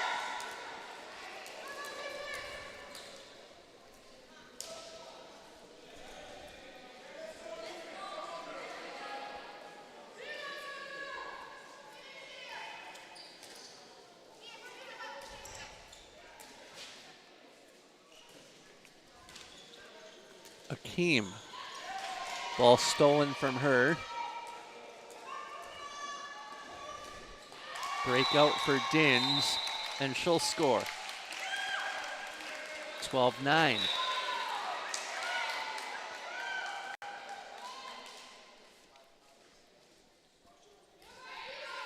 Akeem.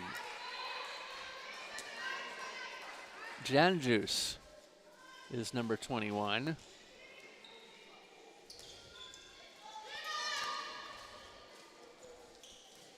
Akeem. Tackle to the ground.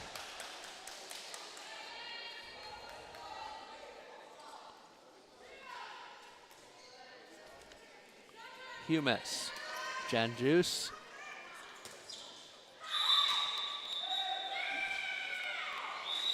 Two-minute suspension called against New York City, rather. Double no. They'll go with the 9-meter.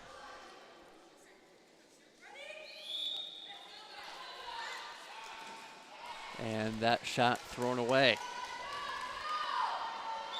into the spider web of death. And we're free. We go once more. New York City, Cal Heat coming up. You can see New York City players walking in.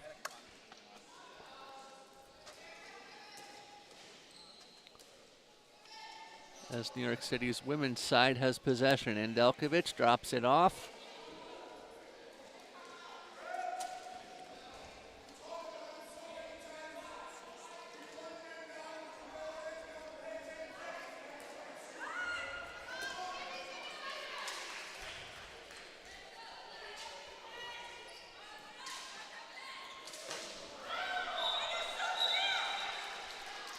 (13-9). Chicago as they score their last time down. Snuck that one in there. 4:38 left to go. New York City still a player short. And Delkovich goes right wing. Ranacleve gets New York City to within 3. Janjus.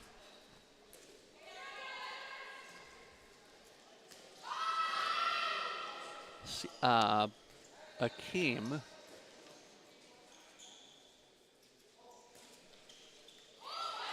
Scores. Going on a run now. 14-10. Can Chicago enter, run, and hide? We have 3:54 to run or to find out. CSAC gets it back from Andelkovich. CSAC, Ranacleve, and Delkovich held up. 3.5 remaining. As it comes to Maradi, far wing, Ranacleve, Maradi, near wing, inside. Unable to convert was Andelkovich. Extended restart or extended possession rather for New York City. Maradi across, save made. Into the spider web. Into the web of death. 2:57 to go. 14-10. So you have a football score just south of Soldier Field with an hour until the Bears play in Phoenix. Goal. 14-11.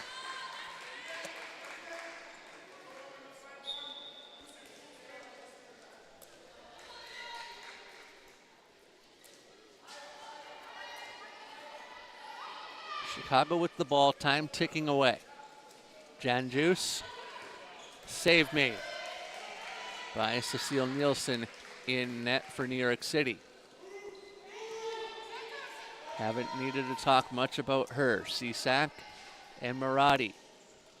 Right wing, Maradi has the ball stolen from her by Navarro.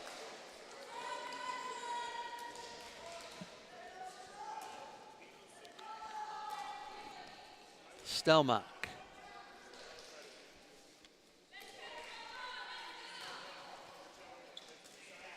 Stelmach.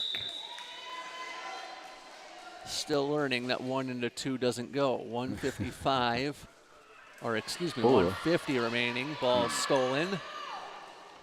Loritzen scores. Guess 1 + 0 definitely equals 1 there. We've got a barnstorming finish coming. And I believe New York has their full complement. They do. 1:25 left, 2-goal game. Stelmach waits. That ball thrown towards Navarro and back to Humes. Humes takedown. That would be 2 points elsewhere. Stelmach draws the contact.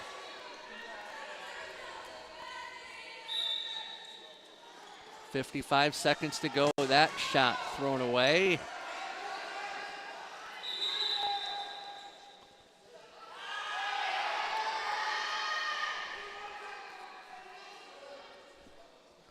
Looks like the Web caught another one. With 43 seconds to go.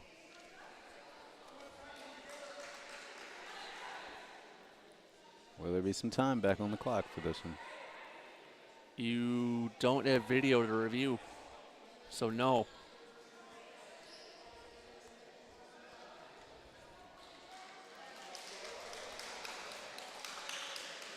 Oh, looks like they're going with it. Oh, they're going 10 seconds back on the clock. I see what you were saying.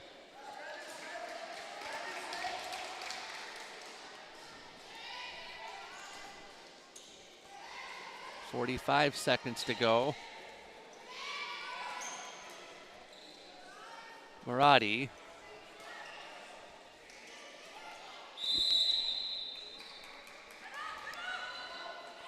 .30 seconds left.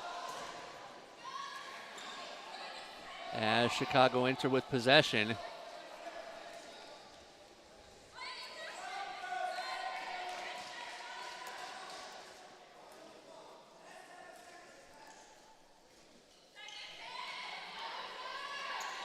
Under 10 seconds to play.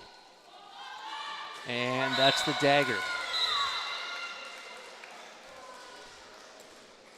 Chicago will win it 15-12. Despite being outscored in the second half 7-5. Had me sweating there. So we get ready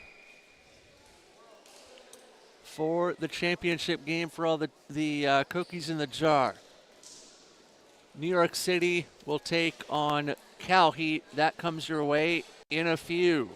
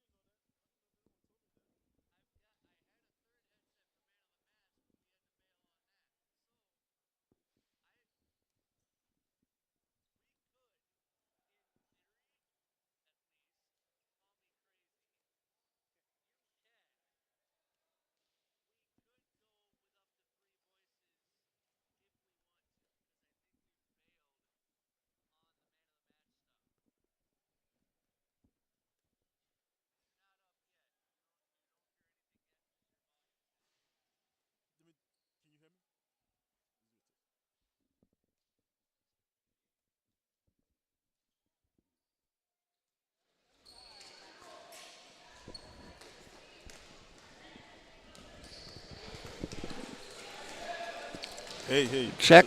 Check. You can hear me? Yes, I can hear you. Okay. I got you too. How you doing? Well, answer that question when we open. Are we live? That's why I'm turning the volume down.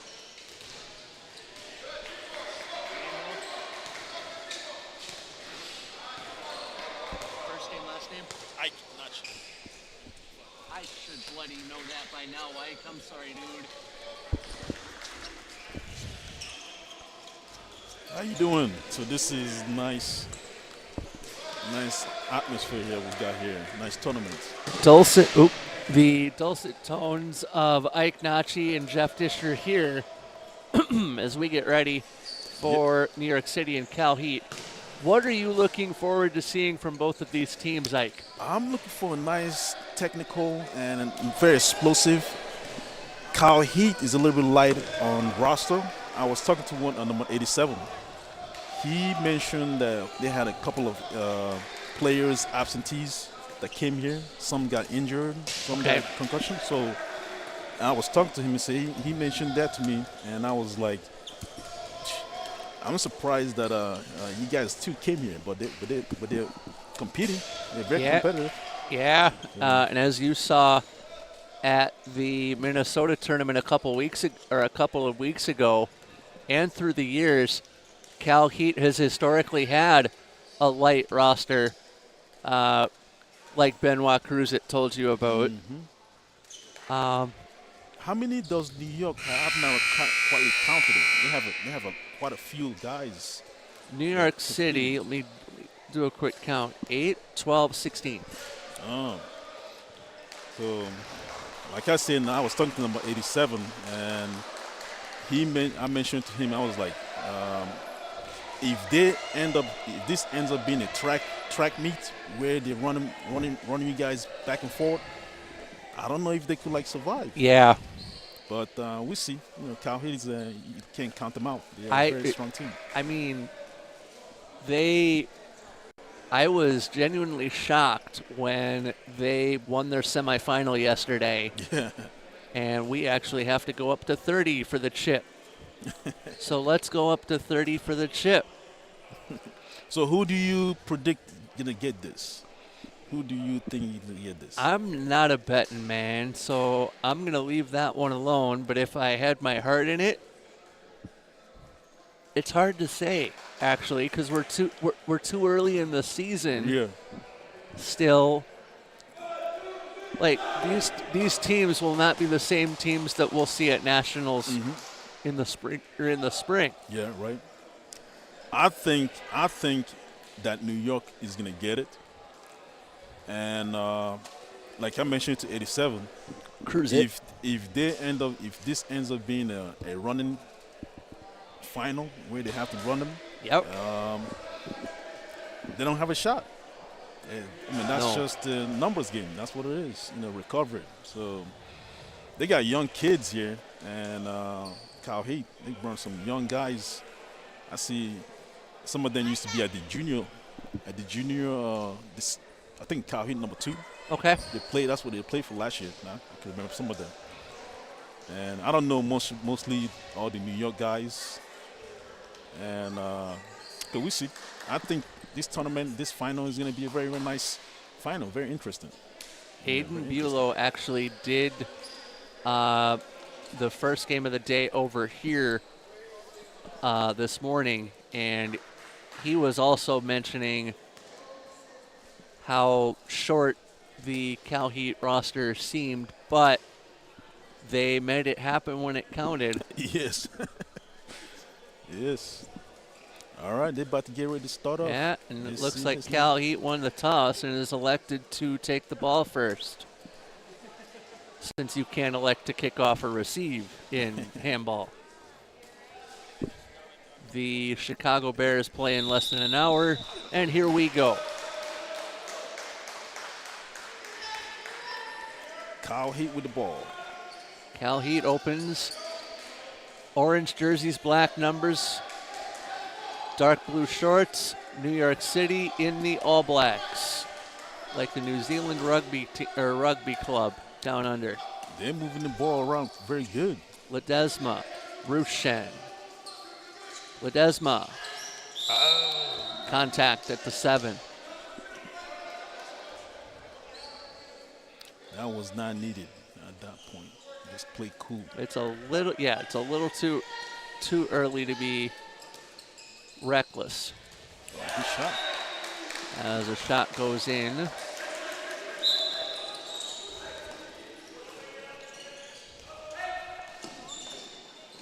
Good shot. 1-0, and New York City answers.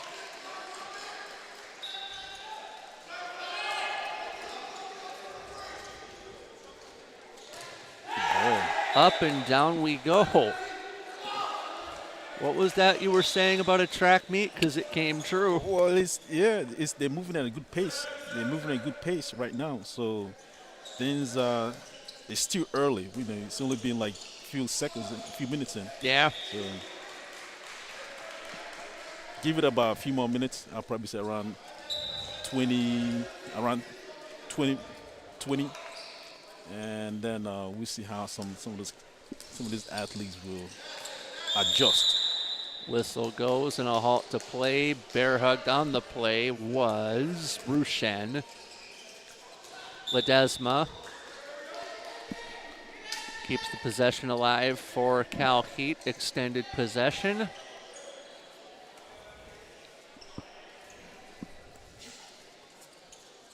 Renault.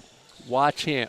Watch Rafael Renault. He is the straw that stirs the drink for Cal Heat, at least on their attack. Good catch.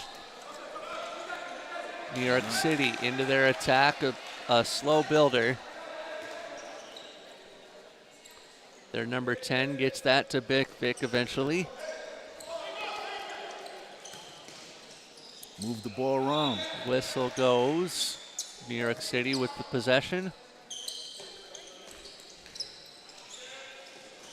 Good pass. Oh, you got to Shot finish that. off You got to finish the that. iron.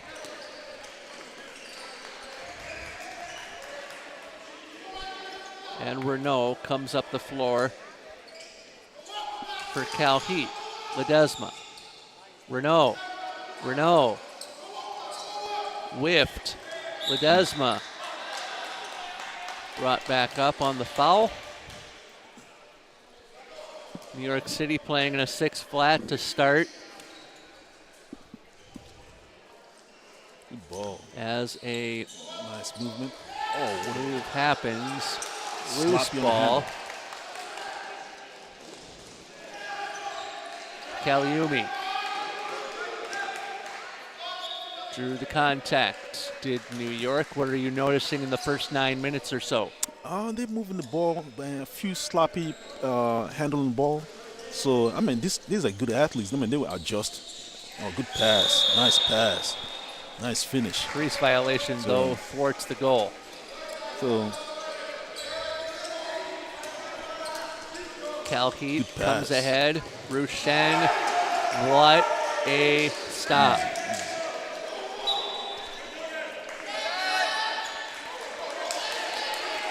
New York City coming forward. Gold medal game here at the Lipov Memorial.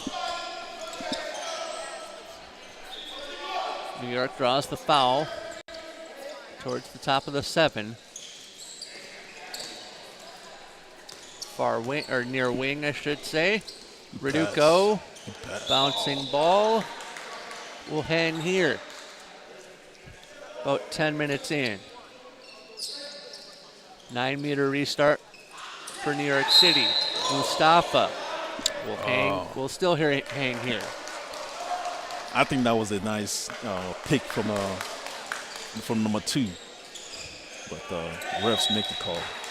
The more New York does that, I feel like the less Cal Heat will be able to adjust. Although, when you have Mohamed Balti in net, anything is possible. 99 in the dark jersey on the Cal Heat side. Loose ball, left wing. Balti doesn't make the stops. That was a good finish. I mean, he shot her at a nice angle. Very good finish. 3-2 our score.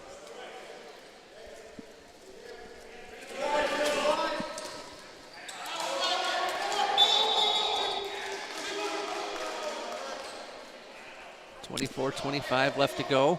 So Cal Heat needs to play a very, very precise game. They need to actually have a nice control in this in their offense and slow things down for New York. So that all these passes they're dropping a little bit, they need to be more clean at this. Yes, you need to clean that up. Like a pass like that to Rushen wouldn't fly. Although Jonathan Garcia says, "Hey, Yes. take me on your back." Or you can come on my back, I should say. It's the other way around. He scored the goal. He's also a very athletic guy. I mean, I competed against him. He can move, take shots. Oh, what a... That shot, good decision, just a bad break. Brought back ahead by Cal Heat, and they'll score. 4-3. 23:30 left in the first half of the championship game, or the gold medal game of the Lipov.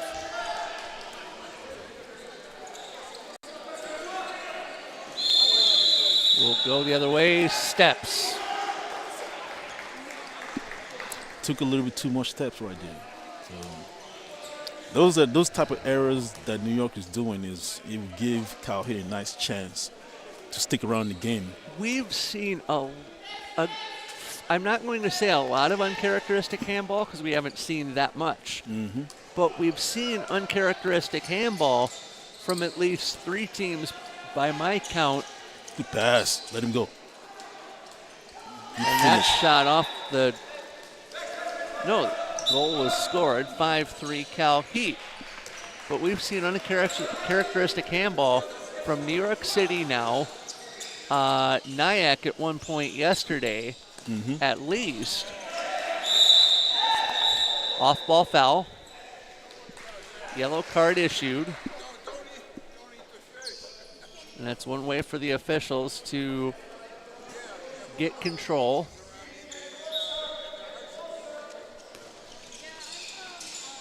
Pass the ball. Got to get rid of it or draw the whistle. I'm surprised. See the guy in the wing, he was wide open. They should have went for him right there. He was ready to go, number 7. So 9-meter restart leads to a shot that's saved.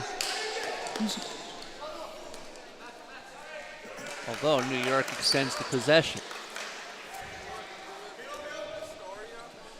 If you go to a wing-based offense like New York, like you're saying New York should, as a goal scored, how do you adjust to it if you're Cal Heat?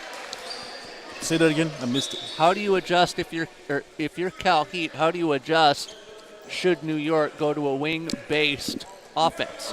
Right now, Cal Heat just need to do because, like I said, they don't have a lot of size and a lot of guys usually right now. Because that's a disadvantage that I have. So there's not much to adjust. So they're just light on certain things that they need right now. So I'm just saying that if that was me for New York, I would not be going to wings right now. Shot on and a goal. Scored by an as yet unidentified player. I don't have a number 10 in my notes, so I apologize in advance. I know he's Brazilian at least.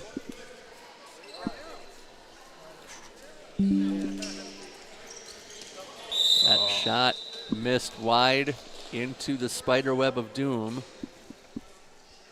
Back behind the cage. That's one of our goalkeepers that just walked by. It's very good. Some of them don't know that there's a thing going on, or they do and duck, or they do and just don't care. Rushen. Good pass. Oh, that's not. Kedar bails him out. Good movement. Good movement. Renault off the frame. Good decision from Renault, just unlucky. Outlet time, Reduco scores. Nice finish. Nice finish from number 15. Reduco. See, New York is figuring out. See, they're trying to make sure they hit the wings at a nice as they run. So it's time to figure it out. In a few more minutes, once athletes start getting tired, you see them start doing like more like long shots. Like that for Ledesma. Yellow card issued. So I hope that Kauhi is ready to run tonight. I hope they are ready for that. Back to play we go. Cal Heat with the ball. Bulow, who did a game over here to start the day. Good pass.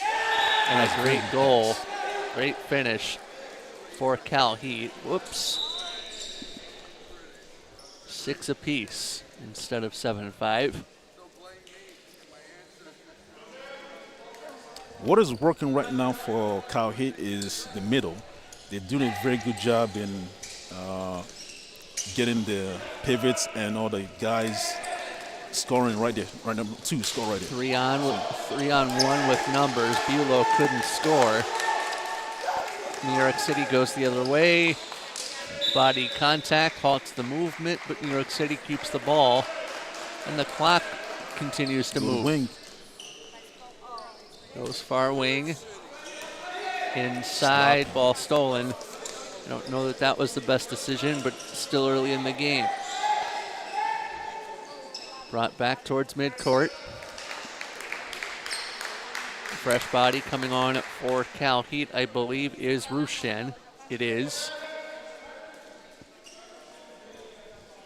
See, we had number 2 last year playing for us in nationals, and he's a very, very good center. I mean, a very good guy handling the ball, and I'm looking forward to see something from him.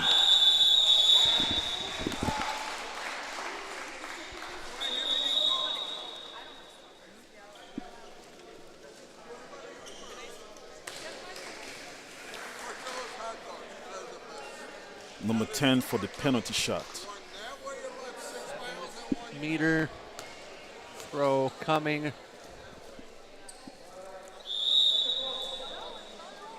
Good ball. Shot and a goal.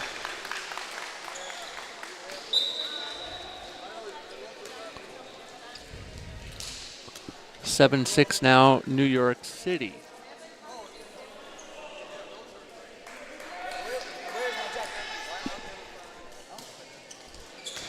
Ledesma with a great shot, but an even better save. De Silva comes up the floor, 17 and a penny remaining in the half. De Silva with a finish. 8-6 New York City. So Cal Heat needs to score this one unless New York is going to feel confident and start pouring a lot of shots and a lot of goals on them right now. So they need to score right now. Yes. Just Good like job. that. 8-7 with 16 and a half to go in the first half. Good D. Potential 2-goal swing here upcoming for Cal Heat if they can score on this possession. Bulow dumps it off. He goes to Rushen and goes to Ledesma. Bulow leads the charge. No, check that. That is Rushen who leads the charge. Whistle, and we'll go the other way. 15:55 left to go in the first half. That was not needed from Cal Heat. That was not needed. You gotta be a nice, clean passes, finish. Good defense. Over on the left wing. Whistle. And a halt to play. Foul called. So far, Cal Heat is sticking around. I was expecting them to feel a little bit more, I won't say fatigued, but New York is not making them run. That's the thing about it. So they're doing a good job switching some few players in, some key players in. And they continue sticking around. That was not needed. Go to the wing. I believe Cal Heat down a man, not going to help their cause. But Cal Heat doesn't need to be desperate right now. Good defense. Good defense. Relax.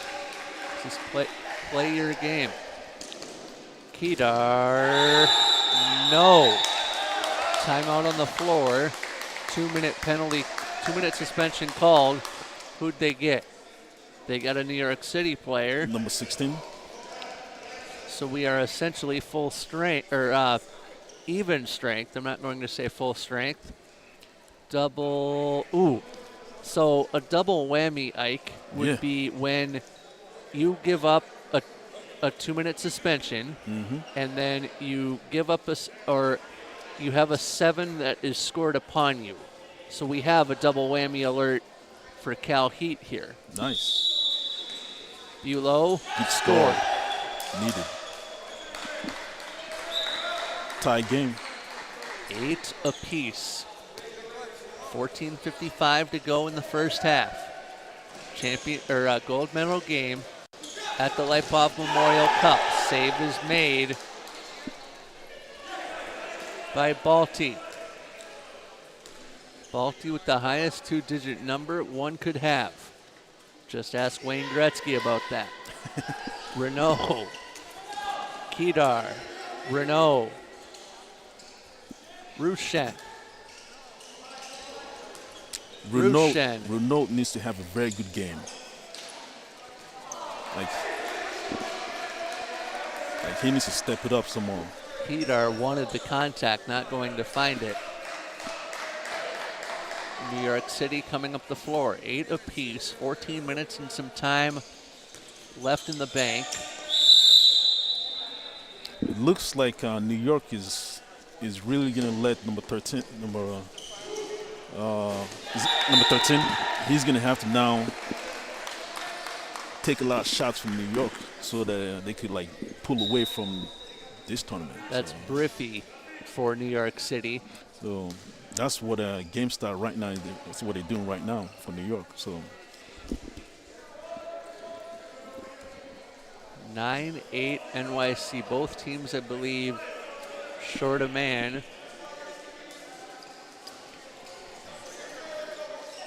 good pass. Nice finish. Cal Heat back to 6 aside, and they'll finish to tie the game at 9.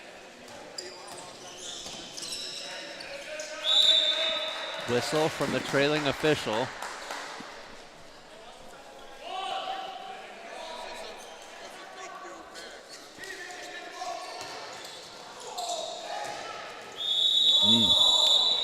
Save made, but the contact happened first.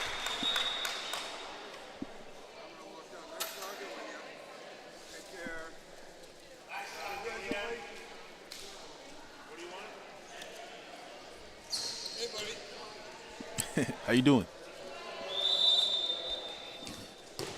7-meter throw for New York City.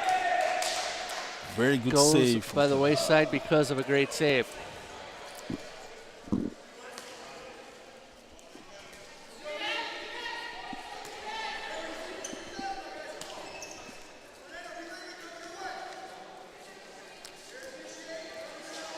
Bulow dropped it off, far or near wing. Great pass, but it goes up over the net. 9-9. It's very impressive. New York City back to their full complement as well of 6 players. So everybody back on the floor that can be as New York City comes up the floor. De Silva rises, dumps off to the wing. Race to the ball, won by Bulow. That pass over to Ledesma. Ledesma trickles one in, and it's 10-9 Cal Heat.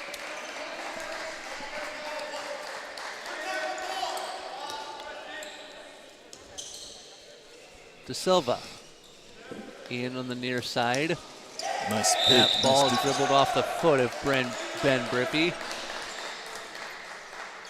But a 9-meter restart that gives De Silva a chance to shoot, and it goes by the wayside. 11:25 left in the first half. See, if it was me in New York, I should be letting number 13 take all the shots. He has the height advantage over Kyle Heat right now. So I don't know why they're not giving him the ball. Like, he should be getting the ball mostly right now. Shoved down was Ledesma. They're going to call the contact with 11 minutes to play. 10:53 left to go. Nice movement. Ledesma into the corner. Move the ball around. Kedar elbows his own guy. Friendly fire for Cal Heat. Rushan tried to draw the kick. Will go the other way. I believe he did.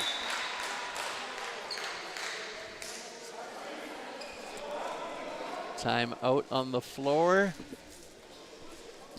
Yeah, what I'm noticing right now is most of the guys in Kyle Heat in the front, in the number 2 and number 37, they're very, very good in handling the ball. And they could dish out nice passes right in the middle. So they're surviving through this.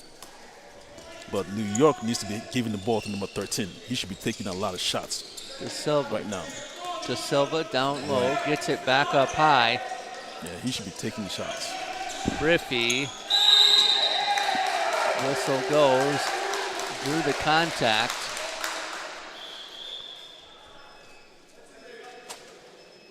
As we tick under 9:50 left to go in the half. Not going to help Cal Heat's cause if you help your opponent maintain possession in their attack. De Silva. Down low will stay here. De Silva. Up. And drew the foul. Game pace really slowing down, Ike. Yeah, Kyle Heat is doing what they're supposed to do. They're doing a good job slowing things down. But like I say, New York is nice pass to the wing. New York is hurting themselves. They're not taking advantage of what is in front of them. So Kyle Heat doesn't have a lot of height on their team right now. So I'm not trying to be like one-sided, but I'm just giving the preference. Nice, advantage. What you're doing is observing. Yeah. And Good move. You're making an observation that's absolutely correct. 8:40 left to go in the first half. Ball bouncing around like a pinball. Good job, Kyle Heat. 2-minute call against New York City.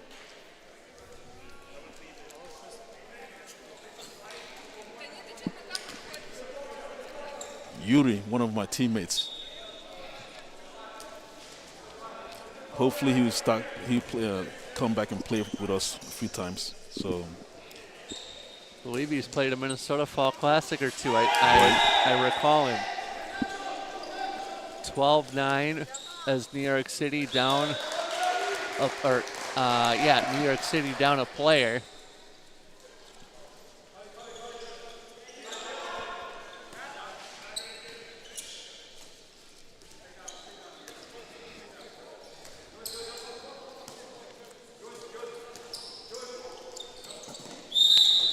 Body contact there, halting the movement. You see what I'm saying? Number 13. Yep. He's not getting him. They're not getting him involved. So right now he should be make the move, get the ball, give him the ball. Good job, Cal Heat. Kickball helping Cal Heat out. 7.5 minutes to go in the half.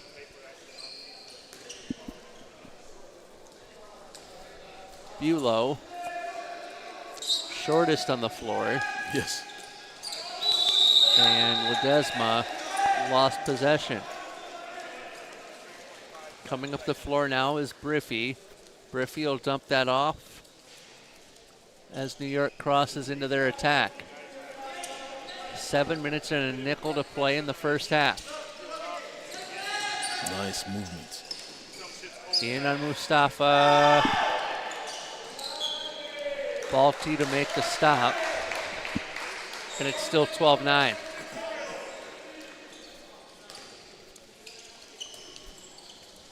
Up the floor come Cal Heat. That pass a little too hot to handle for Kruzit, who you talked to prior to the game. Rushen. Possession given to Cal Heat. Bulow.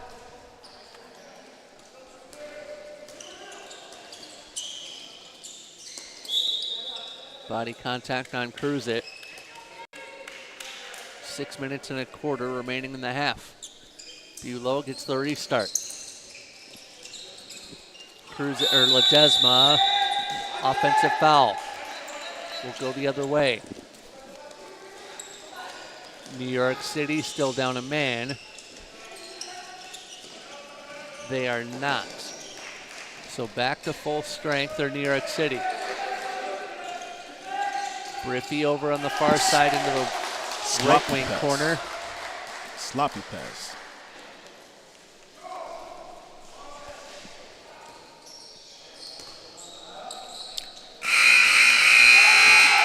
Timeout on the floor. I would guess New York City. Except that's not New York City. This game is very interesting, which is I can't believe how Cal Heat is utilizing what they have to compete with New York right now. But also, to expand, New York City is being forced to play Cal Heat's game. Cal Heat is dictating the pace of play. That's right.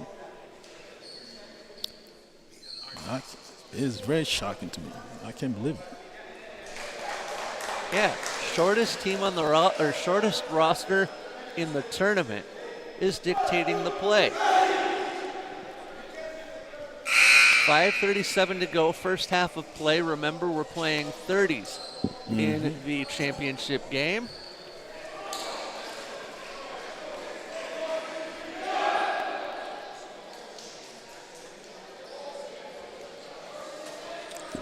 I've been watching number 53 for a while, since Minnesota. He is very, very good, very, very good in playing.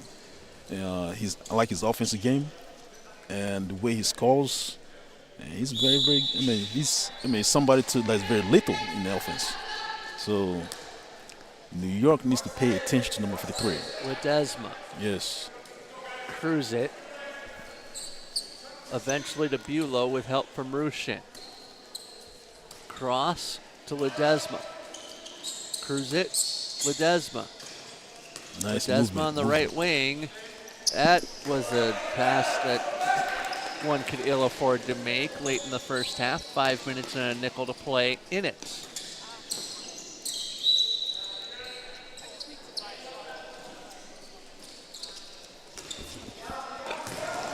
Good defense. Relax the ball. There we go. Finish. Good job.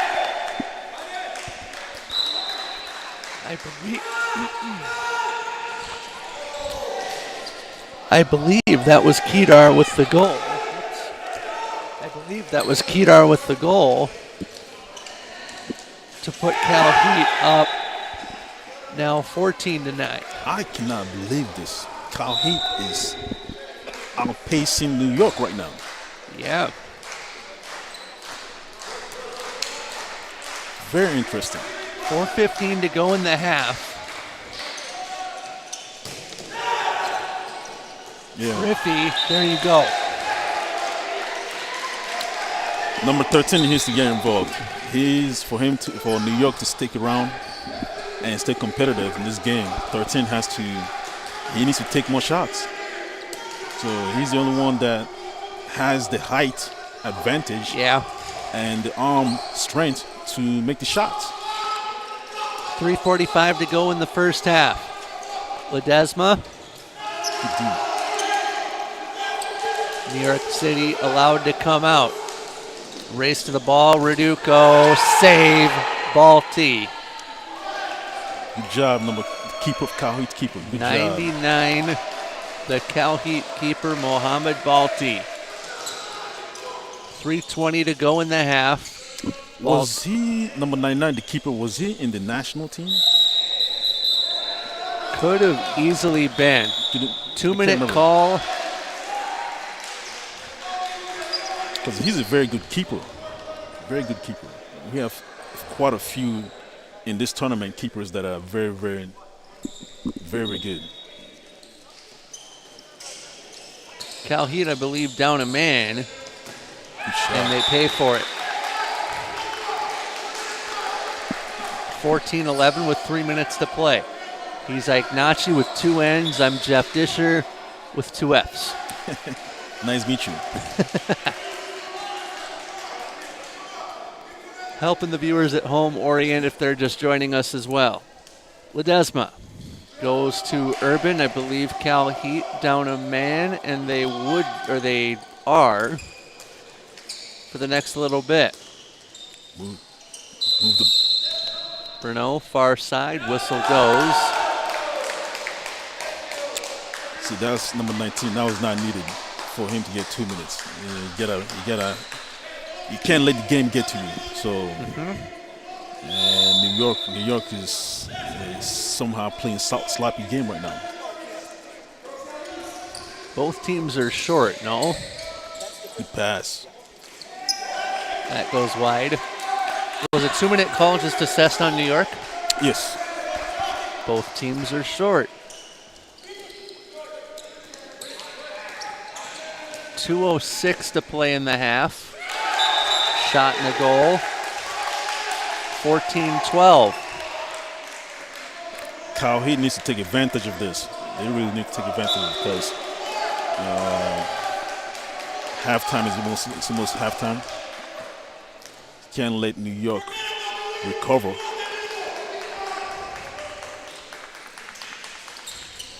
Good pass. Good job. That middle is wide open for Kyle Heat. 15, New York is not defending that middle. 15-12. Yeah. Now 15-13.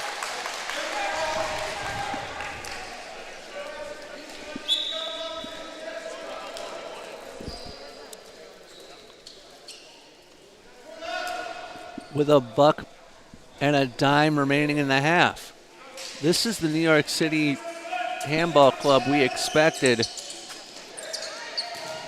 They're a little late getting here as it's 15-13 Cal Heat. Under a minute to go. Up the floor comes New York City. If they can get a goal here and a stop, that'll make the end of the half here very interesting.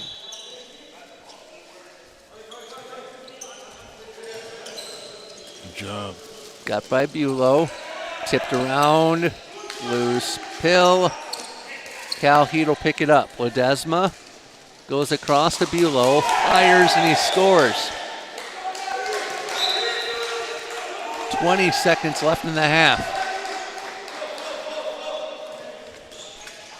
Mustafa back behind the play. And New York City back to the lackadaisical play until just there with the goal.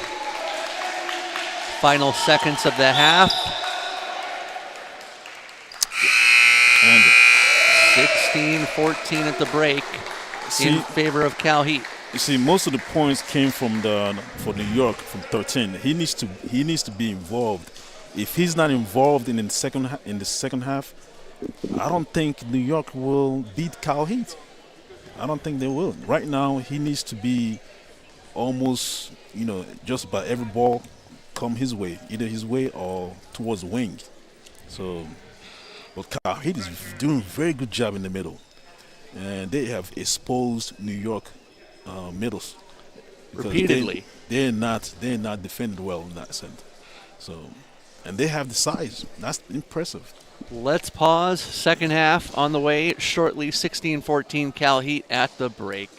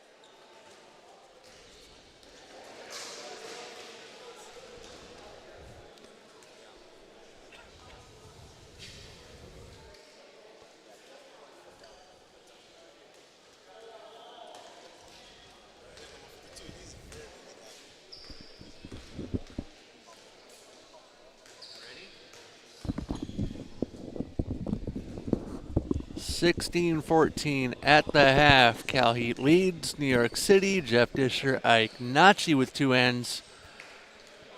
And we're ready for one more half of stunning handball.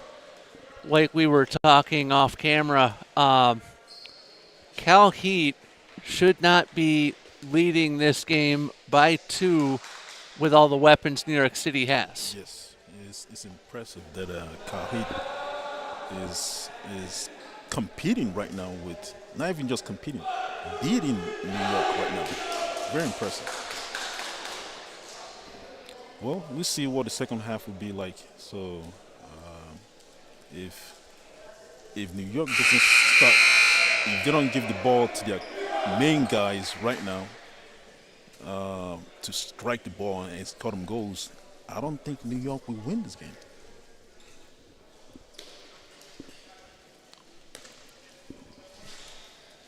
.30 on the clock as we begin the second half.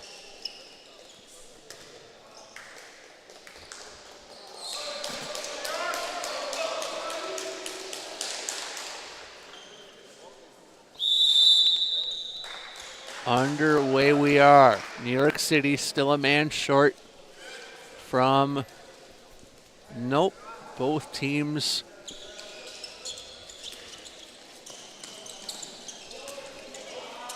back to full strength as that first shot of the half is stopped by Balti. Cal Heat going right to left and New York City left to right.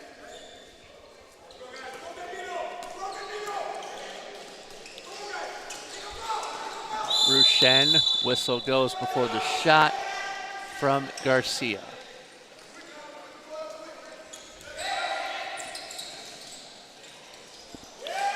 And New York City answers. Good strike. 16-15.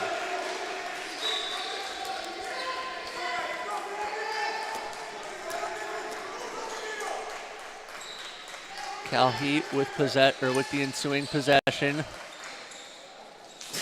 Right wing shot, right wing goal.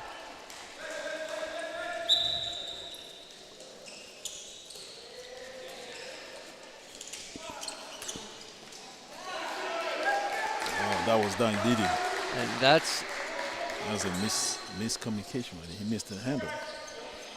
Bulow will bring it up for Cal Heat. And Cal Heat is doing what New York City should be doing. That's right. To open the half. Bulow, left wing. Rushen. Over to Ledesma, off the iron. Bulow. Yep, the dink and dunk will work. 18-15, 2 minutes into the second half.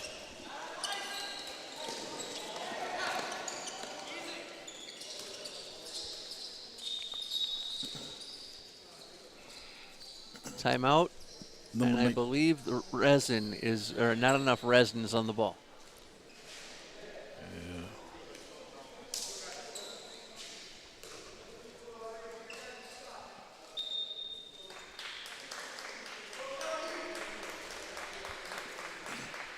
$18-15, Ike and Dish with you from here in Chicago. Gold medal game between Cal Heat and New York City.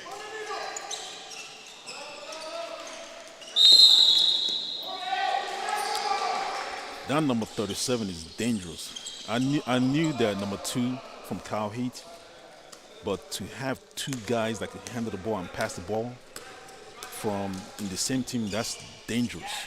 Bulow, and that shot saved by Balti.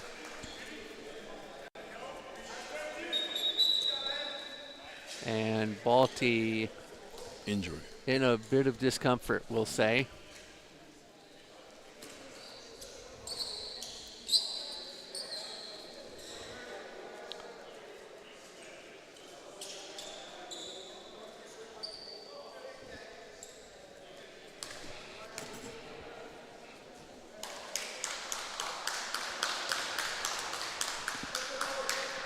And in a bit of discomfort because he drew a 7-meter that New York City scores on. So double the discomfort for Mohamed Balti. Bulow.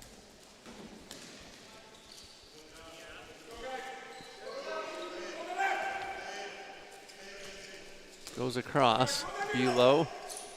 Rushen. Ledesma ran into a wall. And Ledesma into a heap. 9-meter restart for Cal Heat. Ledesma through the contact. Extended possession here for Cal Heat. Bulow. Rushen. Scores. Wow. 19-16 Cal Heat.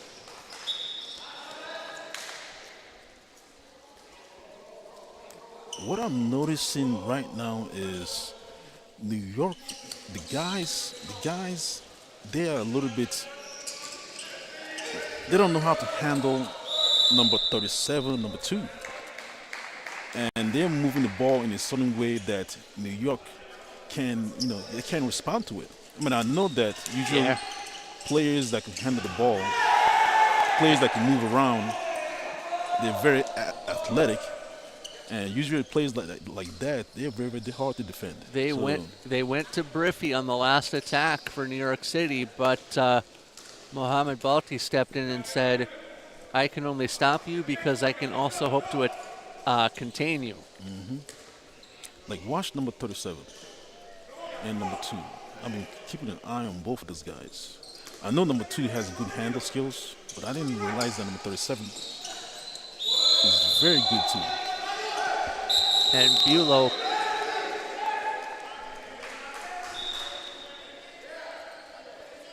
before I get to that point, 2-minute called against New York City.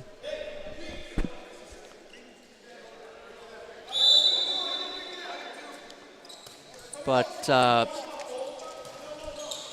Good job. Aiden Bulow for Cal Heat also plays out in Boston. From California originally, went to college out east, plays for Boston Handball Club, as well as Cal Heat.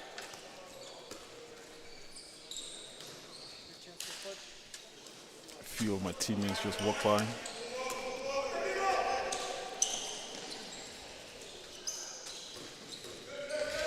I doubt they could do the job that you're doing, so appreciate you for that, as Ledesma goes down in a heap. Passive play for Cal Heat. D's. Ball out of play will stay here, so passive is on.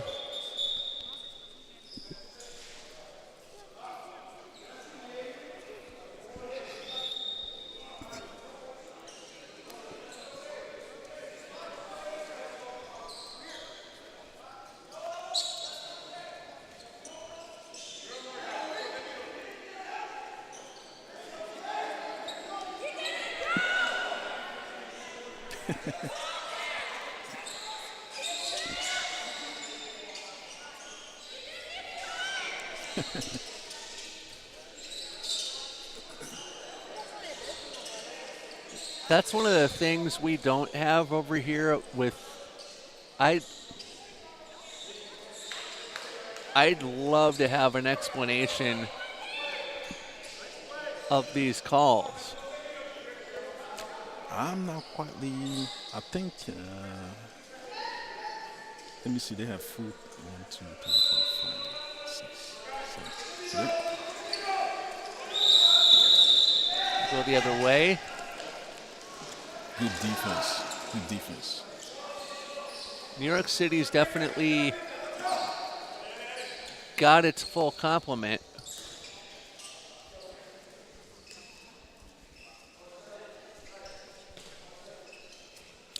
I still haven't seen New York start having their wings running on fast breaks. So Cal Heat down a player, by the way, in spite of all of that. Griffey dumped it off. Kaliumi lost the handle. Garcia goes across to Ledesma. Bulow plays regular club handball out in Boston, does Bulow, but he is from California originally. right. Rushen goes across. Dink and dunk off the pipe.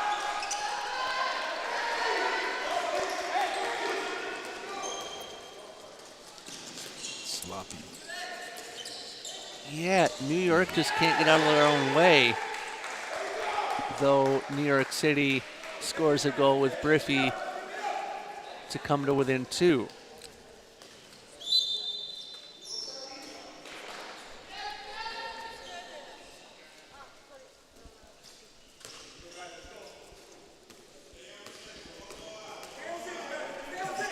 Bulow, Rushen. Rushen, cross wing. Ledesma, save on the shot from Garcia.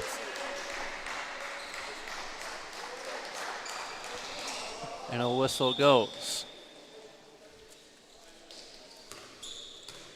7-meter throw for Bulow.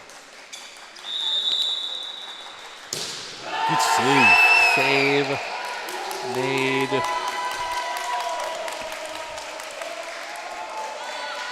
by New York's goaltender Rafael Del Nero.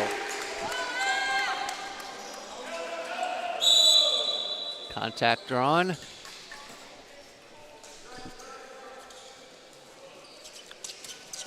Griffey. Whistle. Not helping your cause if you're in New York. I know you're extending the possession. Good job. Great goal. Good job.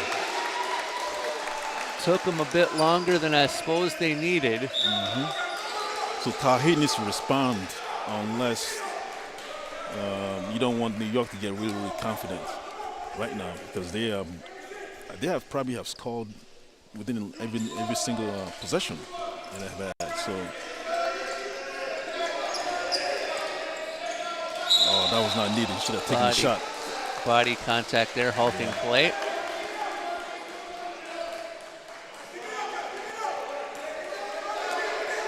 Bulow. Blocked. That was a nice stop from New York. Can No they get defense. the 2-goal swing? No, says Mohamed Balti. On the shot from Stefan Eiley. As we're waiting for a ball. We've got one. And we're back underway. Cal Heat with a 19-18 lead. Plenty of time for that to change. Rushen goes far corner. Rushen. Ledesma. Rushen poked near Ledesma. Out of play to New York.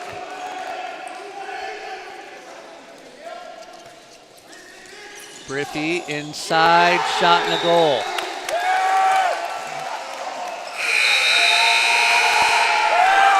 Cal Heat timeout. Yeah, they let New York get back in the game, but number 87, I think he was hurt. So, Kruzit? Yes, he was. It looks like he was hurt, and he stayed out for a little bit, quite too long. Here's one of my teammates to New York. How you doing? You guys won. They just took the gold for the women's division, so Nice. she's just saying she's enjoying herself. Yeah, the ladies for the Chicago, they did a very good job. Yes. They did a very good job. So They all 3 teams on the women or in the women's draw yes. did great. So, but get back to it. New York, Cal Heat let New York kind of get back into it right now because Korzak, number 87, Yep. he needs to stay in as much as he can unless the big boys for New York, they would take advantage of some of their Cal Heat. Assuming they can stay Smaller accurate, guys. yes. So Yep. But accuracy has not been New York's friend on the attack today. that's right.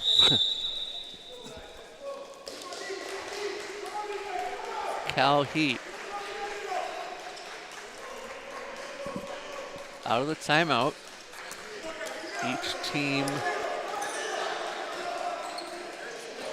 Good with the defense. full complement, I believe. 1 into 3 doesn't go, and Cal Heat drew the foul. Good defense from New York. That's something Cal Heat can do to slow the game down too, is get New York into uncomfortable situations like that. 9 meter for Cal Heat. That was not Ball needed. thrown away. That was That sloppy. was an ill-advised decision. That was not needed at all from Cal Heat. Whistle goes. We'll hang here with the 9 meter restart for New York. Eventually getting to Briffy. Briffy delivers down low. He the straw that stirs the drink for New York City rather. Kick, save, Balti. Not a Joe Williams style kick save, but a kick save nonetheless. That was a huge save for Cal Heat. Ooh, high hit. Unintentional by the looks of it, but Cal Heat keeps possession. Vic credited with the foul. That ball thrown away. And much in the same vein as New York City, if Cal Heat makes mistakes like that, throwing the ball away. Yeah, they have turned the ball over in a few past possessions they had.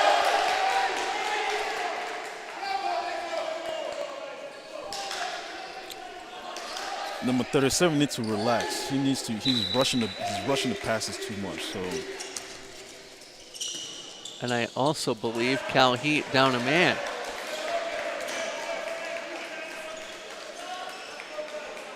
Let's count him across.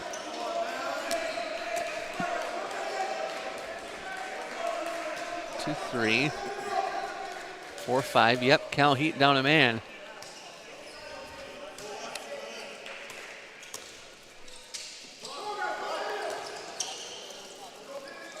no, relax. Move the ball around. Renault made the only decision he could. As that ball goes out of play, it should be Cal Heat's possession. 19 all, 17 minutes to go. Plenty of time as Bulow and company will head up the floor. Short one man as Billy Urban dribbles the ball across. Urban from Kedar. Renault trying to overload New York's defense, and Bulow draws the foul. Renault with the 9 meter. Across. And we'll go the other way. He kicked the Offensive ball. foul. No, he Kick. He kicked the ball.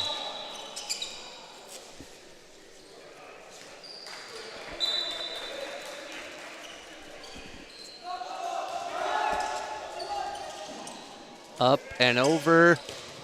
Great shot choice, but an even better save. Kaliumi thwarted by Balti. Bulow.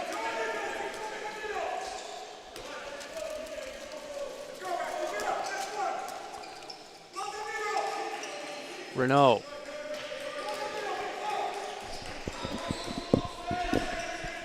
There you go. Renault. Good pass. He's gonna finish that. Can hear you even better now.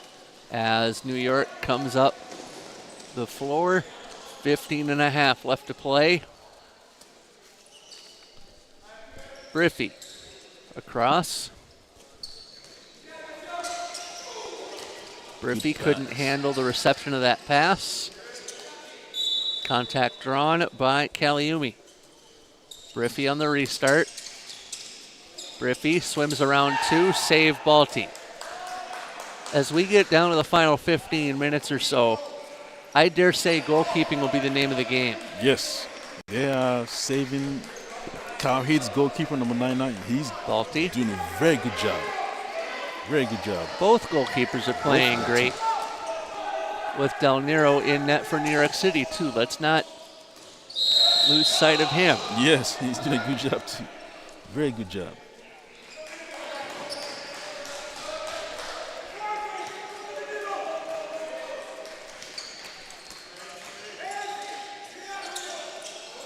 Loose ball. Renault dropped it off. Bulow couldn't get the shot. Renault, ill-advised pass. Cal Heat with possession. Corner throw. Back to Renault. Inside passive play. Cal Heat with the goal.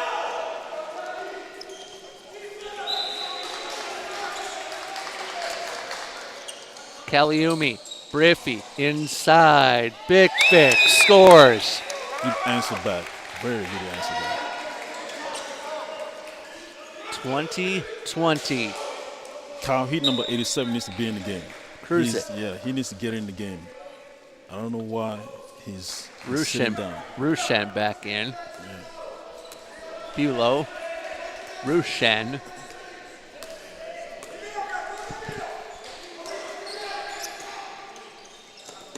Rushen. Across. Ledesma may have had trouble with his footing, but save made Del Nero. I believe a corner restart will come for Cal Heat.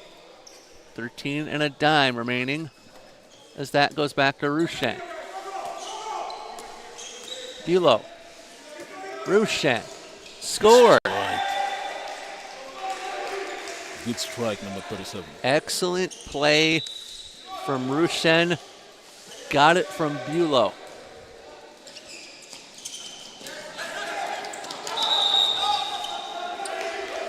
Cal Heat tried to leave, could not. Quick start off the iron for Vlad Bikvik.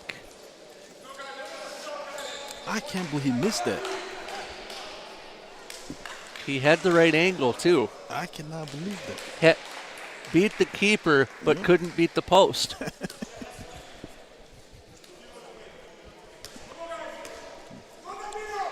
Bulow from Rushen. Rushen drops to the right wing. Inside, Ledesma, friendly fire, and that leads to a New York City possession.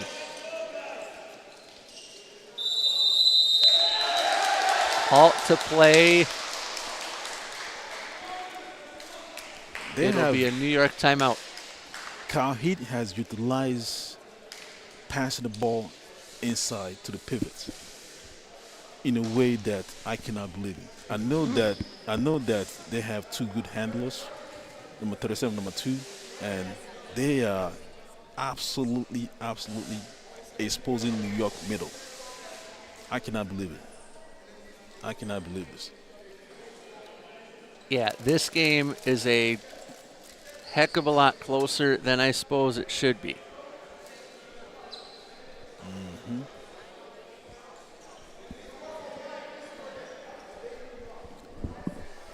12 minutes to go.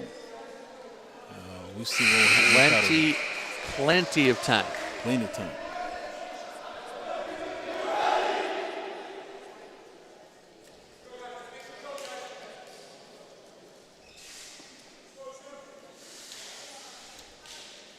Who's number 7 for New York? Simone Caliumi. Yeah, they need to utilize him as much as they do right now because time is running out. So number 13, I haven't seen him taking a lot of shots. Which I said that's a good shot. Great goal. He's the one that needs to be taking a lot of shots, and number 7 needs to get involved for New York. So Back comes Cal Heat. Rushen across. Whistle before the shot.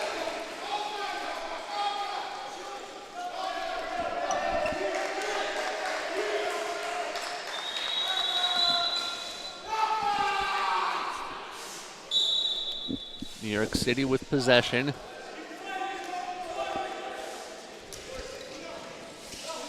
Good pass.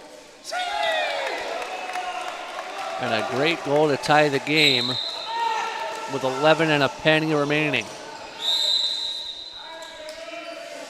I thought that was a goal. It was over the post.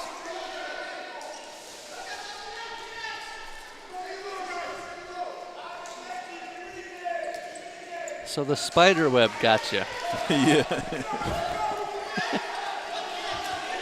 Bulow. Rushen. 22-22, 10 and a half to go. Dropped off by Ledesma. Relax the ball. Relax. We have the same view that they do, so I could be qualified to say I don't know what that was. Anyway, Balti with the stop for Cal Heat.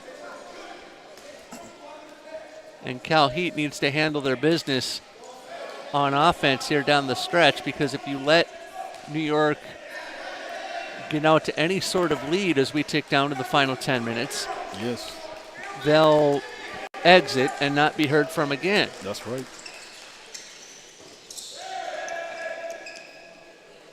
Out of play. Cal Heat possession.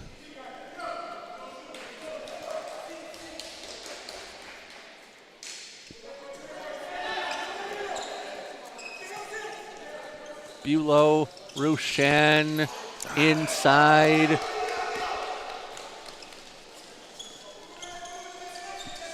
I get it from Johannes Rushen. You want to trick the Tendy, but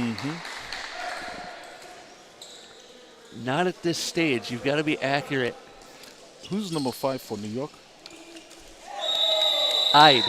Aye. Timeout. Or clock stoppage for the 7 meter, I should say.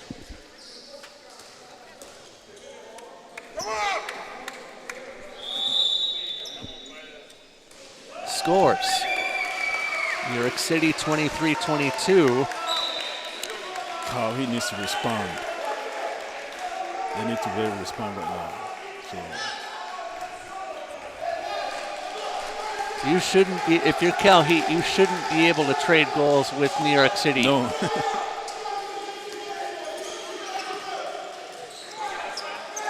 With Desma. Back to Rushen. Rushen across. That was risky. Because you have a potential 2-goal swing here. As Mustafa and company come across the timeline. Briffy. Ide. Dragged down. If I'm New York right now, I should be looking at number 13. Briffy. There we go. Good job, pivot. And a great goal. 2-goal swing there for Cal Heat, or in New York City's favor. Not doing any favors for Cal Heat. So this is the thing that I was saying, is that if Cal Heat gives New York that opportunity to take the lead, I think that's it for Cal Heat. That's what we were saying a second ago. That goes wide. Yeah, because time will get away from you if you're Cal Heat if you lose your touch offensively. Briffy around one, inside. Both officials get a 2-minute. Number 52, that was not necessary. I knew that he got away. The offense made a good move on him, so he had to hold on to him. Grab that jersey. Good job. Right now, New York just let number 13 just take as much shots right now. last few minutes because he's the one that has the vertical, the height, and the shot, the power shots to secure New York this win. New York up 3, 7 minutes to go. Bulow, cruise it, or excuse me, Rushen. Ledesma, inside off the iron. Cal Heat with the extended possession. Ledesma spins into traffic, got it to the right wing. Whistle before the shot, doesn't count, crease violation.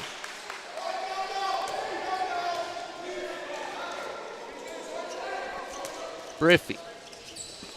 Scramble inside, whistle goes, 2-minute called for a tug against Cal Heat. We'll keep that suspension banner up there. That is not good for Cal Heat. Number 87 is out. That is not good. That's the one tall guy they have on the team. So that is not good. 6 minutes to go, too. And New York City up 2 men. So New York City should and does find a chink in Cal Heat's armor.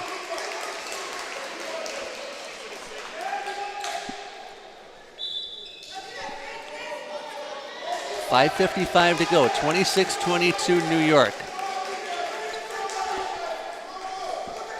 New York City late bloomed, but got into the lead and has kept it. I believe their biggest lead of the game. Urban didn't release the ball. Crease violation, no.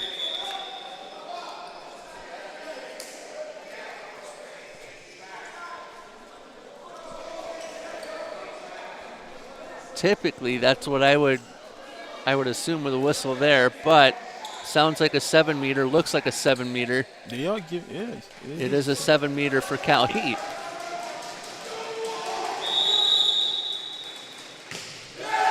Save made, Rafa Del Nero. I think that was a dagger right there. If New York gets another score, that's it. Yeah, that's it. I'm with you. Briffy, Mustafa. Mustafa got the foul. Good save from New York. Keeper. Mustafa, Briffy, across, and in.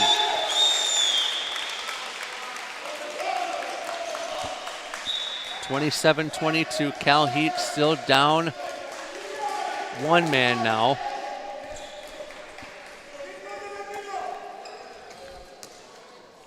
Garcia. Bulow from Garcia. Good pass. Move the ball around. 1 into 2 doesn't go, though.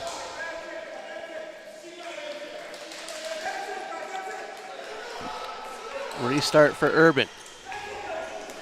No, check that Garcia. Garcia. Bulow. Cal Heat's got to score now. Garcia. Ledesma. Inside. Off the iron. Potential 2-goal swing for New York, thwarted by a whistle because of a travel.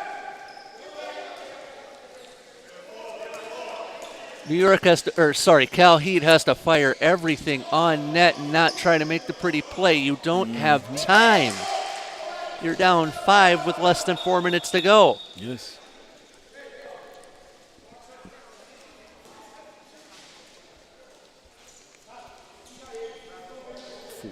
Cal Heat back. If there's any saving grace for Cal Heat, they're back to full strength. So Cal Heat changed their goalkeepers too. They brought in a much younger one. McClintock. Yeah.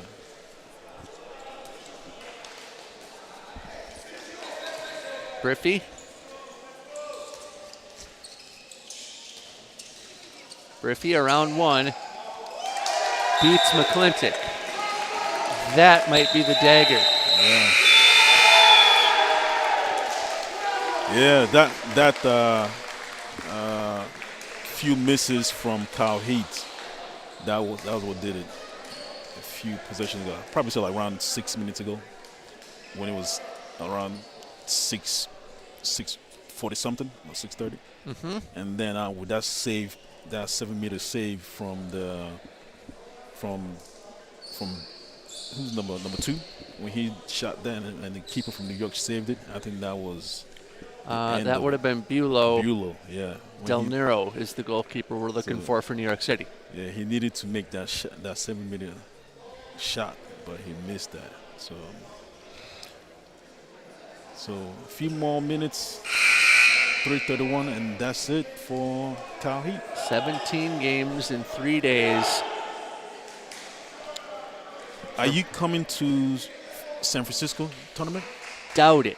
Actually, very much doubt it, because I will be in 2 weeks, or in a week, I'll be in Chapel Hill, North Carolina, doing the North Carolina College Classic. Oh. And then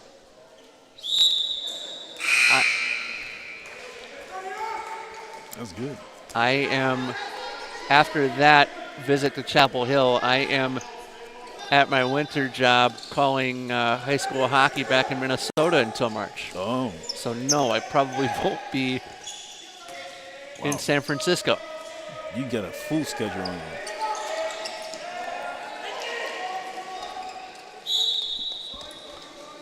Three minutes and 5 left to go. 28-22, New York City.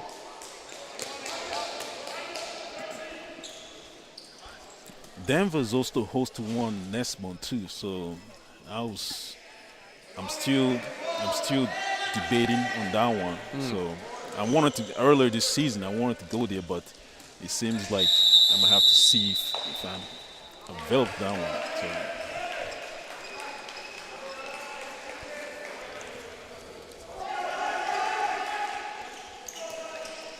Good shot. Shot by Rushen goes in the net as a consolation prize for Cal Heat, down 5 with 2:20 left.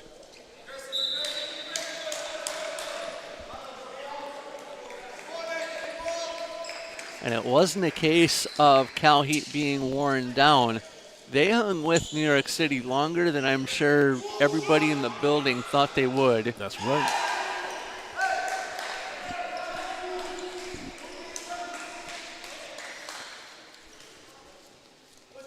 And as we get down to the last 2 minutes,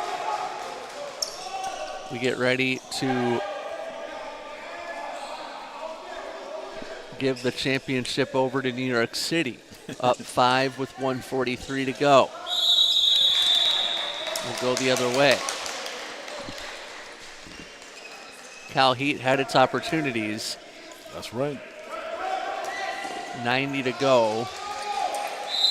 Whistle.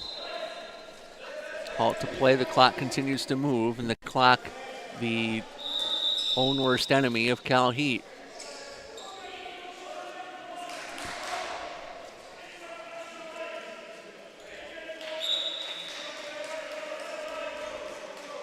Cal Heat with possession, 68 seconds to go. High hit for New York City, allowing Cal Heat to continue. That shot high. Johannes Rushen can't be doing any of that as we're under a minute to go. Cal Heat put up one hell of an effort. Goal for New York City, 29-23.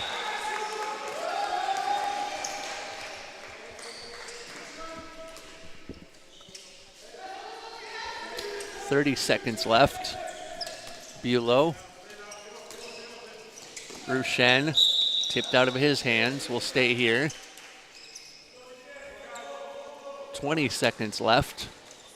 Rushen, headshot,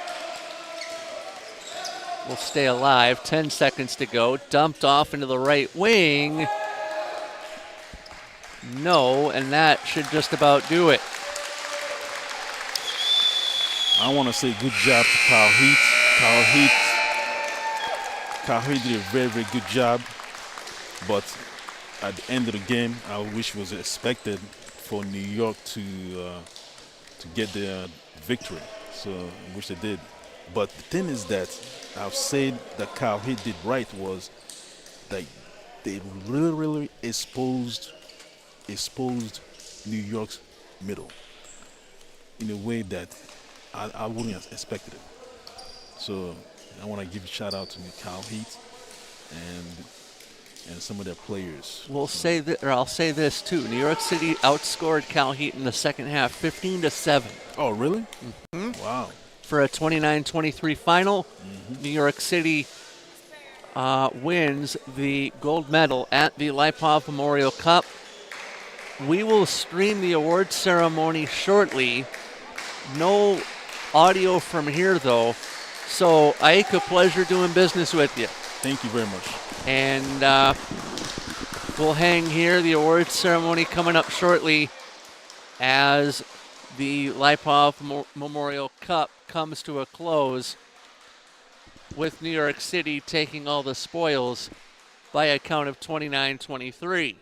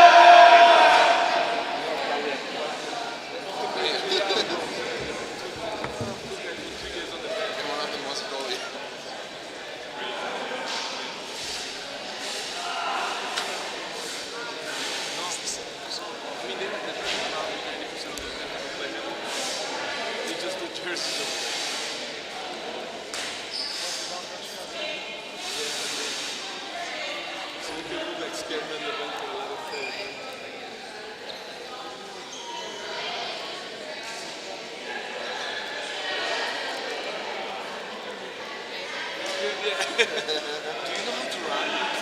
And catch the ball?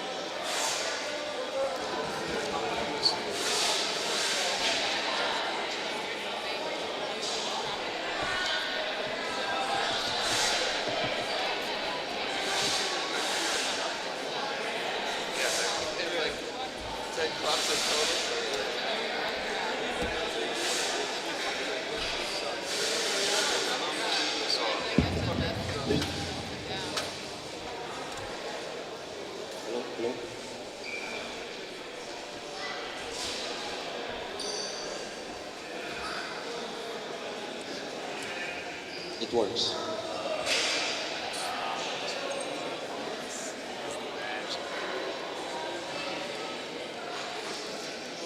Can I get all the teams that are still here a little bit closer around the table?